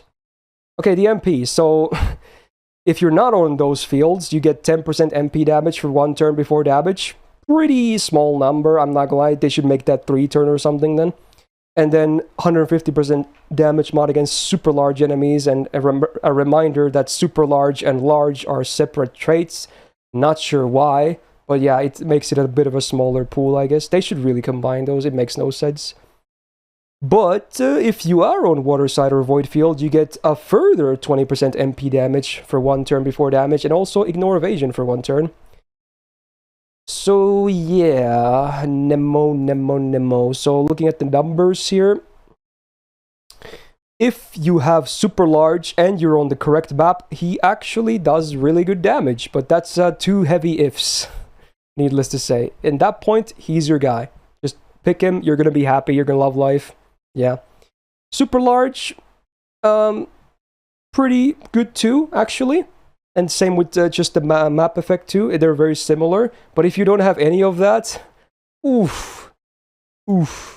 Yeah, he's like he falls off. Such a wide range. Yeah. Without the void field or... So yeah, honestly, if you're not on water side or void field, I'm not even going to talk about the damage mod too much. If you're not on the map, he's like okay. He's fine.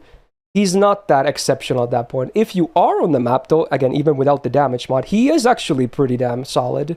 But it's a map condition. I really wish he could maybe apply the field himself.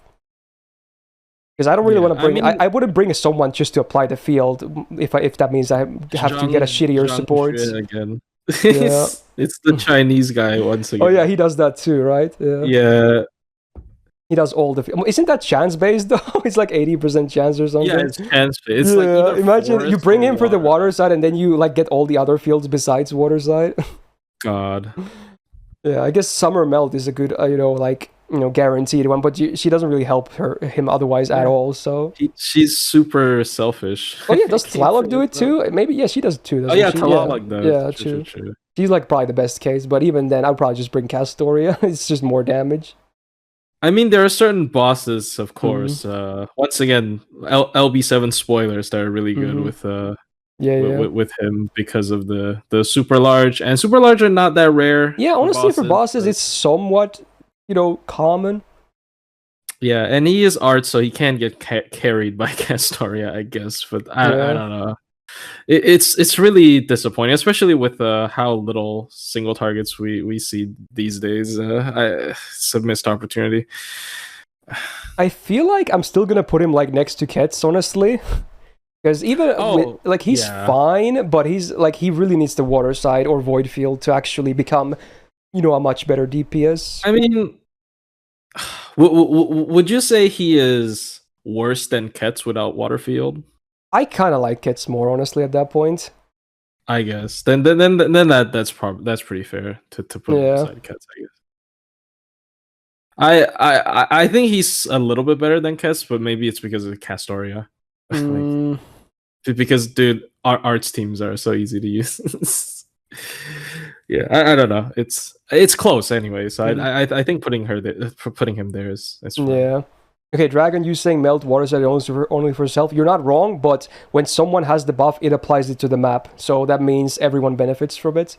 So she only has the buff herself, yes. So if she dies, it's lost. But if she has it up, that means Nemo benefits from it too. So that's how that works with, map changing buffs or whatever you want to call them.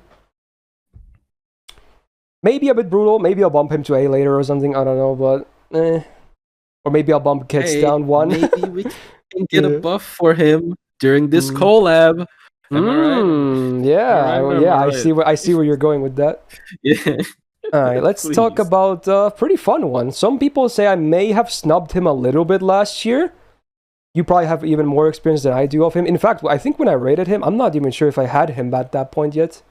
Yeah, we're going to talk about Tai Gong Wang, aka Tai Kobo, is what I usually call him. We have a quick DPS support, and honestly, like a divine expert as well, kinda. He's an interesting case. He's like half DPS, half support. So 11.6k attack, again, just passing the average, so not too shabby. He has the gains deck, which honestly, I would love to see double buster on him as well over double arts. But, I guess there can be opinion. I just really would like to see it on him specifically. He has power mods as well. Yeah, those are really nice with crits. Yeah. It's not a garbage deck, though. At least the hit counts are still good. But yeah, double buster maybe would have been cool here. Alright, first skill is actually really nice. Well, maybe minus the cooldown. So on AoE, you get 3 effects. 50% quick attack and MP damage, 3 turns. There it is. Just, all the good stuff for all your quick DPS needs, basically. Now, it is a 7-turn cooldown, though. I feel like it could have maybe been 20% on a 7-turn cooldown, or something like that, but you know what? Okay, fair enough. I don't hate the skill, though. But the downtime is definitely 4 turns, so yeah, something to think about. Second skill is a full skill seal, and this is actually funny. This is a reason why he can be used as a support for Bazette looping. Is fun. Oh. It's funny, yeah. It's not even a complete meme. It's actually fairly legit, because it eliminates the RNG of enemy skills, meaning that Bazette can reliably counterattack every single enemy. It's pretty cool. Besides that, I guess it's an okay effect sometimes, the AoE skill seal. I don't hate it. I don't love it. Then here we go, sub-damage mod. Self, 50% anti-divine and anti-demonic separately, 3 turns.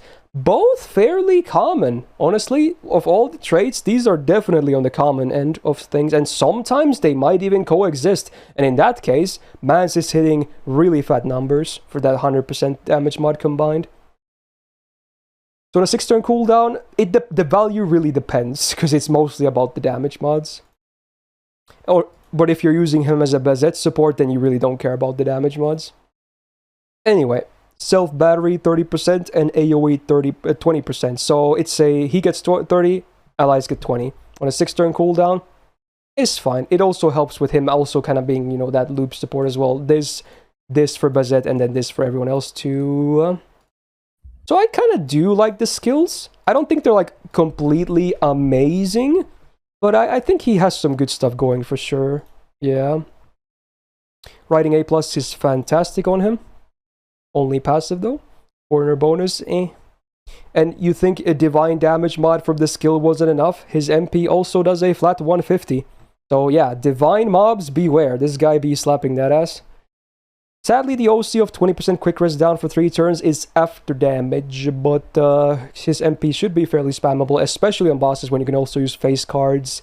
you could definitely benefit from it on later turns. I think the MP, while it's basic, it's pretty fine. I don't hate it. It's alright. Now, numbers-wise, he kind of loses to Achilles, mostly just because he has an MP buff and Taikobo doesn't. So if that ever happens, he's probably just going to jump ahead again. So it also depends on your copies, obviously. That goes without saying. So he does fine in farming, if you want to do that too. But, there might be more fun uses for him besides farming. You probably have some comments of him as well. I mean, the anti-divine is ridiculous. Like, that's all I'm going to say. Like, when he hits divine bosses, it's really stupid. But of course, he also has the very unique self 30 AoE 20. That is a common number that sometimes people use for multi-core, where you do like multi DPS. I should say. Oh yeah. Where he can support one of the servants, but he can also clear wave himself. I think he's really solid. But I don't know. I mean, big battery as well. Where did I put him last year? Let's see. I put him on A+, and I think some people still said I kind of snubbed him. I think that's kind of fair, honestly. I think that's fair, because he offers more than Achilles, while maybe doing less damage. Yeah. But yeah, he has a lot of stuff going for him. Yeah, he definitely is a utility pick, and yeah, I don't know how much I should consider the anti. He's a great all-rounder, if anything. Yeah, but yeah, and he has a super strong niche. Like the anti-divine is I personally actually don't have that much experience with him outside of anti-divine, but dude, when he does anti-divine, it's so stupid. It's actually so stupid. I mean, it has to be. It's two separate bosses. Like, come on, dude. Yeah. It's actually just completely ridiculous. Like single target damage, right? So I don't know. I mean, I don't think he's super crazy either, but really solid. Yeah, I guess you can put him Maple. I don't know. I'm not sure. Someone say maybe bump him there and Da Vinci Rider as well down here. Like add them both here to A++. That was an interesting comment I saw. Okay, let's think about that after the initial placements. Yeah. We'll move on for now. Okay, we'll do the final thing after these two have been placed. All right, let's talk about the defense guy. We have Constantine, the Emperor himself. I'm not gonna read his full name because it's a full library and a half. But Constantine, what, 11? I can do maybe Greek numbers, maybe not. I don't know. That's what it is, right? Yep. Okay. So what is he? He's an interesting case. He's a tank that's not a good tank, but he's also pro tech, and he's also a crit DPS of Buster kind. He's an interesting case. Maybe not in the best way, but yeah, he's a thing. Okay. He's a good tank. I would argue against that, because you'll see why soon, but okay. 10.9k attack. Honestly, for the aforementioned tanking purposes, his attack doesn't need to be high, so that's fine. He has the standard Rider deck. When honestly, am I going crazy if I say I would have loved to have seen Triple Buster on him? Honestly. Oh, you're not crazy. I think that would have been cool. He definitely ended up more of a solo tank unit thing, because he protects himself the best. And usually if you have Triple Buster, they will ramp up your arts card game. So if you're soloing and you do the mighty chain, he might be able to actually loop his MP. And if you can loop his MP, he's really good. But, he loves Buster crits too. Yeah, he loves Buster crits as well. Yeah, he definitely would be a lot better if he was Triple Buster, to be honest. More consistent on teams too, for more Buster cards. Yeah. Anyway, let's talk about the skills then. So first of all, taunt for 1 turn, and then 50% MP generation for one turn. Again, this includes when he's getting hit. So that helps with that too, cool. And a 20 star bomb. Now the reason I'm saying he's a bad tank is because of this skill. Like, if you argue about this, I don't know what to say. It's a 1 turn taunt and a 6 turn cooldown. If you think that's good tanking, I don't know what to tell you. Unless you're gonna have to rely on RNG otherwise. This, we have way better taunts for tanking than this. It's a 5 turn downtime, okay? Well, there you go. I don't think anyone will hopefully argue too much about him being, not so great of a tank. Okay, moving on. It's an okay skill. It kind of makes sense. Alright, second skill, Party attack up 20%, so his charisma, it gets a +1 cooldown, but what do you get in return? Another plus 20% buster, and also crit damage of Roman allies, 30% for 3 turns. Now, he himself is also Roman, so he gets this crit buff, and again, this is why he likes them buster crits, because he has the trifecta of these effects. They're going to be up half the time, so not the worst. You love these effects, so yeah. It's like his DPS skill, because really there really isn't too much. This helps a little bit too, so it's his self 30% battery, self 30% crit damage, another 30% that is, and then also a 10 stars per turn for 3 turns. Now he also gets an on death activate for 3 turns, so when he dies, he gives the same buffs. He refreshes them and gives the same buff to the last ally in the chain, excluding himself, which I believe starts from the right? So let's say he's slot 1, he dies, they go to slot 3. He's slot 3, he dies, they go to slot 2, right? Yeah, correct me if I'm wrong. I think so, because I remember that's how they set up the Chengong thing. There was like a Chengong team with him. What if he's solo? Then he fucking dies and you lose. What? Why is that a question? It activates on death. It's not an on guts activate or anything. It's a death activation. we don't. Like, that's a good question. Yeah, nothing happens. You just lose at that point. But that's pretty funny. God. Okay, so in a 6-turn cooldown, again, they're up half the time for himself if he stays alive, and he's kind of easy to keep alive, so most likely on a successful run, you're not even going to never see the on-death activate, honestly. Like, at least not, you probably don't want him to die, if anything. Yeah, you don't He's not like an esports tank, he wants to be alive, so it's only a small bonus if, shit hits the fan. But it's more of a compensation rather than something you should try. Like, you can just kind of not look at the 3 bottom lines and then just think of a 6-turn cooldown for the 3 upper lines. And in that case, it's not bad at all, honestly. It's still fine. It's an okay skill for sure. I don't hate it. It's just a little bonus if, you just happen to die suddenly for some reason. So overall, his skills, I don't think they're too bad. I think they're okay. They do make kind of sense, This taunt especially with the MP that we're going to talk about next. Goddamn, this song. I shouldn't even comment on the music, but okay. Writing B+, okay. Yeah, he only has a 4-hitter quit. What song? It's just a stupid version of the song. Alright, yeah, this is not too good, but the Magicus B+, actually, is pretty good. You want this, but it could be higher too. Crit damage, always more welcome, because he likes crits. This is basically the only way he does damage. Archer append, I guess you could bring him even on neutral for like some kind of protected tanking purposes, but he really loves protecting himself mostly. The MP helps a little bit though. So with the MP, it's a really interesting one. So he self-buster up 30% for 3 turns on MP1. Pretty okay chunk. And then self-invul for 1 attack, 1 turn. Okay, not too much. And then damage cut for Roman allies by 5,000 for 1 turn. So unless the enemy has a really insanely fat crit or they MP you, that damage cut alone will just, protect you for all. It's going to be, you're going to see a bunch of zeros. But if that wasn't enough, we get the OC. So on base OC, again, base, 100% defense for the full party for 1 turn. So, obviously, once the enemy gets to have some buffs, they're going to start chip away on that, but that really is like a ton of mitigation. So he himself with this and the damage cut will take 0 damage.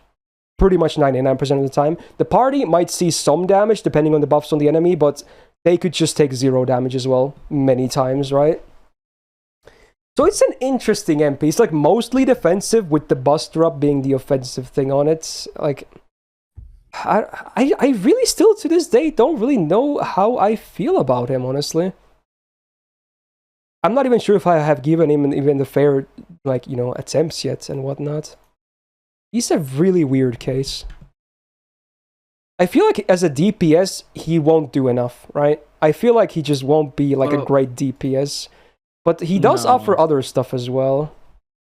He's like specifically good in some stuff, and I wouldn't even say good. It's satisfying. Like for example, I soloed Gaetia with him, and it was really satisfying because when Gaetia keeps doing the multi-hit attack, and then he keeps MPing, and he just never takes damage, right? But you can't. It doesn't happen. It doesn't happen. Not even with Mighty Chain, which is really unfortunate. I thought Mighty Chain would save him, but Yeah. I think they intentionally fine-tuned it so he was not able to very reliably spam his MP. Otherwise, he would be immortal. But I don't know.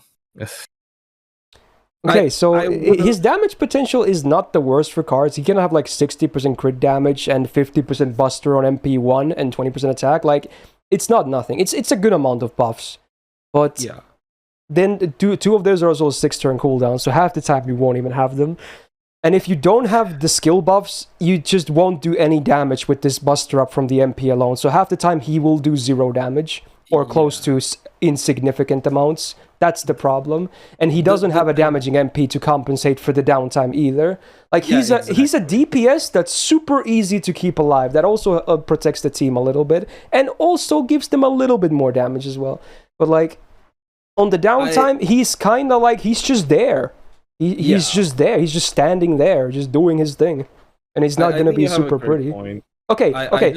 Here's the thing. Okay, I need to break. Okay, Rip is molding on the chat because he really insists he's like A+. He's God tier. Okay, can you at least give me your arguments? You've been just screaming that he's amazing. Like you say, people ironically think he's bad and whatnot. Like, can you at least give me some arguments? You look like an idiot right now. I'm not gonna lie, and I shouldn't be, too much focused on the comments right now. But okay.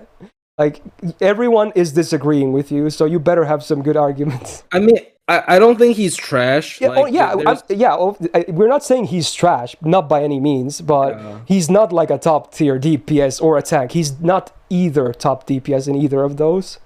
I think he needs longer uptime.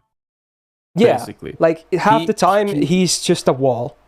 Not a very good wall. Uptime. Like I would have preferred. Like his MP is another case of overkill, right? Like if his like for that one turn, it's amazing, but like it's a bit too. Maybe space it out a bit more. Maybe that could be cool. Like if one of his effects was, let's say, smaller number but longer lasting, then the buster up is the only 3-turn effect on the MP.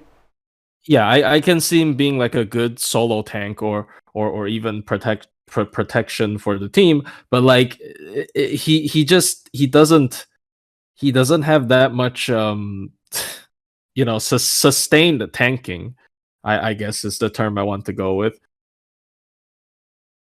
Okay, he's got 100% AoE invul. Okay, that's very arguable. You're basically assuming the enemy always has 0 damage buffs. Okay. Let's see what else he has. I mean, it is effectively AoE invul, but it's not very spammable. I would say generously effectively AoE invul. Okay, it does. Like even if you get damaged, you will still probably be able to tank it though. I'll give him that much. Yes. I mean, it has the. But it's not like 0 damage. The damage cut. A lot of times it kind of is 0, but like for himself, it's going to be 0. But for the party, because that's what he was talking about AoE invul basically. So he's obviously referring to the party as well. It's just him though. Yeah, it's usually just him or Romans. But I guess if you run a full Roman team, he's fine. But if that was not Roman, then maybe. But I don't know. Like he really, like I think Rib is saying, like I think in Rib's head the situation is this: you're always gonna have his MP up for the time the enemy MP, so you will always take 0 damage for the full party. Like you can always negate every MP, and then he just does his thing half the time. Like honestly, I would use Castoria in my Buster team. Like one Castoria MP does the same thing, and then your DPS is not a gimp tank who has to save his MP to protect the team. Like he's supposed to be a DPS at the same time. One Castoria does the same thing, and then you can have a DPS that does 5 times more damage than he does. I really don't think he's. That's not an argument.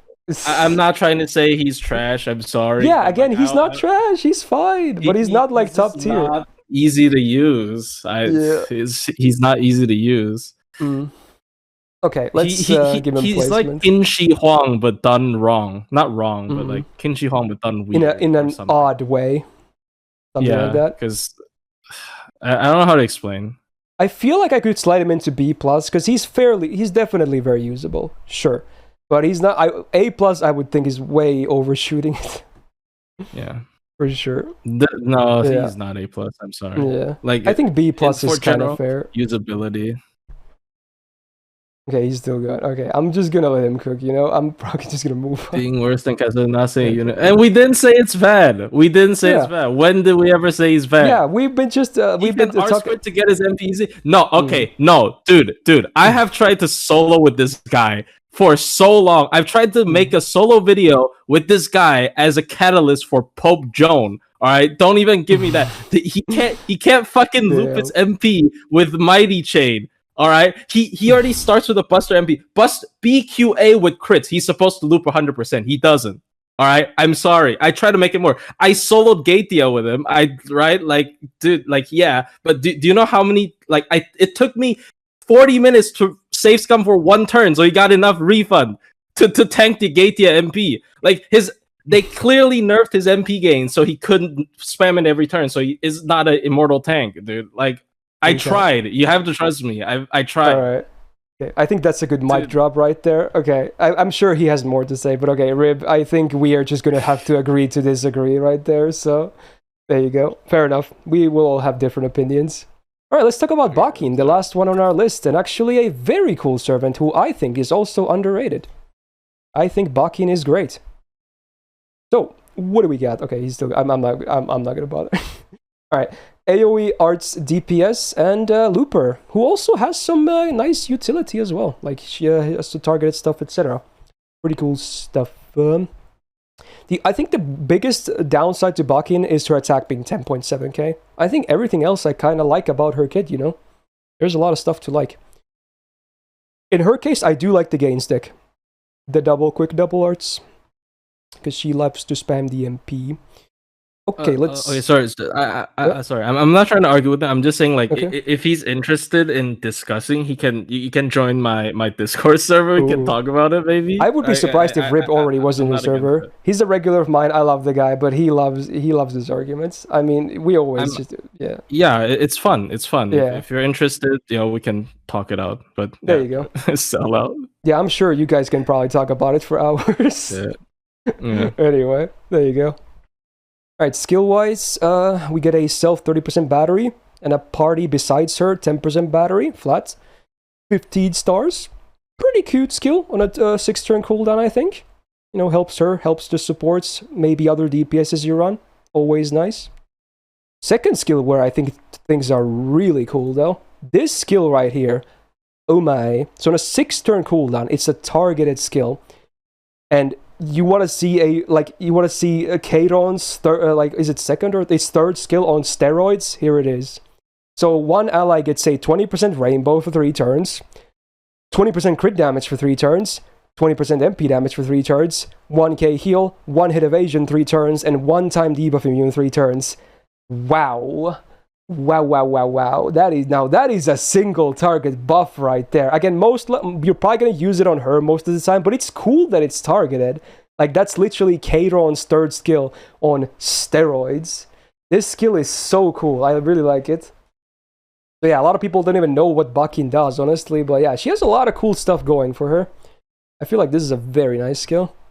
Oof, so satisfying. When you use this, you just see all the buffs happen, and you're going to feel good.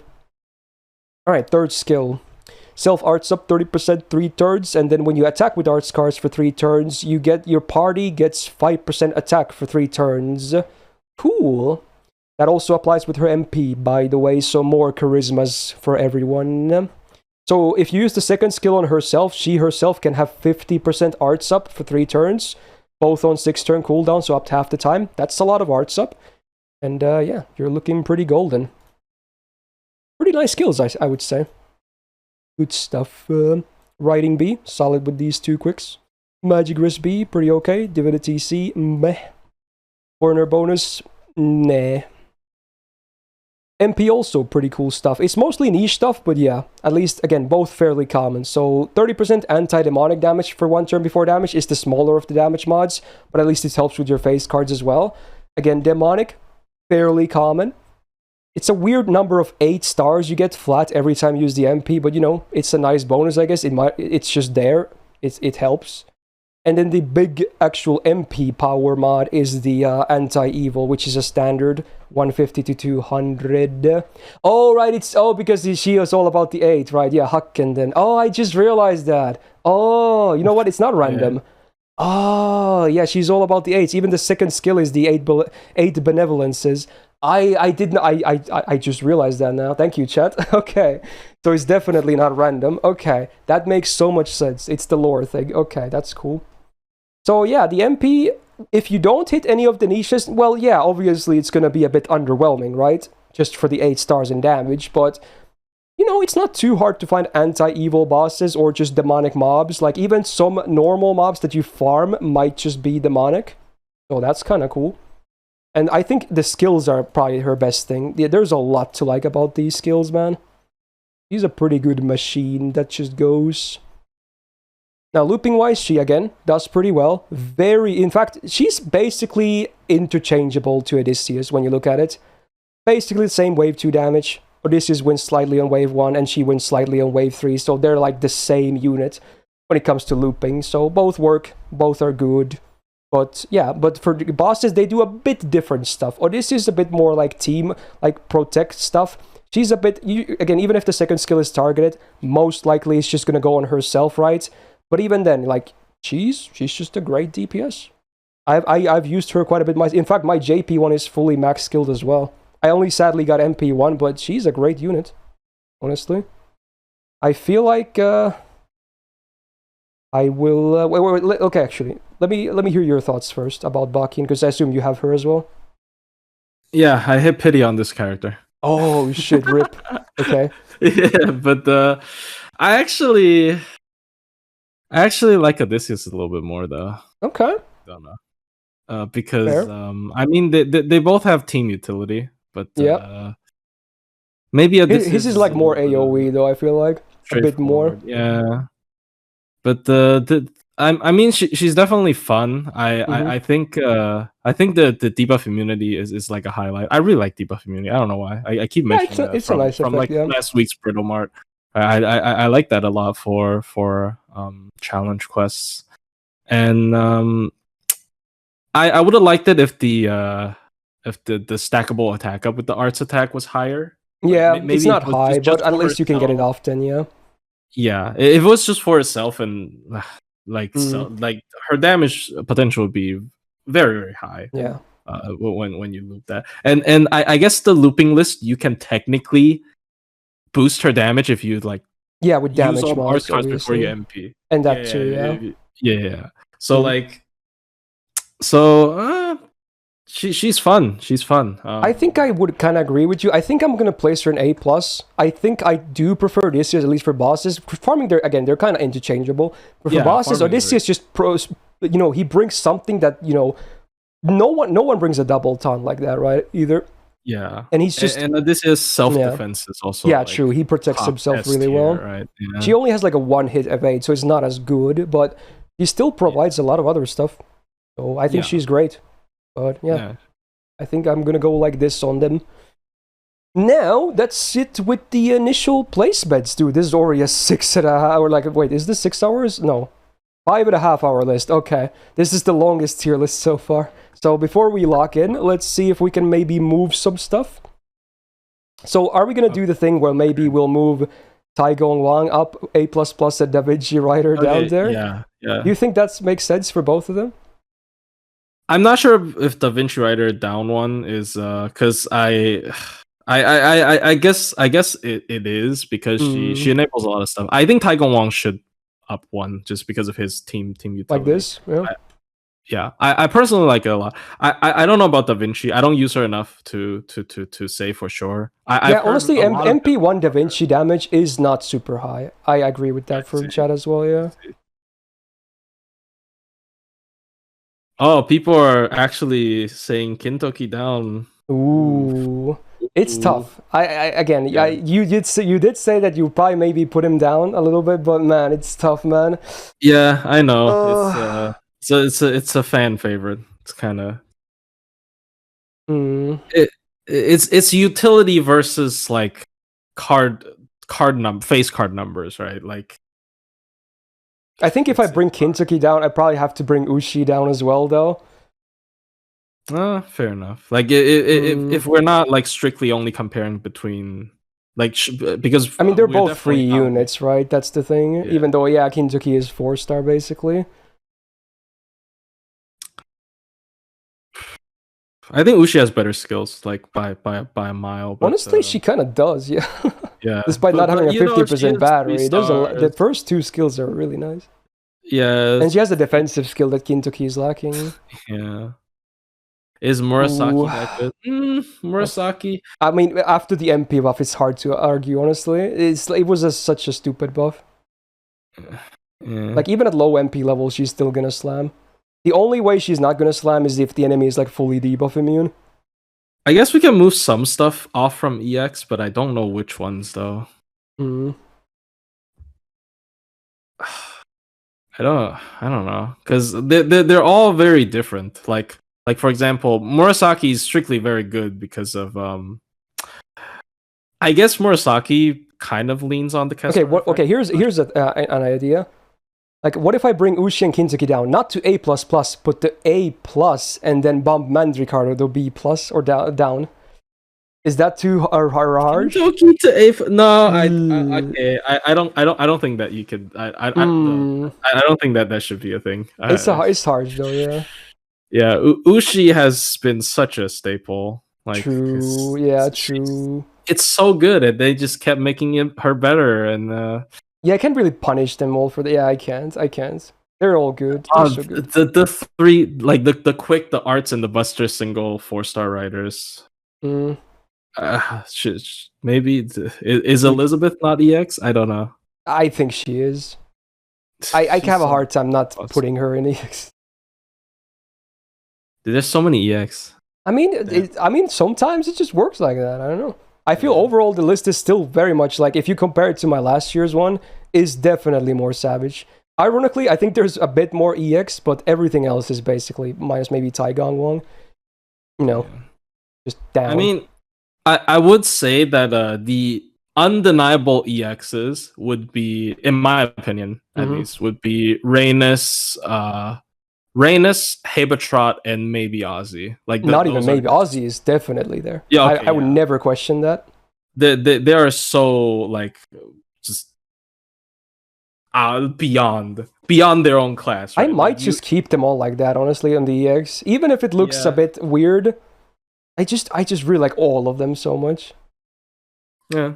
That's fair. Sometimes it'll just go like that, you know.